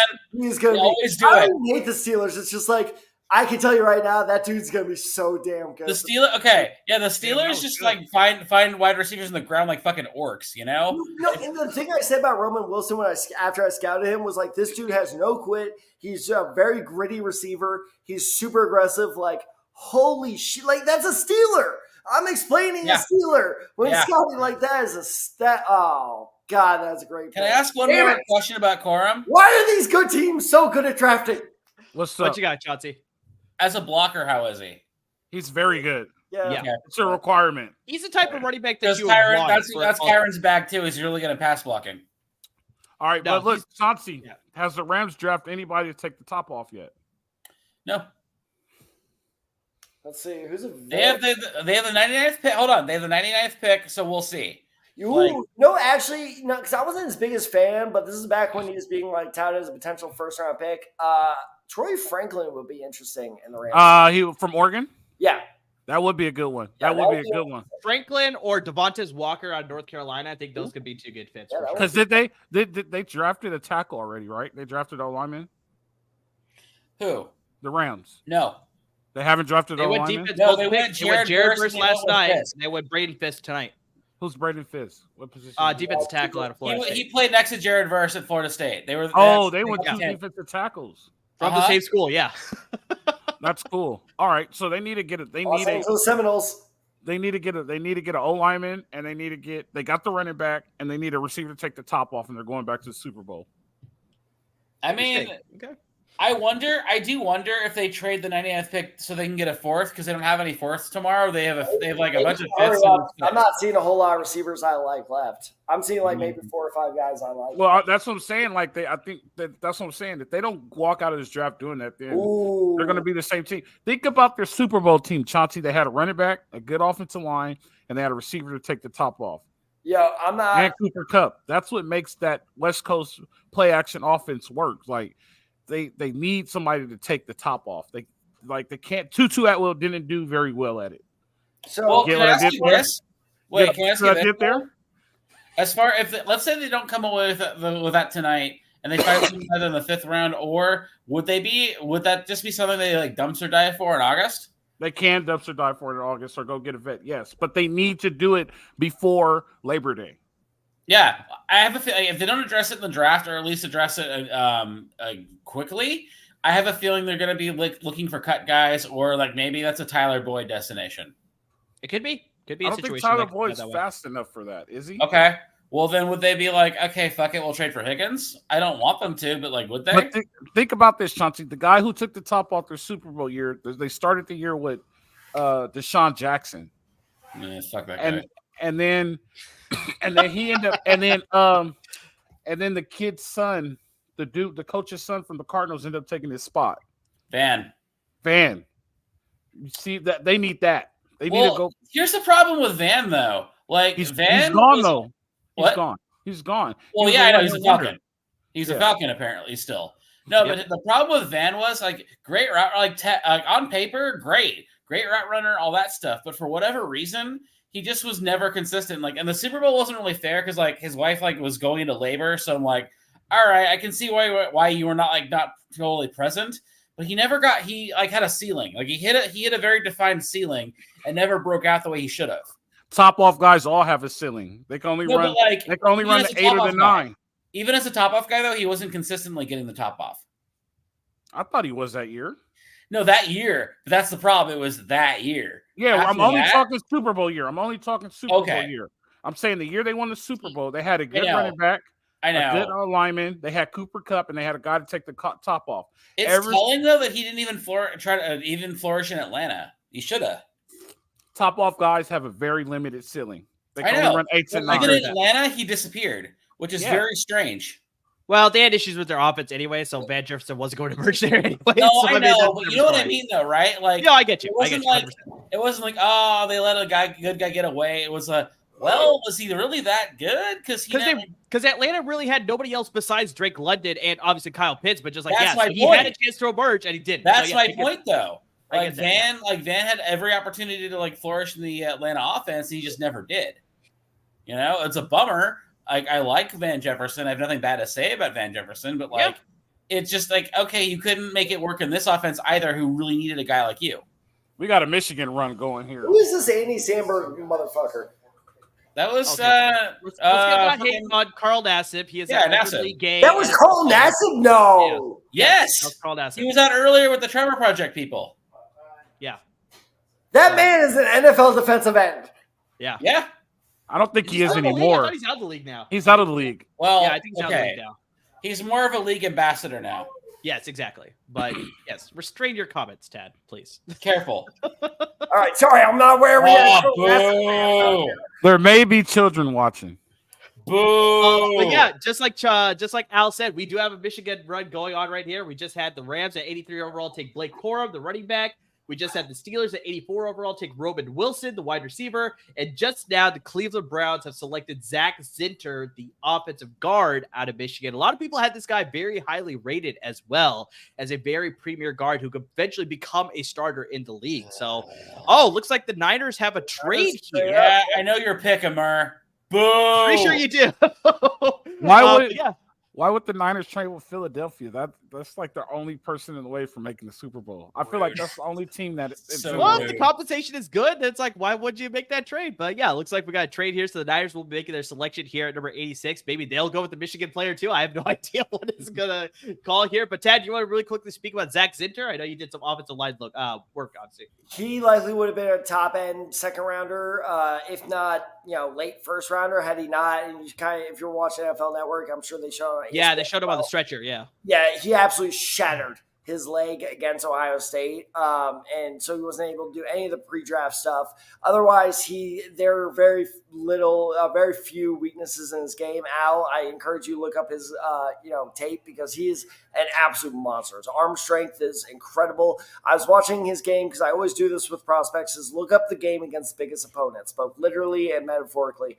So I watched the very first game of his. I watched was this year's game against Ohio State. And I swear to God, this is true. He literally grabs an Ohio State defensive lineman and threw him. And I was like, that should not be possible. But he did it. He tends to be a little high off the snap, but truly that is. All right, Tad, I'm going to cut you off because nobody cares about Zach Zinter and the Cleveland Browns. Let's talk about Dominic Pooty and the San Francisco 49ers, the offensive tackle here. I think that's more important than people want to know. We got an NFC West team here in the Los Angeles Rams, so we got to talk about the competition, of course. I know. My team here. I get it. Tad, obviously, you did some work. I think I had Dominic Pooty in my top 10 of offensive tackles as well. So we're just like, what can you speak about Dominic Pooty and his potential fit with the Niners here? So I'm going to read verbatim my notes on Pooney, right? Go for it.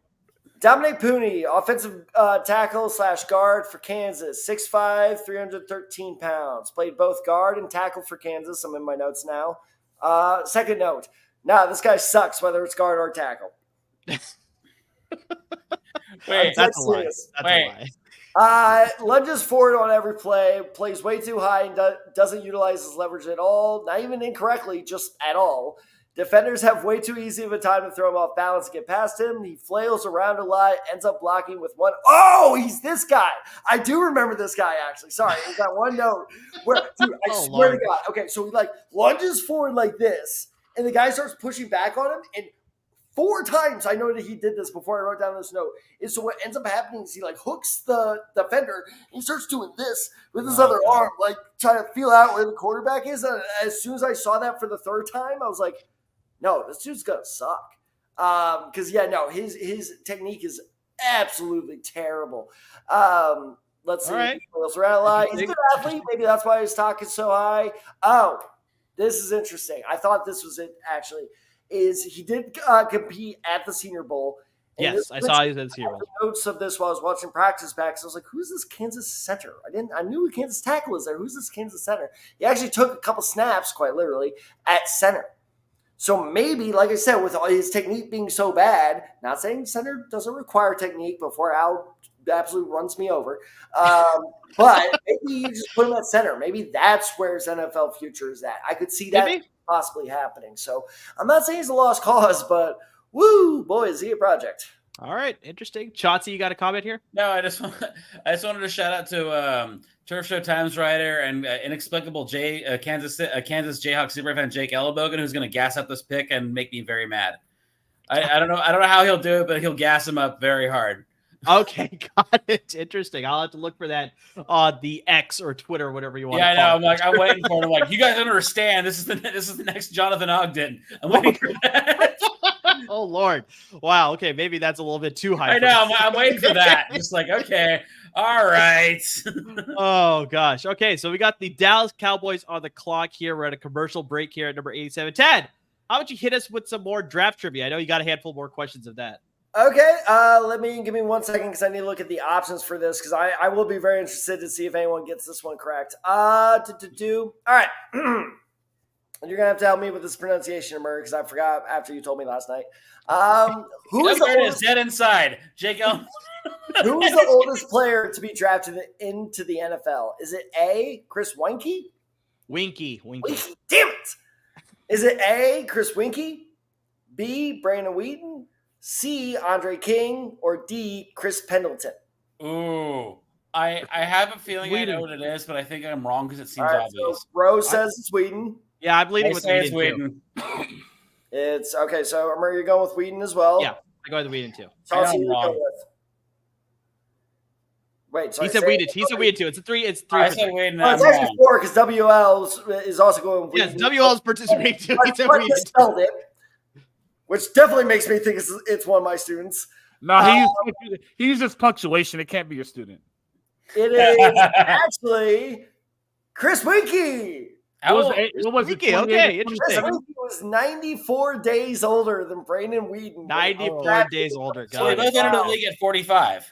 In the 4th round in 2001 by the Carolina Panthers. Yeah. Brandon Wheaton was 28 years old in 196 days, 195 years. Days. Brandon Wheaton, however, is the oldest first rounder of all time. First rounder. Okay. That makes sense, yeah. Yeah. Because he tried to play baseball with the White Sox, if I remember correctly, right? That was the team that drafted him, if I remember correctly. Well, Brandon Wheaton was part of the Black Sox scandal. I don't know if you know this. That old? That was a great one. Like Joe Lewis, he's 176 years old. Nobody knows this. Dude, Brandon Wheaton, Justin Blackman, you want to talk about like very underrated college students of all time? That Oklahoma State team was dirty. Honestly, yeah. I would say maybe you know what though? Wait, what was higher? Justin Blackman's yak or his BAC? Oh wow! What day was it? We're gonna go there. Thank you for getting that joke. I remember being so pissed when the Rams didn't get him. Oh my gosh! No, I remember. I was like, as soon as this guy was drafted by the Jaguars got him. I'm like, why is it? I was like, God damn it! Yeah, I was like, this guy's going to be the next thing. And then, yeah, clearly, he decided to do other things. So, it's just he and I probably would have been friends. I will say that. Wow. Okay. So, yeah, we have the Cowboys here. They dipping into the linebacker pool at Notre Dame again. So, they're going with Maris Liafu out of Notre Dame here at number 87. This is a Van Der Esch replacement, clearly, right? Yeah, exactly. I think we talked about that earlier on the live stream. Yeah, I think they had some issues, obviously, with some of their linebackers having some injuries histories. We brought up Sean Lee, Jalen Smith, who I talked about out of Notre Dame previously. And then, Leighton Van Der Esch had the neck issues and he retired. And so, now they got Maris Liafu here. We're stepping up in the world. Now y'all can talk about it on this highlight show. Go ahead. Keep going. Well, how about that? Are we allowed to show this? Are we violating copyright here? Nope, it's YouTube. It's public information. If you get our live stream shut down, Al, you are never invited back. But Tad, I know you scouted the linebackers. I don't know if you got a chance to look at Maris Liafu or not. I got to watch him a little bit. I didn't watch as much of him as I wanted to, but the main impression I got from him, and I swear to God this is true, is after watching a couple of his plays, he reminded me of that scene from Yes Man with Jim Carrey where it's like, I never had Red Bull before. Have you had Red Bull? I had Red Bull. I love Red Bull. Do you like Red Bull? I had a lot of Red Bull last night. I love Red Bull. Well, sorry, I'm going to cut you off because I don't think we really need to talk about Maris Liafu because the Green Bay Packers have just selected running back Marshawn Lloyd out of USC, and we were talking about that seems necessary. Running back here. Can he be a running back as far as an RB1 in the league? Well, here's the situation where he's going to land in, where he's going to be pairing up with Josh Jacobs with the Green Bay Packers here. So I mean, Al, what do you think about this fit here with the Green Bay Packers? Wait, he did both Josh USCs? Jacobs? Yes. He went to That's both amazing. USCs. So the best thing about it is that he's going to have to wait some time, right? He's not going to go in there right away, and he's not going to start because of veteran experience and things like that. But the thing about Marshawn Lloyd, like we talked about earlier, just like that right there, he could bend the corner on you and go. See, he's sneaky fast, right? He has one step and he stutters and goes at times. He also can't pass block. He can also catch. He's a bigger Marshall Faulk. That's the best way. The best way to describe it. I actually kind of. Oh, that's high praise there, Nicolas Cage. Oh, well, wait, look, he just really got a pass down the middle. I'm the only one comparing them to Hall of Famers. Keep going, Al. Get in the cage. Well, think about it. He could catch the ball. He could run block and he could run. So he's a triple threat, and he could be used on any down. So that's the best thing about Marshawn Lloyd. Don't let it fool you, because Marshawn Lloyd is bigger in the lower half of his body than it seems to be. So I think the weight waiting, he won't put a lot of miles on. So I think that works out. So this is bad news for AJ Dillon, huh? AJ Dillon's a free agent, and I don't know if he's signed or not, but yeah, he's not coming back to the Green Bay Packers for sure after this pick. So, all right, so we had the Tampa Bay Buccaneers here at pick number 89, and they went with the safety position, Tyke Smith out of Georgia. So yeah, they could definitely use some help in their secondary, so that's why they. So real quick with Tyke Smith, I was hoping he would get taken today because I really want to talk about him. This is why Georgia's the new Alabama, is because for two reasons. One, if you want to throw his highlights up, Pat? You want to throw his highlights up while you talk about him? Do I? Yeah, sure. If this guy was 3 inches taller, and he probably would be a second rounder, because he is an absolute missile of a safety. Ball hawk too. He had 4 interceptions last year. Like I said, missile of a safety right there. And it's only because of two reasons he's going this late. Is one, like I said, he's kind of short. He's 5'10". So he's a little short, a little skinny, so NFL teams are scared of him. And also because Georgia didn't play him that much because they didn't have to. They had a constant rotation at safety, and he didn't get as much playing time as he should have, hence why they're the new Alabama, because this absolute monster of a player did not play enough to really get to show off what he can do. So I think that if he had more playing time and, again, was 6'1" instead of 5'10", we'd be talking about him at the later half of the first round last night. Yeah. Yeah, agreed. Yeah. Well, what else you want to argue here? So we got the Cardinals here now on the clock. If that seems you concur, yeah, I concur. Yeah. I think. Doctor, do you concur? I think he's better than Caleb Bullock. Whoa! You think he's better than Caleb Bullock? Okay. Wait, I'm watching this Benedict Arnold over here. I'm not a Benedict Arnold. I'm just a realist. I'm not going to homer somebody because of the jersey they wear. This dude is better than Caleb Bullock. This dude should have been taken before. No, I agree with that. The thing this sounds meaner than I mean it to be, but watching Caleb Bullock's tape, I was just bored. Watch his 2022 tape. Okay, and that's fair, because I was watching his 2023 tape. I did not watch a single one of his games from 2022, so that's a very fair counter. But yeah, no, watching his 23 tape, I was like, okay. Oh, man, another corner. I'm not impressed with this year's corner class. I just want to let y'all know that. So you made that very clear last night. I remember. So, yeah, we do have another corner off the board here. I'm not arguing with you because I don't know shit, but you made that very clear. Arizona Cardinals have selected Elijah Jones out of Boston College here with pick number 90. We're down to the final 10 picks of the third round, guys. We're coming to the end of day 2. Tad, as we sort of get to these final 10 picks, I mean, just looking to see who else is available as far as just guys that could possibly go in these 10 picks, or maybe finds as far as, day 3 now. Who are guys that you think are good finds that we could get here in the final 10 picks, or possibly will slip into day 3 now? So again, speaking as a guy I watched in the Big 12 for a couple years, TJ Tampa is a very impressive corner out of Iowa State. I think he'll be pretty solid. Well, he's got to go 92 then. Peyton Wilson was widely regarded as the Huge best fan of his, linebacker, and it was well earned. I think he's a little overrated in my mind, but if he goes now, I think he's okay. Because before the draft started, he was regarded as an early second rounder. I didn't like that.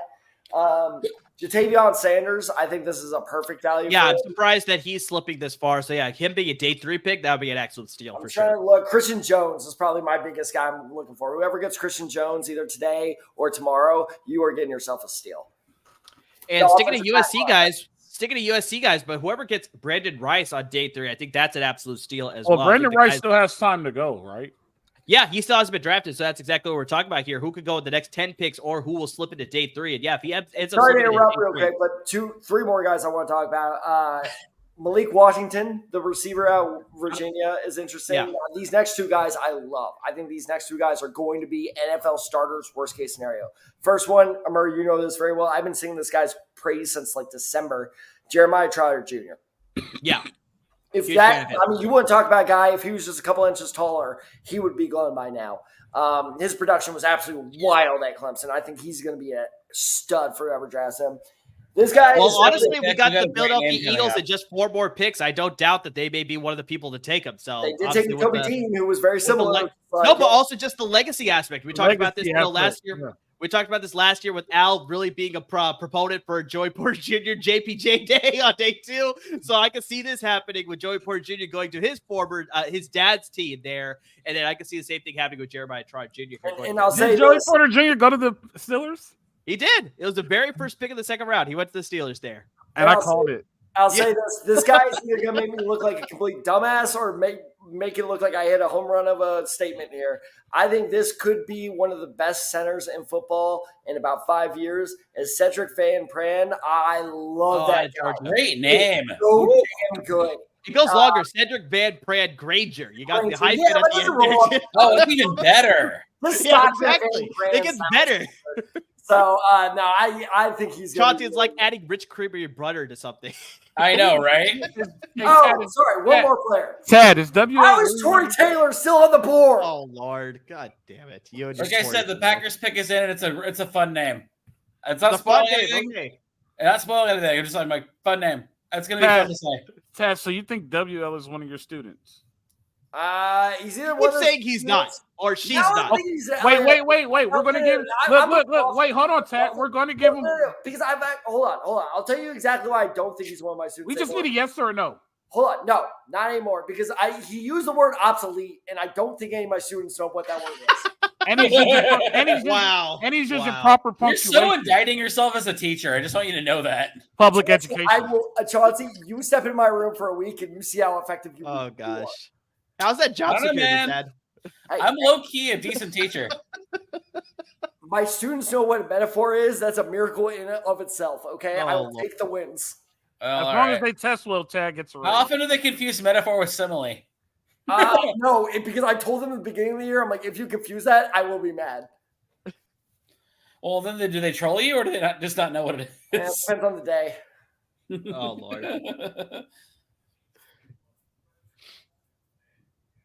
Okay, so we got a guy out of the University of Missouri, linebacker Tyron Hopper. Tell me that isn't fun to say. That's a great name. For sure. Tyron Hopper out of Missouri. Oh, a Florida transfer apparently, huh? Yep. So, Tad, you're a Missouri fan. Do you remember anything about this guy? Nope. One of the 10 teams that you love about college football? I think that's the biggest thing for sure. Yep, nope.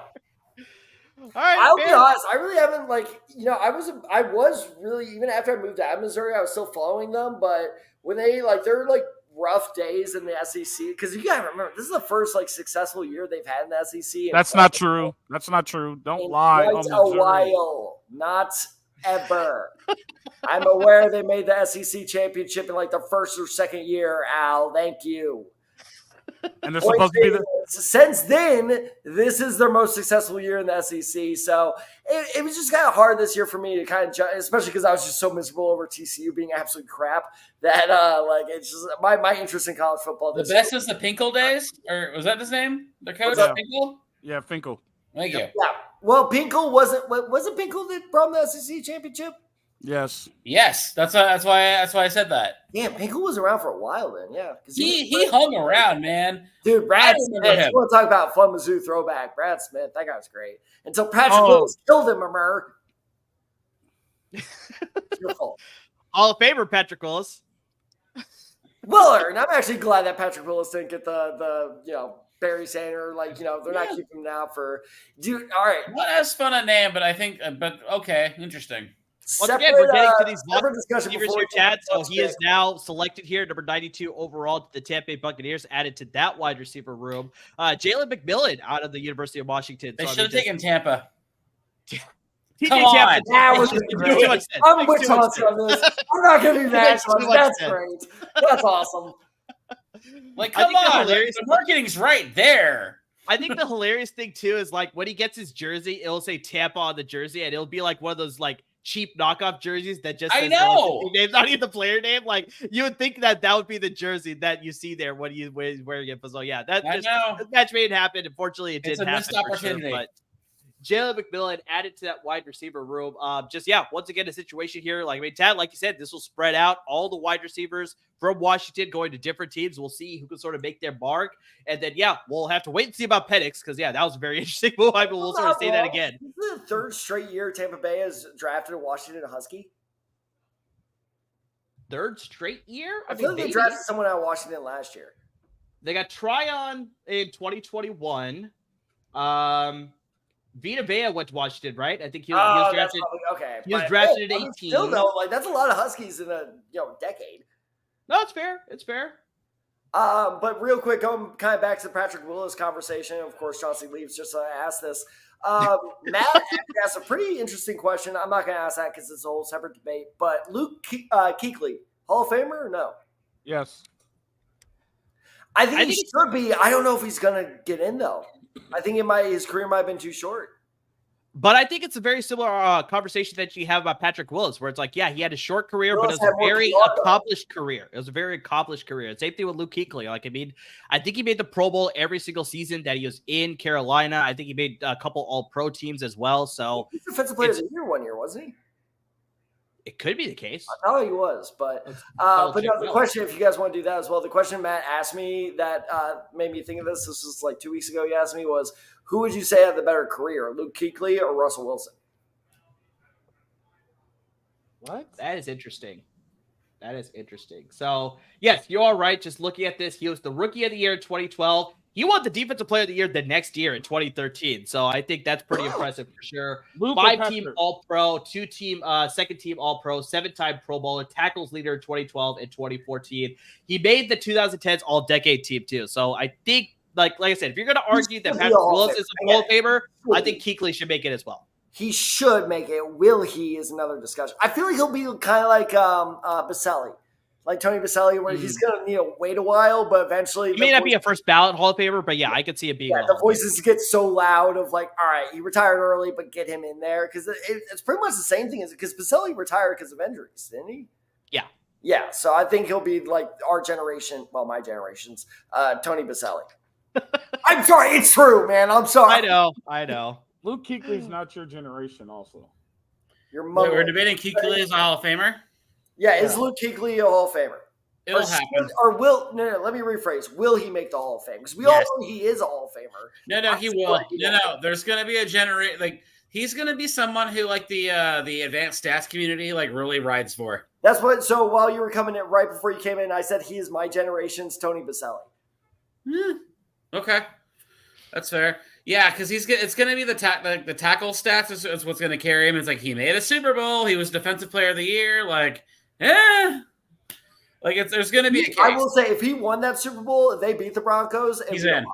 Flint. Easily. So wait, Chauncey, these two avoided the question. Let me see if I can get an answer. I'm still thinking about it, but you can ask it to Chauncey now too. We can Matt all sent me discuss. this text, I think it was like 2 weeks ago, asking me a very good question: is who would you say has had the better career, Luke Kuechly or Russell Wilson?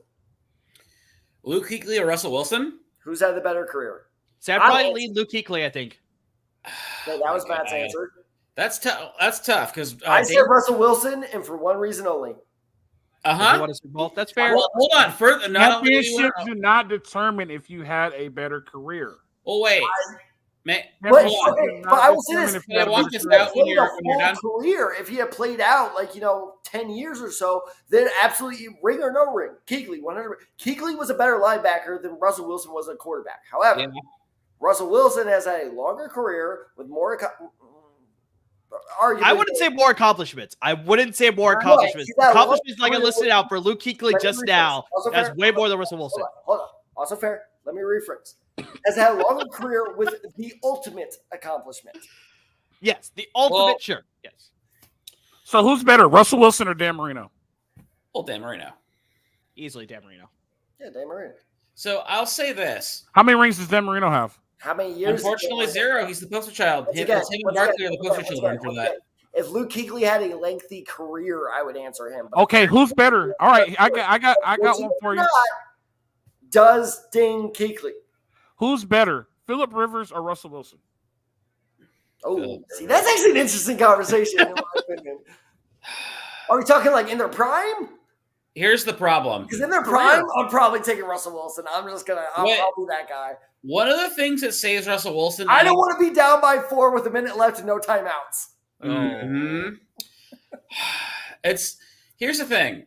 Russell Wilson's biggest advantage is longevity, whereas Kuechly, unfortunately, his body just didn't. It wasn't there. And The that's thing what- that- that's no, it was there. That was kind of the problem. Well, no, but I mean, yeah. But But the thing I'm like, man, but that going to the back-to-back Super Bowls for Russ is pretty big. And I know you can say Legion of Boom and all that shit, but he actually was more impactful in their second playoff run than their Super Bowl run than he was in the first. Yes. In the He was first, also impactful in that loss. yeah, well, right. And that's the thing. That's where I'm kind of but he got them the back-to-back. He was really instrumental in that NFC Championship game against Green Bay. Here's the problem. I don't care if Russell Wilson's a weird fucking douchebag or whatever. We never talk about personality. Personality does not matter. I'm not saying you. I swear to God, I actually mean that. I don't think, because you're actually smart. So you wouldn't do this, but far Thank too you. often the general public has a terrible habit of I don't like him. So therefore, I don't like him personally. So therefore, I'll diminish his. There's somebody in our Slack who's like that, but we won't go there. A lot of people are slack. I'm Wait, so sorry. let us shut up, me. Wait, who do you hate again? What are your thoughts on Antonio Pierce? That's not personal, is it? He's a maggot. Yeah, exactly. Can I show you guys something that's floating Wait, around? he's That's like me he's saying, a fan of I hate Scott? Joel Kroenke because he's a bad businessman. Oh gosh. I don't Well, know. really quick, I do need to recap. The Baltimore Ravens just made Can another we talk excellent about pick this here. when we get a chance? Yeah, we can get to this pick, but I do want to announce that the Baltimore Ravens at the 93rd overall pick, they took Odessa Isaac, the Penn State edge rusher. Me and Tad were talking about it, surprised that he didn't go so early. But yeah, now the Baltimore Ravens get this guy, develop this Ravens guy, got a and Raven. become a better pass rusher. That's so You Raven. know what the Ravens did so well is they there's a balloon. The Ravens home grew their replacement GM. The second Ozzie Newsome retired, they had his heir apparent ready. Why don't more teams should do that? They had their Sonny Weaver, they had the coach, the coach's son ready to go, and that is why the Ravens are still so good. The Ravens never had a rebuild; they should have. After that, You know what it is? team. I don't know if you guys remember this. I'm sure you probably do. After they beat the 49ers in 2013, that Super Bowl, Yep. that defense got absolutely raided in free It did. agency. Raided. That defense fell apart. They didn't lose a step. You know what it is, though? You know why that happens? Because the Ravens never had a clean house. There was never a reason to clean house. Sure. Whereas a lot of teams is well, if you're the person underneath the GM that sucked and we needed to fire, why are we going to promote you? You know? Said I never heard of Houston Chris. Great example of that. By the way, I was trying to remember his name while I was ranting like that. But Paul Kruger had an amazing Super Bowl. Oh yeah, he capitalized on that. He Signed with got Cleveland, $90 and absolutely million busted. from Yeah, Cleveland. absolutely Sure. busted. I mean, he didn't win a Super Bowl with them, but Adelius Thomas is another example of that. I know somebody. You know who else capitalized on the Super Bowl? Joe Flacco. No, that's true. It's The very whole true. Joe Flacco is the elite thing. He capitalized on that That's whole playoff run. Without that playoff run, Joe Flacco would not have got the contract No. that he got. That's 100% what it is. 100%. Without that playoff run, Joe Flacco would not have played at all this past year. That's correct. It's true as well. He probably would have played well. because they needed somebody. he was a third string quarterback and they got hurt. All right, guys. So we're down to the final 5 picks of round 3. I want to recap the last couple picks here. So the Philadelphia Eagles at 94 overall took Jalen Hunt, the edge rusher out of Houston Christian University. And then the Buffalo Bills just took the Duke defensive tackle DeJean Carter. But yeah, the Houston Christian edge rusher, Jalen Hunt, I mean, this guy's the absolute definition of a project player. He's got a lot of potential, but yeah, very raw prospect. There's a lot of things you had to coach up on him. But yeah, DeJean Carter here, defensive tackle going to the Bills. That's a good fit as well. But Al, I think there's a graphic you wanted to share or something that you wanted to talk about. We can talk about that right now. It's a college hypothetical because I'm not doing this. It is. First of all, when did Houston Baptist change their name to Houston Christian? Well, they met a girl and she was of a different religion. It was stronger in her family, so he's like, meh. Formerly known as Houston Baptist, they used to be Houston Baptist. Now they're okay, neither here nor there. So look. I mean, same difference for me, but whatever. One time, by the way, I meant to go to Houston Christian University, and I accidentally wound up at Texas Christian University. It was this there you go. We won a playoff game. We did win a playoff game. That is correct. JJ McCarthy's only lost. JJ McCarthy's only lost. How about that? Nice. All right, so this is floating around, and I think this really might happen. I don't know. There's some things that I might see hold it up, but do you guys see this legit happening? The return of the Southwest Conference? I don't know enough about college football to think that this could be something. But I mean, all right. So let me explain. The Southwest Conference is pre-Big 12. Okay. So these were the original schools in the Southwest Conference, including this school. When this school was in the Southwest Conference, they had a running back named Eric Dickerson. So pretty Never much, heard of him.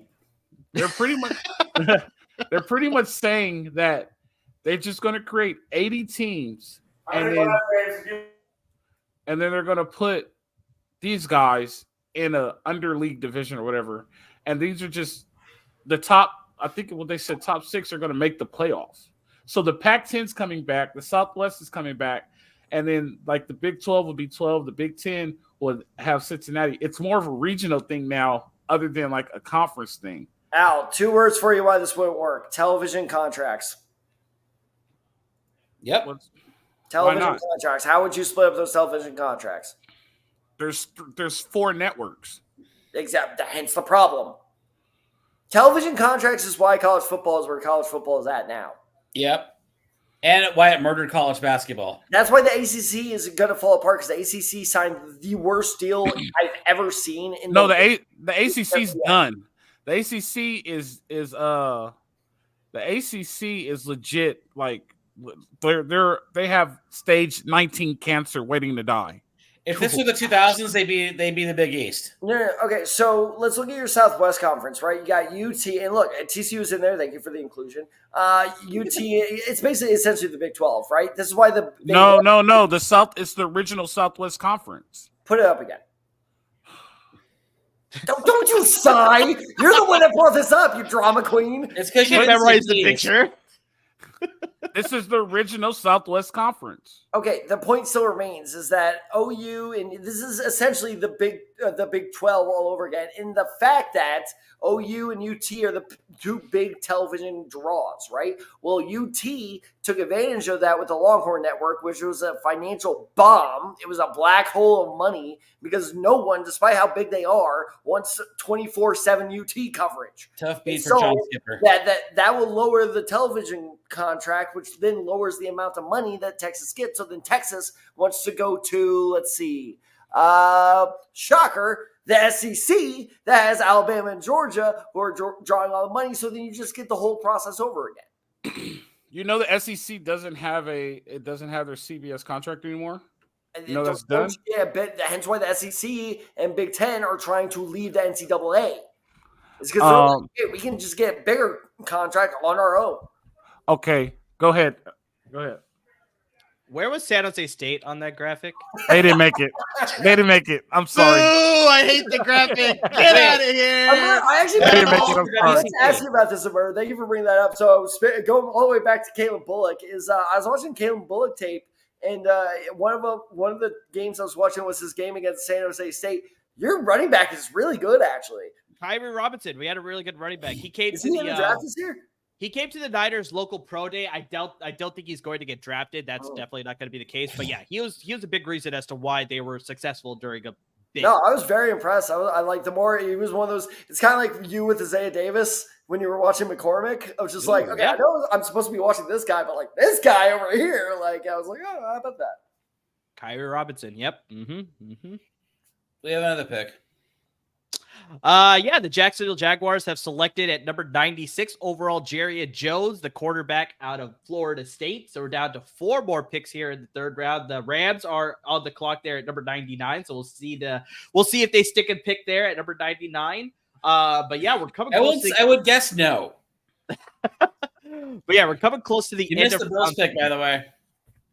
The Bills pick. No, I announced that one. It was Dwayne Slinger, the Duke defensive tackle. So, Amir, I have a question for you. Every year, there's a guy who slips in the 6th or 7th round that you absolutely love. If you follow the draft and scout pretty well, for me, I already said his name. I think it's Isaiah Davis. Will be taken just before the end of the draft, and I think he will end up being a long-term backup running back. The running back out of South Dakota State. So, Amir, who's the second?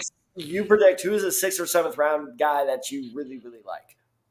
I'm going to go the wide receiver position. I'm going to go with Luke McCaffrey out of Rice University. I mean, you got the pedigree there with Ed McCaffrey, his dad, and obviously his brother, Christian McCaffrey. So, I mean, he's got those natural skills that you want. Just the biggest thing is just he needs a little bit of development and some refinement into his game. But, yeah, I think whoever lands him, you got yourself a really good player, and he's got the pedigree to prove it before with this, the tree that he craved from, right? So, Luke McCaffrey, I think, would be one of those guys. I mean, Mohamed Kamara is going to be an interesting guy. Out of Colorado State.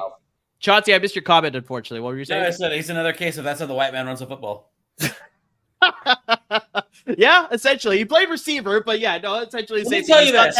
I had so much fun running that clip every Christian McCaffrey game because I had him in fantasy last year. Yeah. It was never not funny. Never not funny. It is true. That was a very maybe you'll respect this, but so Amir and I are co-running a fantasy baseball team. I decide on the team name, and I decide on the team name Shohei's Bookie, which I think is hilarious, but no one seems to find it. I mean, it's funny, but it's also lazy. That's fair. I told you. But that's me. I'm funny, but I'm lazy. Like it's just work a little hard. Like he works a little bit, and it can be so much better. That's just so hardly Jesus. Oh, goodness gracious. But yeah, so we got the Steelers on the clock here at number 98 to lead off the final 3 picks here of round 3. Yeah, lots of excitement here. I mean, we had a lot of trades in round 2. He didn't fall for the plants, but I think WL just revealed himself. Huh? I think WL just revealed himself with that comment. I think I know who it is. The Kamara targeting call against Shadur Sanders is so weak. Okay. If he is who I think he is, he's a friend of mine who went to Colorado State. Interesting. Okay. Got who else would know about Colorado's targeting call against Colorado? Who was watching that game? I was. It was early out here. You're a football nerd. That is true. That's nice. No, you guys are football nerds. I'm just the X's and O's guy. Yeah. Watch this. Who was the first round pick in 2017? The first pick overall, 2017. Miles Garrett. Yep. Look. Amar's like, Miles Garrett, that's easy. Yeah. I'm sorry, if you tell me the first overall pick, then that's pretty easy. If you're like the 9th overall pick, then I might struggle. I don't know who the first. I only remember last year's first overall pick, and I barely remember that. Do you remember who it was? No, actually, this is a great one. Who was the first overall pick 2 years ago? I'll even give you a hint. It was a draft held in Vegas. I know it's in Vegas, but I don't remember. The underratedly the worst first overall pick of the last decade, Trayvon Walker. Yeah. Because I remember that was a big discussion with Aiden Hutchinson. They could have had Aiden Hutchinson, and they took Trayvon Walker instead. Yep. They are so damn lucky. Who was the third pick? What's up? Who was the third pick? That year it was Trayvon Walker, Aiden Hutchinson, then was it an offensive lineman? That I don't remember. Oh, wow. God damn you, Steelers. Sorry. I'm trying to figure out why Houston Baptist changed its name to Houston Christian. Told you. They met a girl. Her family was very strong Baptists. They just did it. They did it in 2022. So they did it. They read the right pamphlet.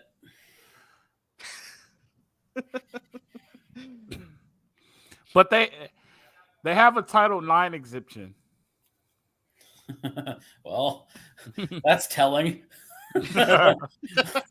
I can't tell you why on the live, but they have a Title IX exemption. We can guess.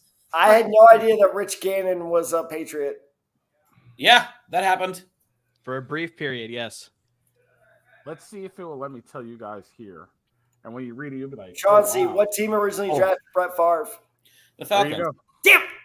Get the fuck out of here. Everyone knows that shit. That's an easy one. Easy. There's always they always show the video of him like looking kind of like sad with his helmet off on the Atlanta sideline. And then what was his name when he got drafted? Brett Favre? Favor. Damn it! Who did Brett Favre complete his first completion to? Andre Rison. Himself. Yeah, that's the correct answer. I mean, that would happen later in life too, but no, I actually had to pay all that money back. I shouldn't joke. But all right. Well, let's see the Steelers selection, and then I'm going to run through the rest. I'm annoyed. I'm very annoyed. And Before we get off, I want to run through the rest of my trivia questions, see if you guys can get them. Okay, that's fair. That's fair. Oh, God damn it. I know. All right. Steelers got themselves a good pick here with Peyton Wilson. That's what Steelers going to steal, man. Annoying. Yep. Steelers get a very excellent pick there. Peyton Wilson at number 98 overall out of NC State, the linebacker / edge rusher. I mean, he's that versatile linebacker that you would want roving your defense. What a dark 2021 for Peyton Wilson. I'm glad you said edge rusher because that was the thing I walked away from watching his tape with the most is they use him not so much as an inside linebacker. They use him mostly as an edge rusher. So I think actually that's where his I could see him very much filling a Micah Parsons role. Like just with the Steelers, I could see him filling that type of role. Yeah, I agree with that because in coverage he's fine, not great, but like they blitz with him a lot. This is smart also because like this is to make sure that when TJ Watt gets double teamed, someone else can pick up the slack. No, that's exactly what it is. That was a huge problem for them last year. They could use him in a very similar vein there with TJ Watt to play him up on the outside. So that's and also TJ Watt misses games these days, so it's good insurance. Plus, you're getting a guy who can complement him really well. Yeah, no, that's. I have the only issue I have with him is he has no swag at all, or health, or ACLs. He has no swag. Are you talking about TJ Watt or Peyton Wilson? Yes, Wilson, no swag. He's swagless. We gotta help him out. You get him quiet. You feel like you're saying that for a certain reason that I'm not going to bring up. Wait, are you going to say he is another girlfriend next? Is that your next bit of scouting? This is a very an issue. What'd you say? Nothing. No, he doesn't have any swag. He just wears gloves. No, Peyton. He doesn't wear. He just wears gloves and cleats. That's just like weak swag. That's no. You're missing. But bro, you're missing the point though. He just brings his lunch pail and hard hat to work, man. He doesn't need all that shit. He's one of those guys. The better you look, the better you play. Look good, play good. This is Moneyball. Oh, fantastic pick by the Rams. Your guy shit. Fantastic. Your favorite safety of this year's draft class is now the Los Angeles Rams at number 99 overall. That is Cameron Kitchens, the safety out of Miami, Florida. Okay. I mean, Dad, take the floor here about Cameron Kitchens and his fit with the Rams. So Cameron Kitchens, the problem with him is he had a great junior year. He's kind of like Kalen Bullock. Is like he had a great junior year, but his senior year wasn't bad. It just wasn't as good. And plus, Miami sucked. Miami as a team was very, very bad, and I think his draft stock suffered as a result. He definitely fights way too hard on double moves. He's too aggressive. He tries too hard to be the hero of the defense. But there's also, the fact that he is just an absolute ball hog. He just has a nose for the football. He's a tough, aggressive player, and I think that with just a little bit of good coaching, which of course the Rams have, the Rams arguably have the best coaching staff in the NFL. Thank you. This is a perfect spot for him to land in. This is awesome. Oh, fuck. Absolutely fantastic. Okay. They have drafted so well. Okay. That's a pretty impressive young defense that they have that they're showing on the screen here with Kobe Turner, Braden Fisk, Jared Verse, Byron Young, and Cameron Kitchens now added to that mix as well. Also, Tre'Davious White, Quentin Lake too, who developed like into a quasi star guy. Like there's a lot of other guys that I could mention. Obviously, I'm pretty sure you could read off their entire depth chart, but just they signed Tre'Davious White. We already talked about them signing Cameron Curl, but I mean, they got a fantastic defense in the works there. They have the wrong graphic up on ESPN. What's that? They have the wrong graphic on ESPN? They have the wrong graphic up. The Washington Commanders pick is in. It says the Rams pick is in still. Al, I'm so sorry to interrupt you. Al, I'm so sorry to interrupt you. Did you copy and paste a Title IX rule in the private chat? No, that's the exemption. I said I couldn't say it. I was like, they got exempted, and that's why they got exempted. You're a nerd. Assholes. That's the way I read it. Assholes. Did you read that though? That's pretty. No, I didn't read it. It's like this long. I read it and I'm drunk. Oh, Dad. Unfortunately, this is a guy that I was predicting would slide on. That is how the white man runs a football. The Washington Commanders have selected Luke McCaffrey here with pick number 100 of the NFL draft. And I mean, this is a guy that he's still got a lot of things that he can develop. But I mean, you're seeing it on the screen here. Strong hands. He runs good routes. He's a very natural catcher of the ball. I mean, this is a guy that you want on your team because he can develop into a strong receiver for you. But yeah, Chauncey, you got a comment here? So is this guy like a poor man's Wes Welker, Danny Amendola? No, he's not like a shifty slot guy. He's oh god, what's a good comparison? He's like Ed McCaffrey. Okay, I'm not saying personality wise. Okay, I am not saying personality. Oh, he played QB and wide receiver, huh? Shut up! Yeah. I need to cover myself. He's Matt Jones without the cocaine. Shut up! I need to cover myself legally here. Okay. Thank you for getting that joke. I am not accusing Luke McCaffrey of anything. This is purely style of play on the field. Riley Cooper. Okay. Riley Cooper. Okay. I can see that. But not guys, Luke McCaffrey said anything at any concerts. With that, we have come to the conclusion of day 2. Rounds 2 and 3 have now concluded. Tad, do you really want to quickly go through your trivia before we close out today's broadcast? Yes, wait, real fast. Shout out to Max. That's a match. They are very tired of me. They want to come inside, so we gotta go through this quickly. All right, you made them stand outside. Why couldn't you? I did not make them. I offered to go inside while I was in a bedroom, but they said no, and I just shut up. Anyway, all right. They gotta hung out with us. We like Matt on the broadcast. He was an upgrade. Why am I here? Guys. Shout out to Matt. Shout out to nice Matt. Guy. Shout out to Matt. Shout out to Matt. No, he's not coming on next year. He's not doing it. No. We gotta get the shirt made. Shout out to Max crossed out in the net. I leave if I see him on the broadcast next year. All right, quickly go through your trivia, then you can let your friend. Who is the youngest? Matty R. Is his last name R? What? Well, his last name does begin with R. I'm not giving away any more personal information because he will. Well, the WL knows his name. I know WL is one of my college friends. I just don't know who. Oh. Go ahead, Tad. I'm listening. Yes, for once. I think. Oh, dude! I listen to you all the time. What happens when you guys get me worked up? Tad, can you hurry up? I need to go get some Zen. What are you hurry? I think I already know the answer, but go ahead and ask. Who is the youngest player to be drafted in the NFL? Was it A, Tremaine Edmonds, B, Amobi Okoye, C, Elmer Angsman, or D, Danielle Hunter? Okoye. It was Okoye. Good job. That's easy. He went to Louisville. These two quarterbacks faced each other last year to set the record for the youngest quarterback matchup in NFL history. This is multiple choice. Bryce Young and CJ Stroud. I made multiple choice would be too easy. It was CJ Bryce Young and CJ Stroud. And Bryce Young. It was CJ Stroud. Yeah. And Bryce Young. Nope. Trevor Lawrence. Nope. No. CJ Stroud and Tyson Bagent. Nope. WL, do you know? Richardson. Week 2, Houston Texans versus Indianapolis Colts. CJ Stroud versus Anthony Richardson. Yeah, I see you. That's why you asked the question. And the other two we already did. So congratulations, you did pretty good. Wait, there's liquor in that Bojangles cup? They serve liquor at Bojangles? No, but I put it in there. Oh, I'm about to say, I can't wait till Bojangles gets out here. There is absolutely no alcohol. No, I bought it yesterday. I bought stuff yesterday, and I'm trying to work it through before I go home on Sunday. There you go. Oh, all right, guys. So that closes out day 2 of the NFL draft here. It was a ton of fun. We went through 4.5 hours today. We went through close to 4 hours last night.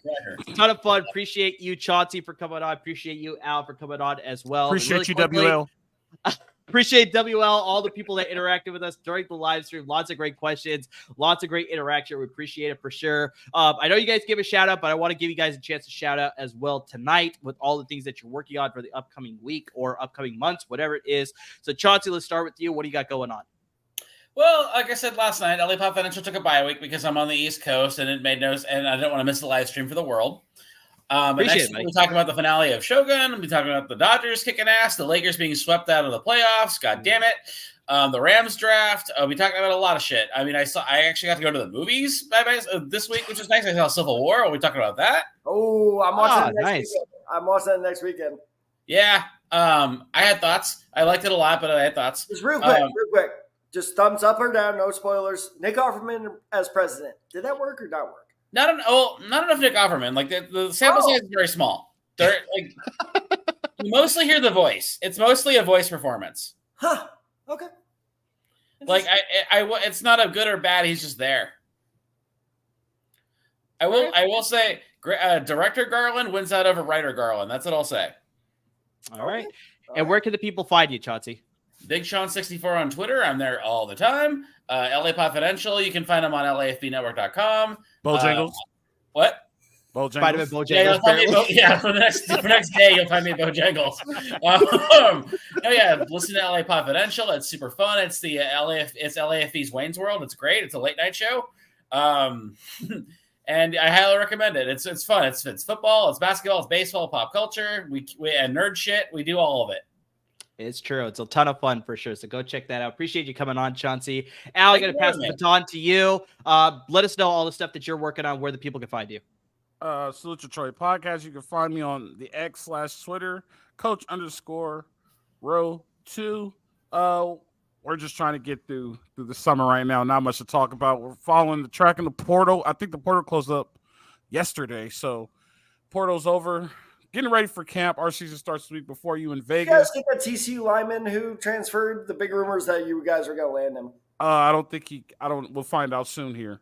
Bojangles is coming to LA. Right they are. In 2025, WO. I had to answer that question. They're moving to LA 2025.